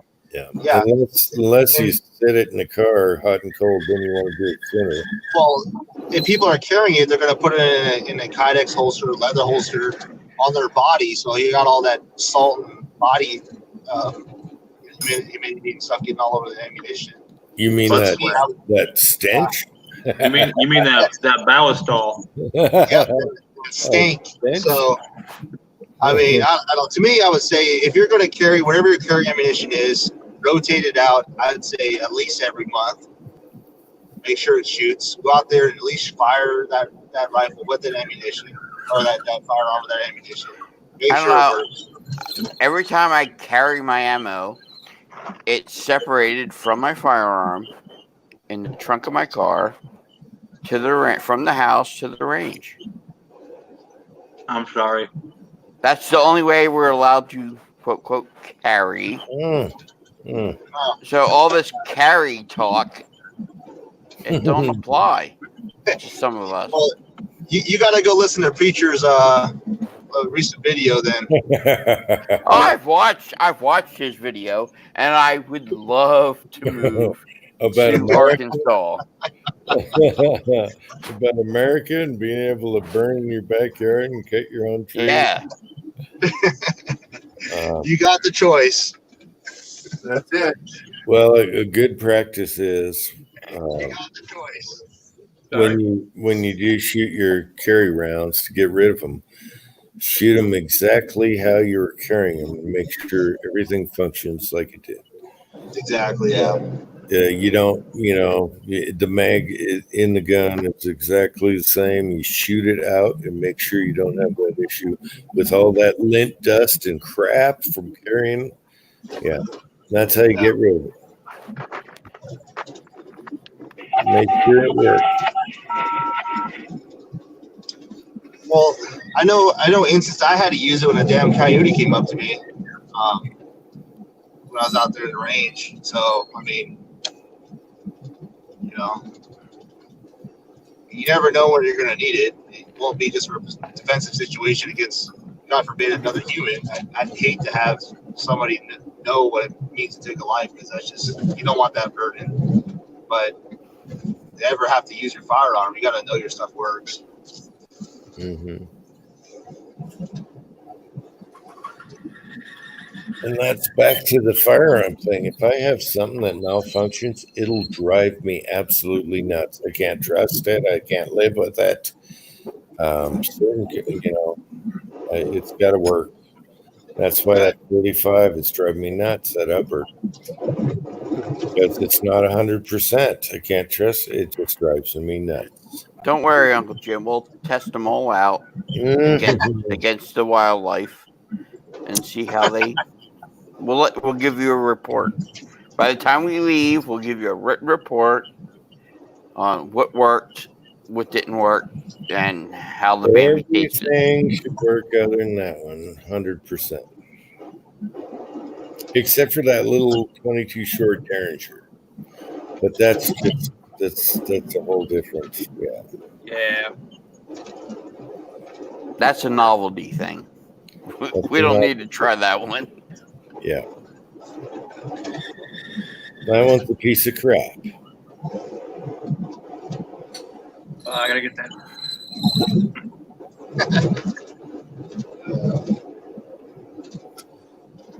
Hey, that brass, that patch trimming, that's like kind of a wine glass. Because Martini Henry had a big old opening. It's like what brass, Kenny? It's like running your finger on a wine glass. Hey, Pat, did you try putting a tube for an insert so it's when you're trimming the outside diameter of the outside? Do you try the tube thing so it doesn't catch and grab like a medieval son of a bitch? Oh, no, I just learned to be careful because it's the same size. Okay, so check this out. You guys will appreciate this. This champ Put them on for man. tools. Okay, so that's all I got for the bullet. Cutter edge right there. Wow. Crap. Wow. All right, so there's not much cutter, and on the outside chamfer, Yeah, that medieval son of a bitch right there. Is that?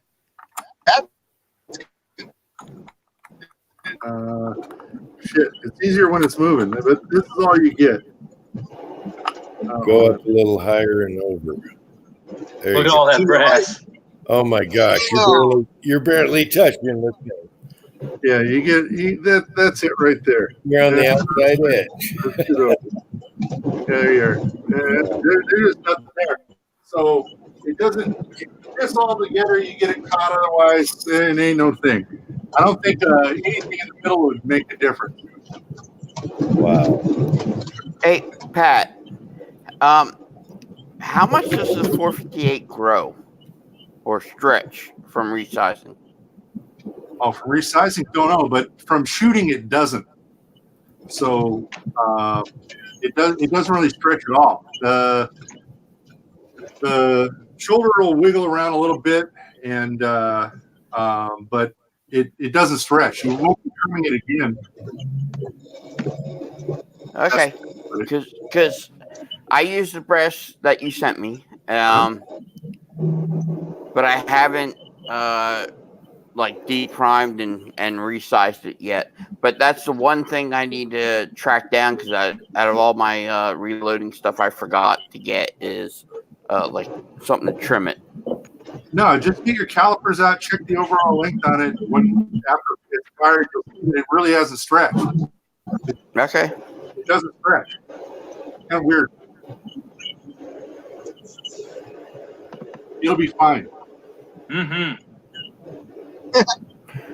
Do you have load data for that 500 grain or 405 grain? No, the big long 500. The data I had, I couldn't get the bullet in there because there was too much powder. There's just not enough room to see it deep enough. So you'll have to play with that one. Let's see. I've got data on the I don't know. I think I sent you the 300s, but you got the 300 hollow points that are like 278, and you said you got a mold for a 350, right? 325. Okay, so on the 325, it was 32 grains of 4198 off the top of my head, and I don't. It's kind of like Trail Boss. I don't think you're going to be able to get enough powder in it to overcharge it. Okay. 4198. All right, I have to pick that one up. I don't have that. Okay, so if you try all your powders out, the 4198 will kick your ass the least. And if you're running a 16-inch barrel, it's great for that. If you try to do the little gun, there's lots of little gun loads. Little gun loads will kick your ass. Yeah, most of what I have is pretty, I guess, faster powder. Like I got little gun, I got 8.10. Uh-huh. I got 1680. I would humbly suggest 4198 if you're going to get anywhere near hot. Okay. So, and you'll stop before you hit max pressure. You'll say, "No, this is enough."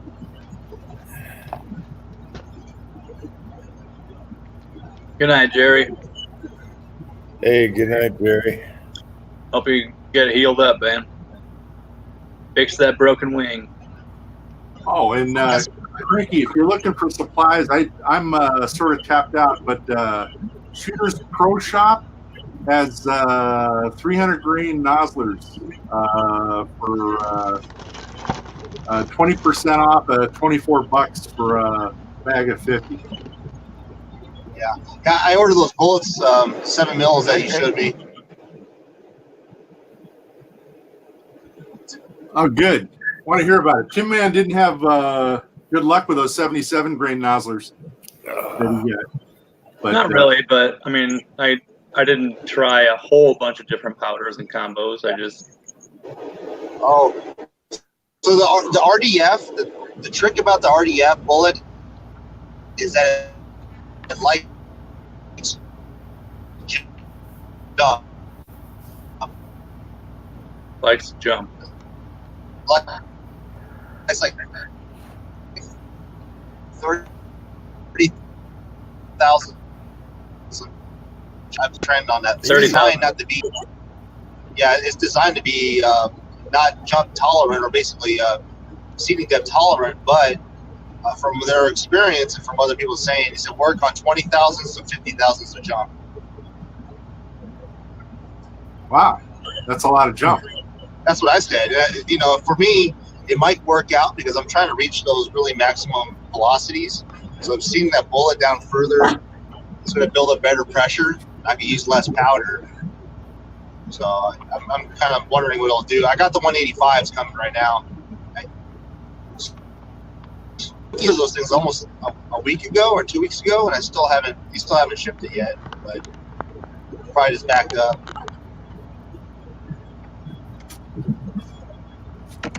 Now, Tin Man, I got these for you, buddy. They came with a package deal on the lead I got. They're solid copper 223. Oh, wow. Nice. Yeah, so about 25 or 50 of them or so. They look big. Well, it's copper. So, yeah, they look big, but here, see what they weigh.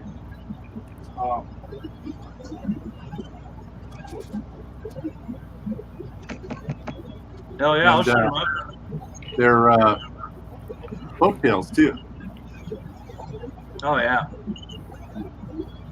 Nice. I think Jim and Cranky are about to ass out. No, I'm here. Yeah. 61.6. Wow. What's Cranky doing? Has he got a furry blanket? No. I got an Eagles blanket. Eagle blanket. That's crazy. 61 grains. That looks like a long bullet. Yeah, be ashamed to shoot them at 100 yards, but it could be neat. I mean, I figure this will, you're already shooting a half MOA, and this will eliminate any bullet run out issue if there's solid copper. You can't blame the bullet. Yeah, good. I can shoot them at 200. That's the best I can do. Yeah, I'd be curious. I'll give them a shot. All right, I'll bring them up. I'll try them with some Varget. It'll be wasted on me. I'd shoot them offhand. Hey, I'm bringing those 77 grainers to Utah. Who was I going to give them to? Do you remember? Somebody wanted them. Damn it. Probably Willie. Yeah, that's right. It was Willie. He was going to give me them Molly coated. I'll give you some of them too. Try them out. Now wait, Willie shoots 223? I've never heard him talk about 223. Yeah, I believe so. Yeah. Oh, okay. Remember, he was shooting those Molly coated bullets, and his fingers were all black in that one video he did. Those were 223, I think. That wasn't the bullets, Tin Man. Hey, MCK is here. What's up, man? MCK in the house. We got Fine Ape here. Hey, Fine Ape. Fine Ape. What's up? Evening, everyone. How Or we all wait, doing? finest of apes tonight. Mm-hmm.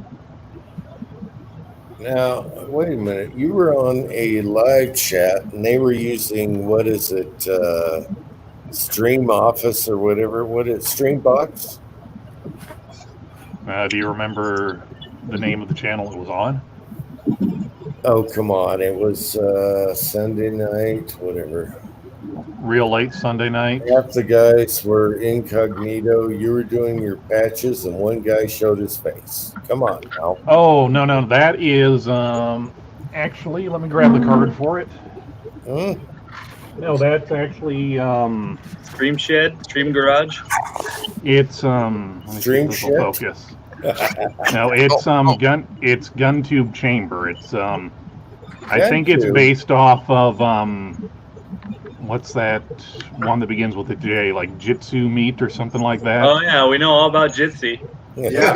Well, it's based off of it. I haven't had to do anything as far as hosting a stream on it, but it's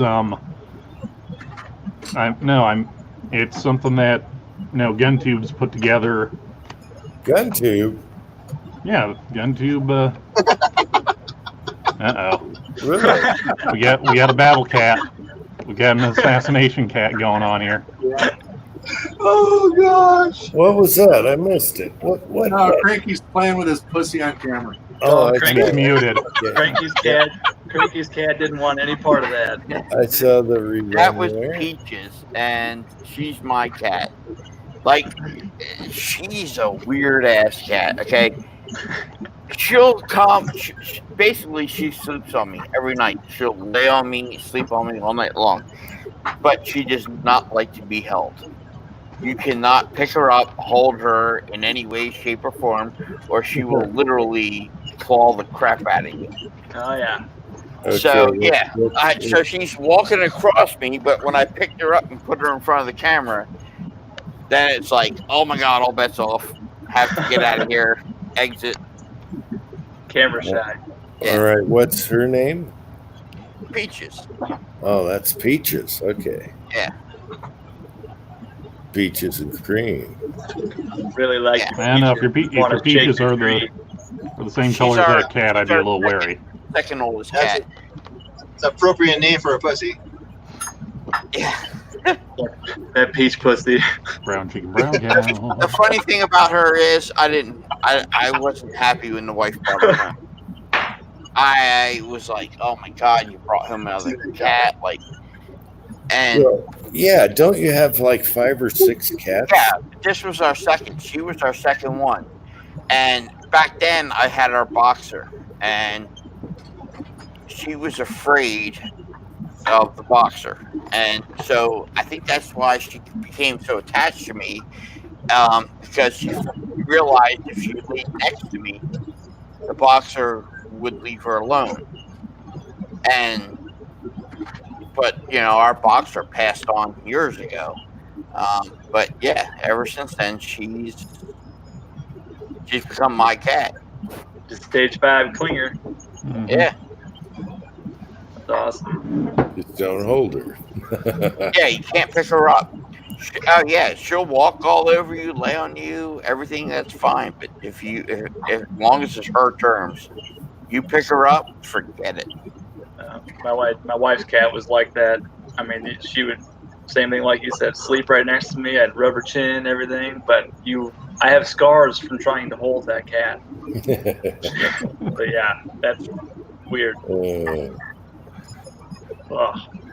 Yeah, one right down like my sternum, almost my belly button from her back claw. Just Yep. That was the last time. Right through the shirt too. You're wearing clothes or whatever, it doesn't matter. You end up pulling the shirt up and it's like you got like claw marks going down your belly. And the heck of it is, there's not even a single hole or tear in the t-shirt. It's like somehow they managed to get in between the weave and just go, just pulled it down. Ooh. What the funniest thing about her was wake up, Jim. When we got the golden doodle, and that was a good sleep. He chased the oldest cat into the laundry room, and Peachy was sitting on the kitchen table and she was watching the whole event take place. And when she saw that the dog chased the other cat and had the other cat cornered, she jumped down, ran into the laundry room, and literally jumped at him all 4 feet off the floor. It was like, and then like 20 minutes later, the dog's like over at the couch whining. We're like, what the hell? Why are you whining? And we looked at his nose, and he had a claw with like a tuft of fur in it, like sticking out of his nose. So she left. She left a claw in his nose. Wow. Ow. Damn. Yeah. The signature. He has been afraid of Peaches ever since. He weighs, I mean, he's a 100-pound dog. And she's like the smallest cat we have. And yet he's afraid of her ever since that. Whooped his ass. It's all the small animals you got to be aware of. You might be 200 pounds, but if they can get around you and just kind of go, oh, I'm here, it doesn't matter. Yeah. Yeah, she's got the Napoleon complex. That's awesome. Yeah, everybody in the household's afraid of our smallest parrot. She's about 6 ounces, and everybody's terrified of her. I mean, she's only drawn blood from almost everybody in the house, and she will march down the hallway looking for you. But you know, the bird's only 6 ounces.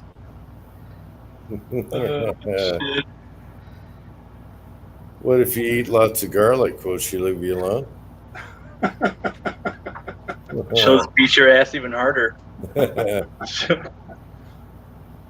Oh man, I shouldn't have laid down. This is bad. Yeah, man. Needs a cat. It's not so much that you laid down; it's the fact that you got yourself a little pillow and a little fuzzy blanket and a comfortable spot. Hey, that's fur, baby, fur. Hey, you might actually be asleep before 1 a.m.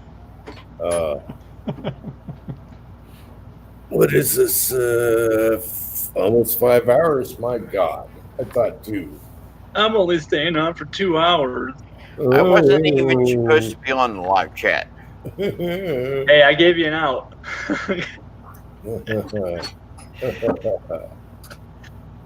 I probably would have taken it, but Uncle Jim hadn't joined.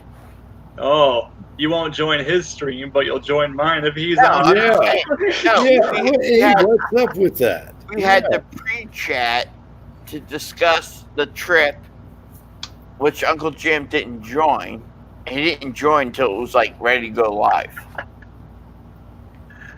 Oh my gosh. I have Michael signs that Jim's fault. His camera doesn't work until he's on the Georgia chat, and then it works just fine. And now Cranky is on here when it's it's Tin Man's fault. It's Uncle Jim's fault. It's Tin Man's fault. Oh, I shouldn't have laid down. I am so ready to sleep right now. About time to go down and reload some ammo, Jim. Seahawks going down. They'll probably go down. They suck. They're not the team. And they got like 5 major injured guys, so they're screwed. Only 5. Hey, never underestimate beast mode. I'm just saying, only 5. Beast mode is coming out of. I'm talking about major players here. Yeah, I'm talking about major players. Only 5. Beast mode is coming out of retirement just for this. That could be a huge deal, or it could be a flop. But I'm hoping for the huge. Eagles have lost 5 just on the offense. Eagles don't have to play San Francisco. All right? They don't have to play that caliber. That's a good team. We beat them once. We're going to lose this time, and we'll be out. However, never underestimate beast mode. You know what would have happened against New England in the second Super Bowl? You know the drill. They should have ran beast mode 3 plays. He'd be in there. Stupidest call in the world. Coach's fault. I was actually upstairs and told the coach. Well, and he should have said no. He should have said no. Coordinator or coach or whatever. It was upstairs that saw that this would work, and he should have said no, bad, no. We're running beast mode 3 plays if we have time. That Their happens all idea the time. was to throw a cheap, quick one and then run it. Well, bullshit. You run. That happened all the time. Like last weekend, we had on second down. It was late in the game, and it was second down, and we had a yard to gain. Hit the first, and it's like, okay, the stats show that Carson Wentz is like 9 for 9 on like third down. Yeah. To gain the yard. Just quarterback thing. If you don't get it on third down, you do it again on fourth down. Yeah, you run the damn ball. But they went and they passed, and it was like didn't get it. It's just like idiots. Just fucking. And again, it was like even on fourth down, they went for it and didn't get it. It's like you had 2 downs. All you had to do was sneak. He's unstoppable. You have a big ass offensive line. Just quarterback sneak. You're going to get it. Yep. They don't do it. I don't get it. I don't get it. Just in your face, knock them down. Yeah. The Mash mouth football. Play calling is ridiculous. Yep. For some of these, I think they try to, be smarter than. What the hell was that? A camera? I'm sorry, Dave. I think it's a new thing they call a mirror. I still haven't mounted this to my bench. Sorry. What the heck is that? It was a mirror on a stick. It's my mirror. Remember, I was going to mount it so I can see inside my cases. A mirror looking at the camera. Okay. Freaky, isn't it? What kind of black magic is this? The mirror's reflected Can you mirror. use that to find the screw behind the toilet? I've tried, man. It's not down there. It's there. Keep looking. I'll have to unbolt the toilet from the floor and pick that bitch up to find Keep that. looking. Take a sip of Raisin Jack while you're down there. No, I could have swore I had more of these containers than this. I got this one full of 38 bullets. I got this one full of 223s. They're all pretzel nuggets. I got this one full of Treads 45s. I got this one full of more 223s. I like pretzel nuggets. I Then I guess. got this big bitch. That's about all I use for bullet containers is pretzel nugget container. That's why I'm fat. So you're a nugget Well, it's guy. all are ya? those carbohydrates, all the gluten. He's a nugget guy. I He am. loves the nugget. Nugget chomping. Mm. You know, they're cheaper in a bag from Aldi, but you don't get the sweet bullet container with the bags. I don't know why I felt like I had to share that, but Because you did. Since MCK is here, maybe he can explain the difference between the Indianapolis Distribution Center and Indianapolis Distribution Center Annex. Well, I think with the annexes, it's just, oh, hey, we ran out of room at this regular place, so we're going to toss your ass in whatever cheap government-owned building we have and just call it an annex. They're just playing hot potato with that bitch. Like, I don't want it. I don't want it. I don't want it. It literally. I mean, he mailed it. He sent me the tracking code the day before Christmas, and it still hasn't left Indianapolis. It's just been bouncing back and forth between Indianapolis and the annex. His reply is no idea. That's his reply. No idea is his reply. Oh man. I'm sitting there going like, what the hell did he send me that they're inspecting it like so extra bad? The last time that happened to me, Ozark sent me some lead, and I got an empty cardboard box in my mailbox. So I hope that didn't happen to you. Cranky Mig said he sent something that's going to show up Monday, Tuesday, UPS, and I'm going to go through the same damn thing. And then he won't be able to come up for the snow. So I got to worry about Cranky packages all week. And Tin Man. Monday, Tuesday. Tin Man is going to the post office. That is like a foundation. You can go there and pick it up. And that's a no bad no, by the way. No bad. All I sent you was these. No bad no. Well, just look at it. It's so shiny and blurry. Yeah. This camera isn't much for picking up the It's detail, so but blurry. It's so shiny too. these shoot good. This is the same bullet KFW casted for his first casting video. How come it's not salmon? Like that one? Yes, you That's should red. have patented salmon color. That is not salmon. Our names are in salmon. That No, bullet. that was red. That's I right. don't have salmon powder coat. I'm sorry. Oh, you need some Yeah, orange you tried to and tell red. me. Yeah, you sent me the chat. Oh, these are salmon, and I'm like, no, they look red. They're the same color as my 1022. No, Orange they're and not. red. Yeah, they are. No, they're not. Yes, they Maybe are. they aren't. I sent you a picture of a real 1022. Oh. I'll have to. My The one phone's that says dead. Ruger or Magnum Research. Salmon. That one's pink. See, Salmon. these guys are ruthless. No, that's pink. That's not salmon. Yeah. How dare you? But the Yeah, reason that I makes me gained weight is colorblind. I use ice cream jars for the my bullet containers. Yeah. Hell yeah. That's a good idea. But they just look like little Crayola crayons when they're loaded up. Willie, that's a no bad no. That's good. Yes. No bad no. You gotta shoot them out of your Maybe good. LCR. Maybe. Oh, jeez. I'm forced to shoot him out of the LC. LCR. That's Get what out I'm. of my lawn. That's what I'm shooting them out of. Get off my lawn. Get off my lawn. Damn. There you go.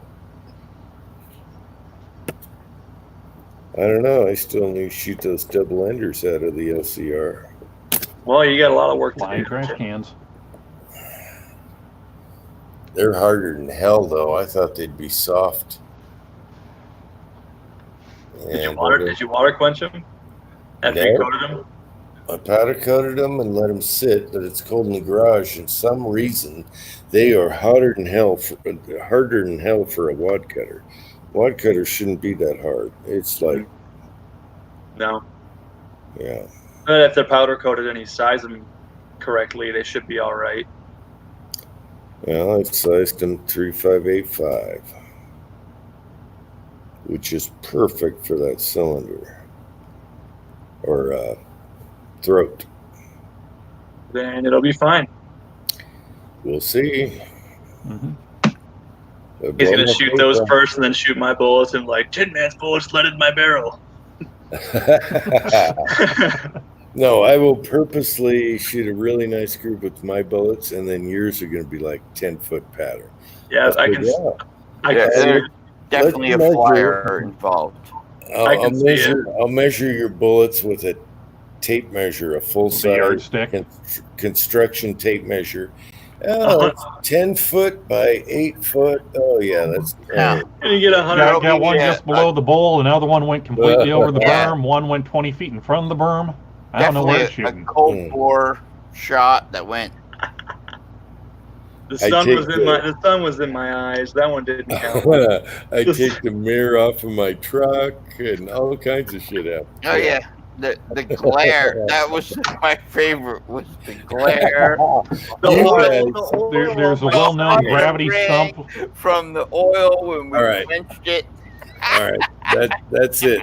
You guys, when you guys come over here, hey, stop laughing. Get me back up here.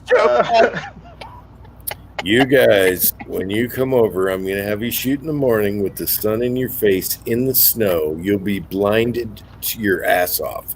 And then you'll say, oh, now I get it. But I won't blame it off the oil quench on the homemade. This damn oil quench is ruining everything. The oil quench rear sight. Yes, you will see. You will see that too. You'll shoot the 44. You'll experience. I'll wait till the sun is slightly behind you, about 3 o'clock. 3 o'clock, and then you're going to say, son of a bitch, that oil quench is there. Yeah. That bullet was a flyer. That must have been oil quenched. Oil quenched bullets now. Yep. Now is that a pre or post powder coating thing? Post. That's how you get them to be like glass. Everyone bring a 5-gallon bucket with them. That's right, MCK. Oh my gosh, you will need them. I'll show. You'll see. Tim, man, that we need to stop. Find a Home Depot or a Lowe's somewhere between the airport and Uncle Jim's, so we can like stop, pick up a bunch of 5-gallon buckets, and tape signs No. to them that say "excuses," and just No. put them everywhere. You need to find yourself a running Rechargeables. Fleet farm. Every once in a while, you just buy something that's $5 and throw it in the bucket. They throw it in the bucket for free. Rechargeables. It's Tin Man's fault. Oh. Good night, MCK. and I need some stencil. Oh, my head. Ouch. Have a good night. Have a good night at work, MCK. Take care. Oh man, he's working. I want some stencil so I can take some poster board and write out Hillary, and then whenever I go out and relieve myself in Uncle Jim's yard, I can leave the word Hillary. You're gonna have to pee it out. Just spell it out, Cranky. Come on. No, there's a lot of pee. A lot of coffee. It'll work. That's a lot of pee. That's a morning pee right there. Yeah, that's a lot of Morning pee when you kind of like good fell asleep spelling. before you went to bed. And didn't go to the bathroom the night before, kind of. Yep. Those things where you wake up in a cold sweat and it's like, oh, I have to piss, like right now. Like right now. I had one of those this morning. I was going, my wife, like 40 seconds into it, my wife's like, good Lord. I was still going.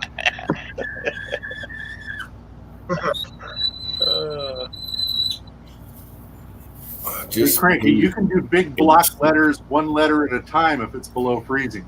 And by the weekend, you could have like a billboard size Hillary.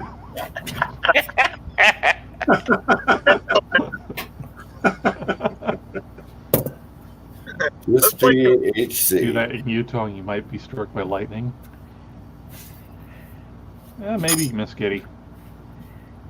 I don't think so. Yeah, the rides ain't that long. Don't worry. Especially when it's below freezing out. Yeah, it's gonna be cold out, man. Get a turtle. Dude, that's the worst part of wintertime is 4 inches of clothing and 3 inches to piss with because it's so cold.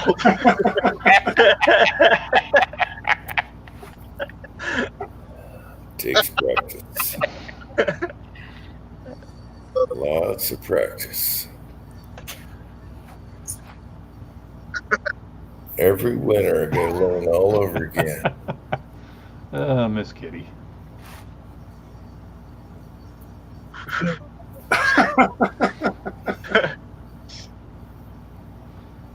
We could just all piss an ice skating rink on Uncle Jim's parking lot. Someone's going down that driveway. I want then the deer will just come up right away, right to his house, just get the salt. Licking the salt suckers. I'll bring my stuff when you go. I've been trying to tell him to put some sweet potatoes out there. I'm worried about the deer. I think the neighbor's dog are scaring them off. Oh, just throw out a few bags of sweet potatoes. They'll show up. You got that cannon. You don't even have to go out your door. Just put a potato on top of a can and go. You're done. There we go. We were talking about shooting frozen beer cans, and Michael Stein said the silver bullet. Oh man, I lost it. The frozen ones work great. You don't have to buy pop. It works great.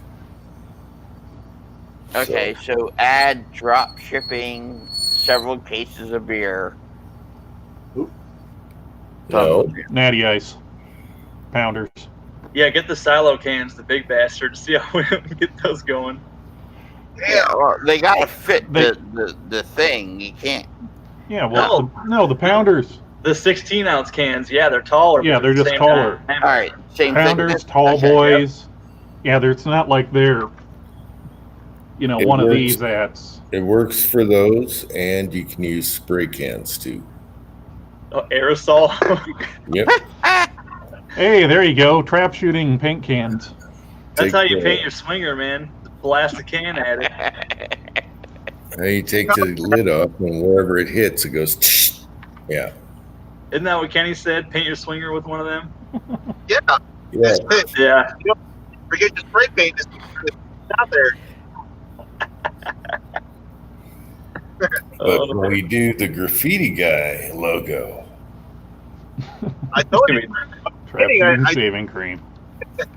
I'm not kidding. I did do some wiring in the house at 30 panel. The hot leg hard touch is common. Door handles and stuff are pretty electrified. So you're gonna be frying a dick bandit. Yeah. Hopefully I get that stuff. Really pissing me off with that crap.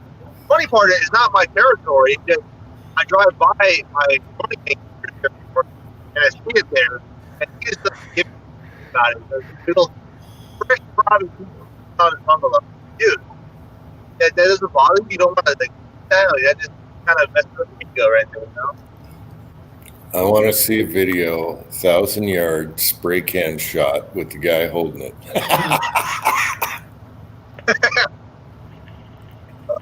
That'll wake him up. You want to hold it? Oh man, that could be a video for Jim's house. People just spray painting dicks into the snow. No, you got bandit. No. I don't get it, dude. You saw how It'll either be the one that's awake at 4 a.m. or the one that wakes up at 4:30 a.m. The tallywhacker tagger. Oh shit! You see how fast that desert is?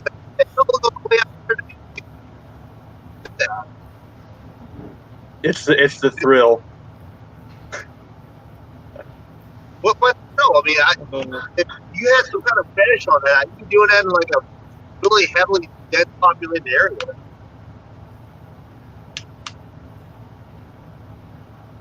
I don't know.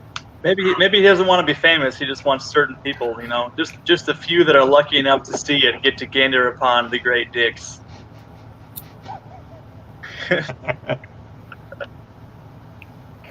So, Tim, man, aren't you a little bit nervous about Uncle Jim's comment earlier about the perma market video that he has planned?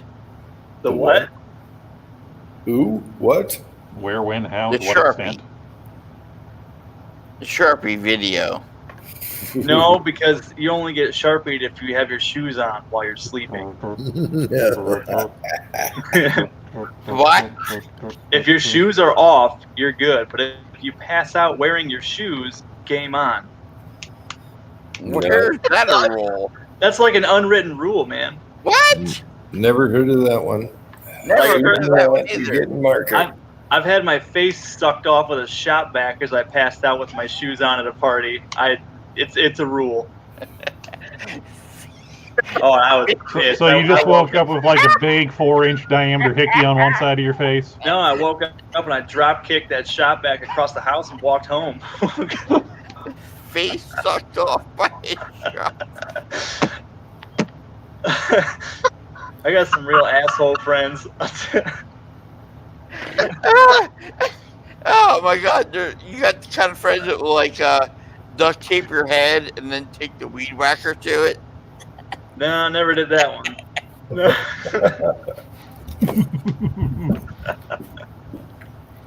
No. I lost an eyebrow at a party once. Yeah. By fire or by razor blade? Just By one. razor. Ooh. Just one eyebrow. Just one. Oh. And then you have to make the choice the next day. Do I leave it or do I cut the other one off? Well, one you look like a goon, the other you look kind of like a psychopath. So. Oh my God, that's so wrong. Eyebrows take forever to grow back. Especially when it's like this, and then someone comes over and does like this, half your mustache. It's oh Did man. somebody shave your face? No, my eyebrow just decided to migrate down and up. I would shave them off and I would draw on fake ones. One straight and one raised, just so it looked like I was always intrigued. Honey, where's your eyeliner pencil? Skeptic eyebrow. Yeah. And I got to tell you guys, I've never passed out at a party since. And it's been 30 years now. Never yet. I leave before that time. Thank God for Uber. Oh, that's good shit.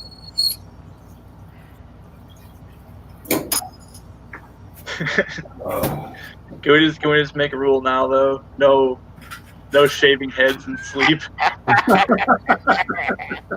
That could be even worse if you're limiting the target but excluding others. Whatever. At least others can be covered up with clothing. I don't wear hats. Well, it took you this long to wear sleeves. It's cold out, man. Cold out. Cold. I keep my basement at 63 degrees. Chilly.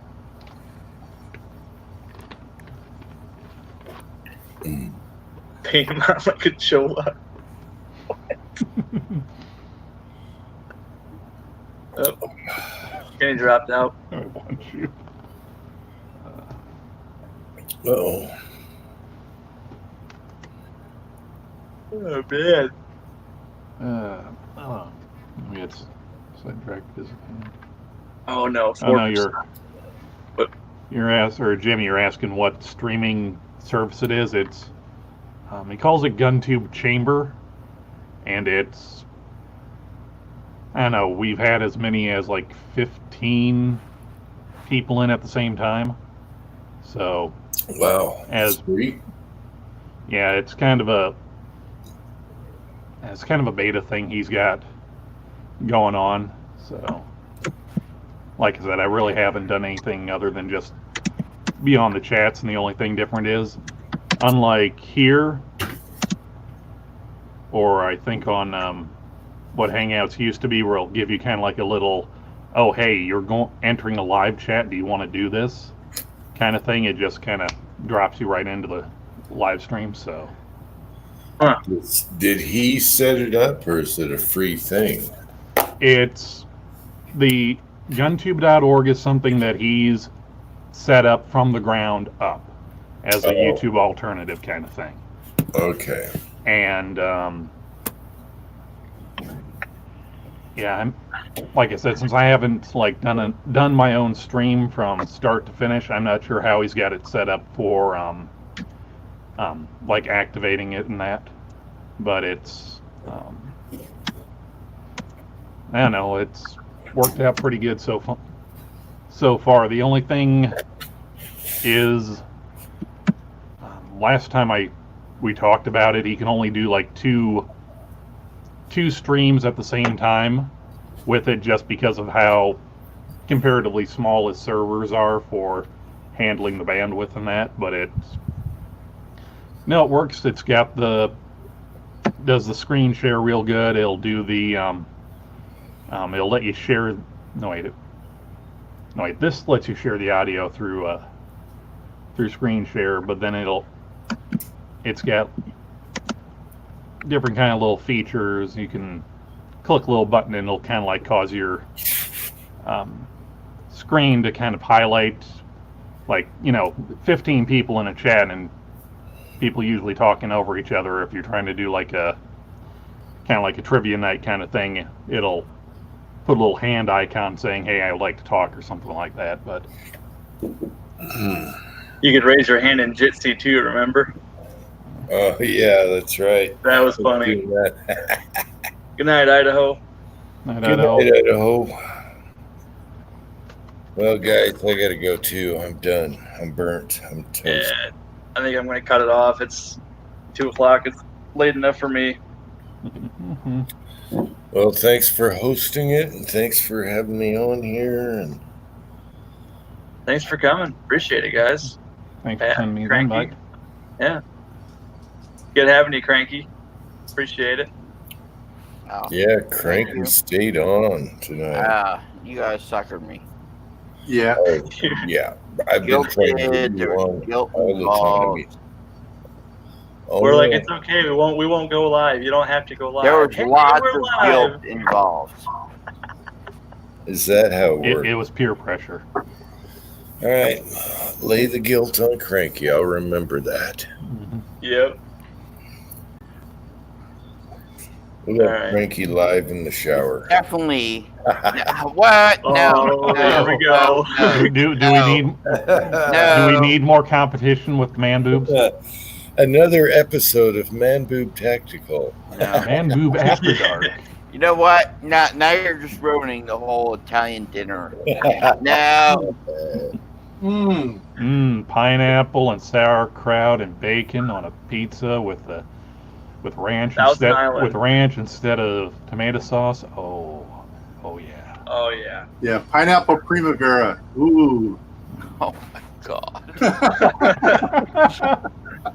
No. Or you get like that smoked onion cheese to put on top of it. No. I'd be all right with that. Yeah, I'm kind of peeved that the yuppie mart known as Trader Joe's no longer carries it. Jim Kitty wants to know if Man Boob Tactical comes in camouflage. It depends on how much time you spend out in the sun. Only in salmon camouflage. It does, but the pinky finger is showing. Is there snow on the ground? Because all you can see is nipple.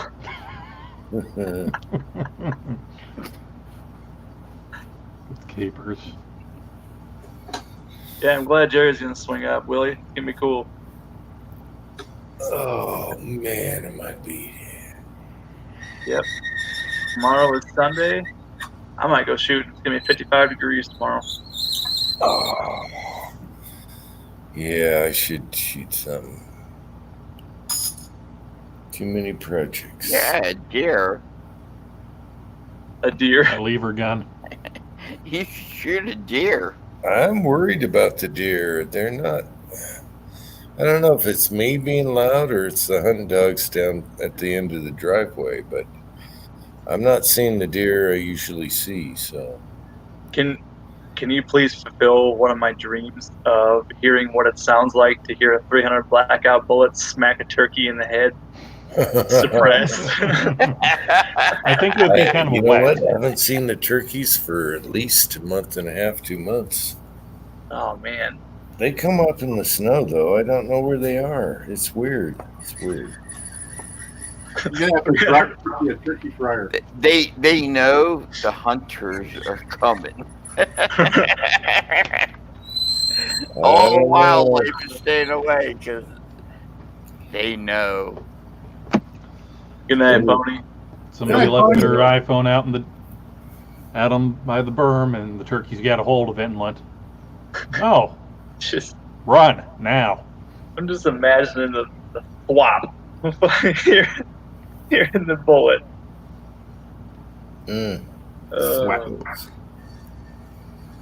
You haven't seen them either. They were up here all the time until about November. They're here every day. That 230 grain bullet's probably about the size of that whole entire turkey head. Honestly, probably wouldn't make any sound going through. You'd hear it thunk the dirt. I don't know. You get it going slow enough, you'll hear it. Whack. Suppressed 44. Boom. Or there's always a golf ball. That'll do too. That'd be a hell of a shot. There you go. There you go, Jim. You can find a way to make like a sabot to put down that cannon to hold a golf ball. There's a golf ball cannon at the pawn shop he found. 4. Boom. Telling you, we gotta have golf ball wars. That is the bad idea. No, you know what? I'll bring my football helmet, and I'll have protection. Yeah, the rest of you are on your own. Yeah, exactly. Oh man. You sure it's a good idea? Well, I got a cup on. What more do you want? Getting hit with a golf ball coming off a club hurts bad enough. I couldn't imagine one going Mach 2. Oh, the bruise. I don't know. Do they go supersonic coming out of a launcher? Probably pretty damn close. They go pretty fast. I've been hit with a golf ball before in the leg, and that dropped me. Yeah, that shit hurts. Hit me right in the shin. It dropped me. The guy didn't even holler for. Sorry. You waited until you were on the ground to yell it. Sorry. I was rolling around. The guy just, walked up to you. Hey, Yeah, you didn't he touch my didn't ball, did you? acknowledge God damn it! nothing. You I shouldn't have should've been tagged his ass. standing there. You see where it landed? Well, you shouldn't have been standing off to the side of the rough. You should have been standing in the middle of the green, and I would have hit there. I was in my own fairway, minding my own business. And then whack. Man, that hurt so bad. I didn't think it would hurt that bad, but it did. Yeah. No. All right, so shooting each other with golf balls is out. Yes. Preferably, yeah. Yeah, the first person who does it's getting tied to a stake. I've been traumatized, no golf balls. And then we're going to smother them in honey and leave them for the deer. That's right. But shooting each other with tennis balls is still in. We'll have to do a test on that. Oof. Oh. That'll still hurt like hell, but it may not be paralyzing. All right, we could do like the BB rule, like one pump. One pump? That never. Yeah. Nobody ever does one pump. We never followed that rule. This is the problem with making rules, Jim. This is what happens when you start making rules. Instead of it being on people's honor, they look, okay, well, technically it wasn't more than one pump. Mine just has a bigger cylinder on it. Yeah, breaking rules for the guys that make YouTube videos of reloading and casting. We break rules all the time. My blank has a few extra grains of H110 in it. Daisy red wire. No, outlaw, you'll shoot your eye out with that.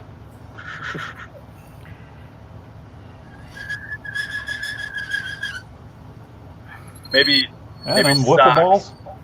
Socks. Just wad up a sock. And Socks cram filled it. with quarters? No, bars of soap.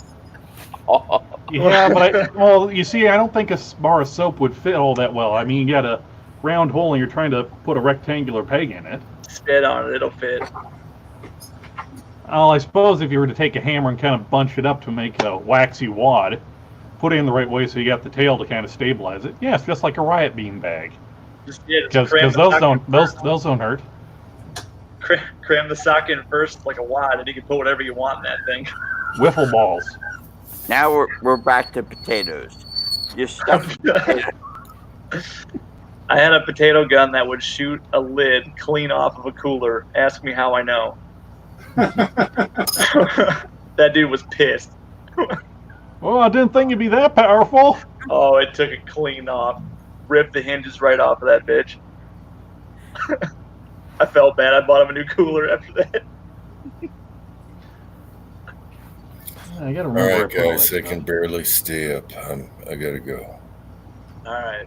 I'll end the broadcast here then. Thanks everybody in the side chat. It was great. It was fun. Been Good night, Namath. Night, Miss Kitty. Night, Eli. Night, Outlaw. Night, friends. All right. Thanks for watching. Appreciate it. Night, everyone. I didn't hit the button yet.